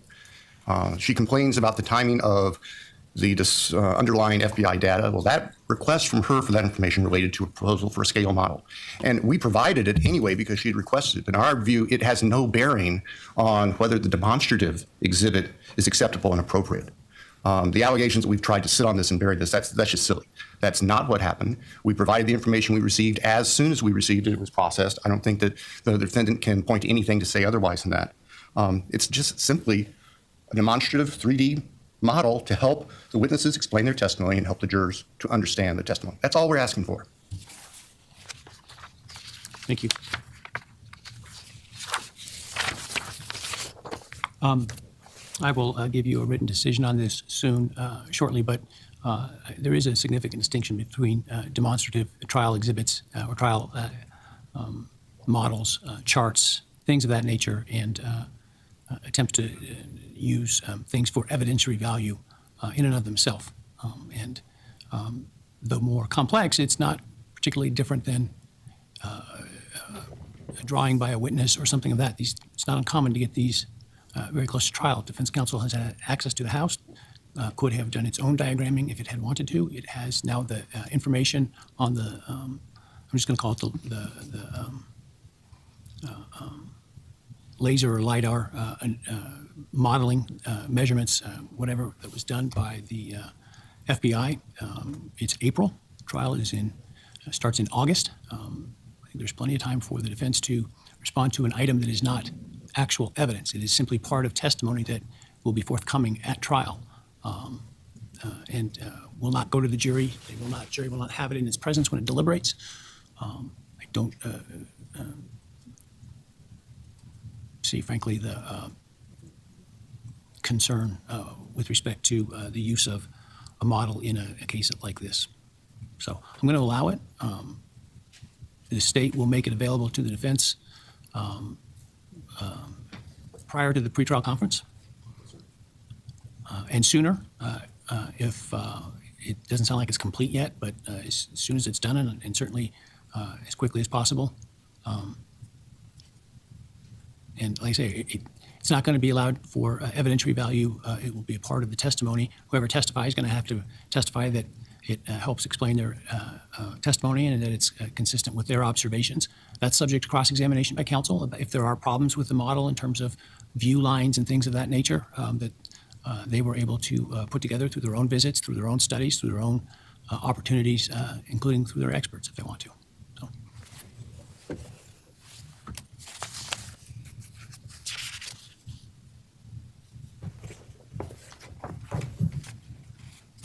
All right, next I have self-authentication of records and reliance on 803. I'm not sure we're ready to argue this because I don't think the state has complied with the obligations in order to rely on the self-authentication issue if they haven't provided the specific documents and certificates that they're intending to rely upon in advance of the motion at this point. So I'm not sure that this isn't premature. Yeah, Your Honor, we agree. That's probably an accurate statement. And a better time will be after the exhibit witness list is due, and then the parties have to get together and determine what exhibits we have objections to, and then we can address this issue. Part of my scheduling order is a meet and confer over the exhibit lists to determine whether there's a good faith basis for an authenticity objection or not. And certainly the rules on self-authentication are crystal clear as to what is allowed. And so if it meets those, then I imagine we won't have a problem. Add anything, counsel? No, Your Honor, I won't. All right, that was for the self-authentication stuff. All right, let's talk about alibis. Alibi. Great. Alibi, remember the state saying that if the defense is going to put out an alibi for Bryan Kohberger, that it has to be done through Bryan Kohberger. He has to be testifying about it and cross-examine about it. And that it can't be done through, for example, Ray, because the state says that, well, Bryan Kohberger's phone was turned off during that time. That's their theory. So the phone was turned off at that time, and Ray wouldn't be able to, I guess, give Kohberger's alibi. But that's what the state says. Let's do the arguments. No, there's gonna be no furniture. There's gonna be no decorations or anything like that. It's just like a bare bones, like dollhouse model to show the configuration of the house. But no furniture, none of that stuff. But I guess like to scale would be important in terms of maybe like obstruction or view from one room to another, like your view from your doorway into the living room or into like someone's bedroom, or your bedroom door to maybe through the kitchen and through the sliding doors where the suspect would have exited the house per DM's testimony, or not testimony. Well, I guess testimony because she testified in the grand jury. But per her statements that she made to the police also. This is the state's motion in limine.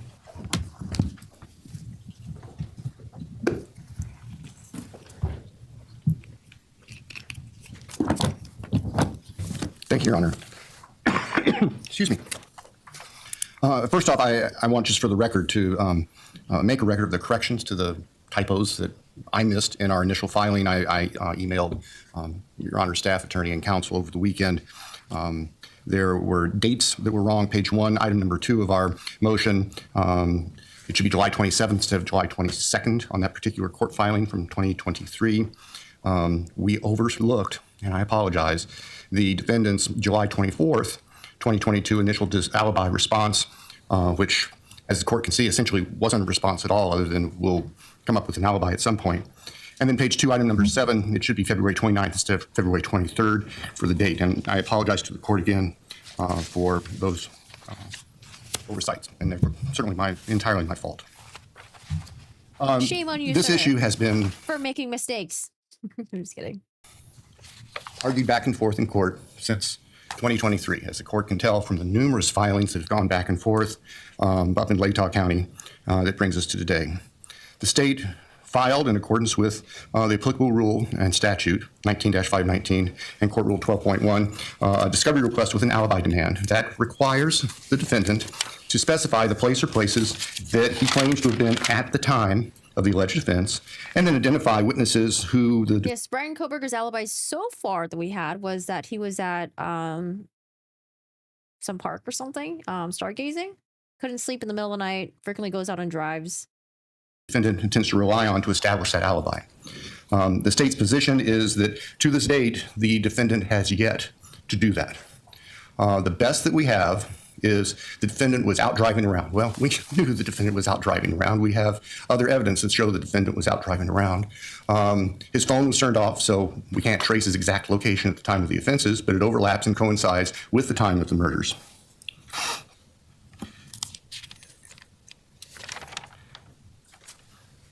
The can's been kicked down the road several times on this, and it's nobody's fault.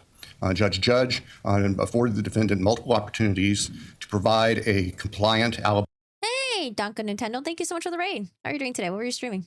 response. That never occurred.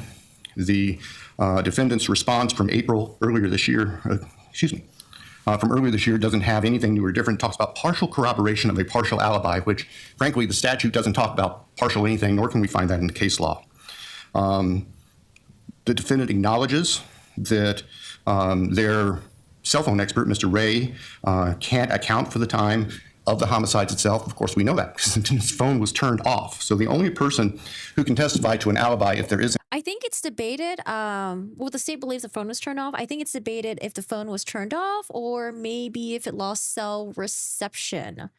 But I'm sure maybe they'll have some experts that will, what is it, AT&T phone? Like, here's a person with an AT&T phone. Let's see if this is where AT&T users frequently lose service or something. I guess. an alibi is the defendant himself. If he elects to testify, that's fine. And the state's position is that he's allowed to testify, but under the statute and the rule for alibi notifications, there should be an order from the court prohibiting evidence from any other witnesses as to the defendant's location at the time of these offenses. The defendant retains his right to testify to that if he elects to do that. But nobody else should be asked to testify about specific places where the defendant has been, because we can't respond to that at this point. And to our knowledge, there's nobody else who can say the defendant was at a specific other place. What about their expert, cell phone expert, who, as I understand it, will testify as to where he was or wasn't? I don't believe that's what his expert can say. The best their expert can say is that before the defendant's phone was turned off, the defendant's phone was south and potentially west of Pullman. But that was a significant time or a notable time before the homicides themselves occurred here in Moscow. There's nothing in the cell phone data that shows where the defendant was at the time of the homicides. You don't disagree about the right to put on that evidence? No, that's fine. I mean, that's an issue, the battle between the cell phone experts on the activity of the defendant's cell phone and what direction it was, but that doesn't apply to the time when the homicides occurred. You're just looking to ensure that there's no witness who's going to appear who says, oh, yeah. I mean, that's something the jury could definitely consider when it comes down to it. But at the end of the day, we always have to remember that there are no such things as, well, mostly there's no such thing as a perfect crime. People are prone to making mistakes and fucking up, and that's how they get caught. But yeah, that's definitely something that the jury can definitely consider. Yeah, he was at my house at 406. Yes, sir. Thank you.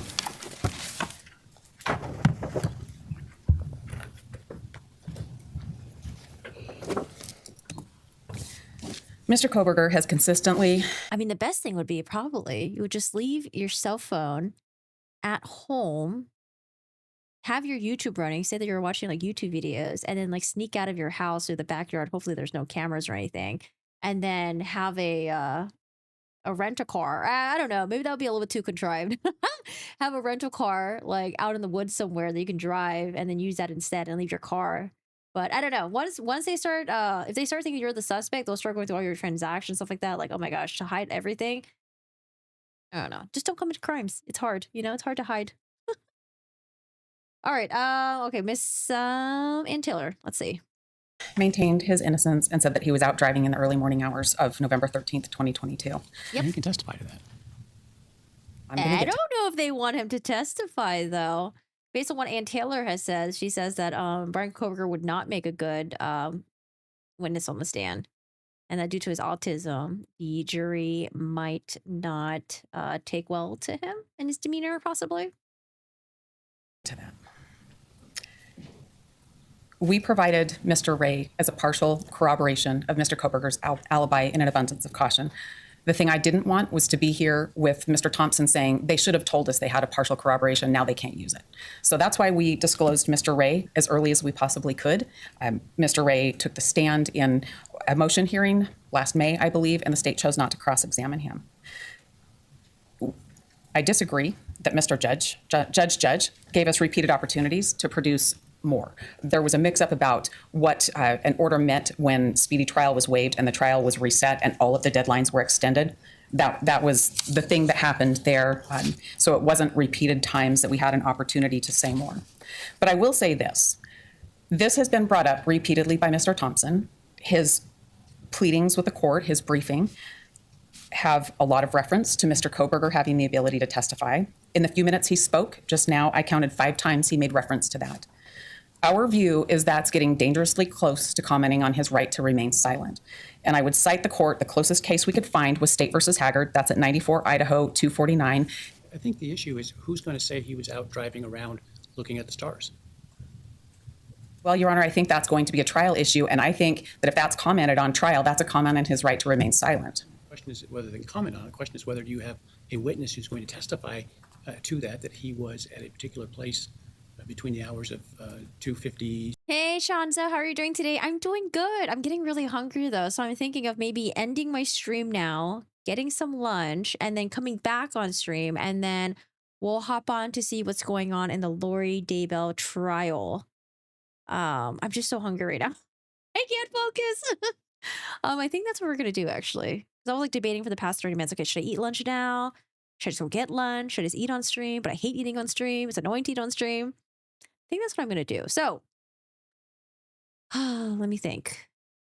So I think what we'll do, we'll probably do I'm going to continue watching this on my own. We're going to do a recap video for you guys, and I'll try to recap everything. It's a lot. And I think this hearing is going to happen. I think this hearing is probably going to spill over to the second day, although they're on mountain time, right? Yeah, they're on mountain time. So it's 2:30 right now. They're probably going to do an afternoon break. And then I think they usually end at like maybe like 4:30 or 5.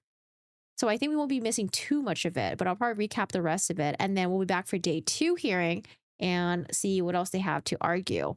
So I think what I'm doing is I'm going to have lunch right now, and I'll be back before around like 2 o'clock, and then we'll catch up with the Lori Vallow trial, because we're just trying to cover, as much as we can. We're just jumping back and forth. But in Lori Vallow's trial, I think it's going to get really interesting, because now we're going to have a witness who's going to testify in the stand, and she is the one who went on a date with Charles Vallow, the victim, the day before he was murdered. And, I think it'll be really interesting to see the wife at the time, Lori Vallow, cross-examining the possible girlfriend at the time of Charles Vallow. So maybe we'll see some fireworks. We'll see about that. But yeah, so I think what I'm going to do is we'll continue covering this hearing tomorrow. There's going to be a day 2. And then I think I'll just make a YouTube video basically recapping what's been going on in this hearing so far, I think.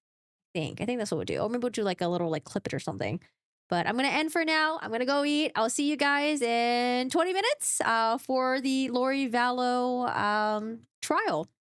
So back in 20 minutes. And I appreciate Danke. Thank you so much for the raid. Just Show, thank you so much for popping in, and I hope you guys have a good one. I'll see you guys in 20 minutes. I'm just starving. I need to fucking eat. All right, y'all. I'll be back soon.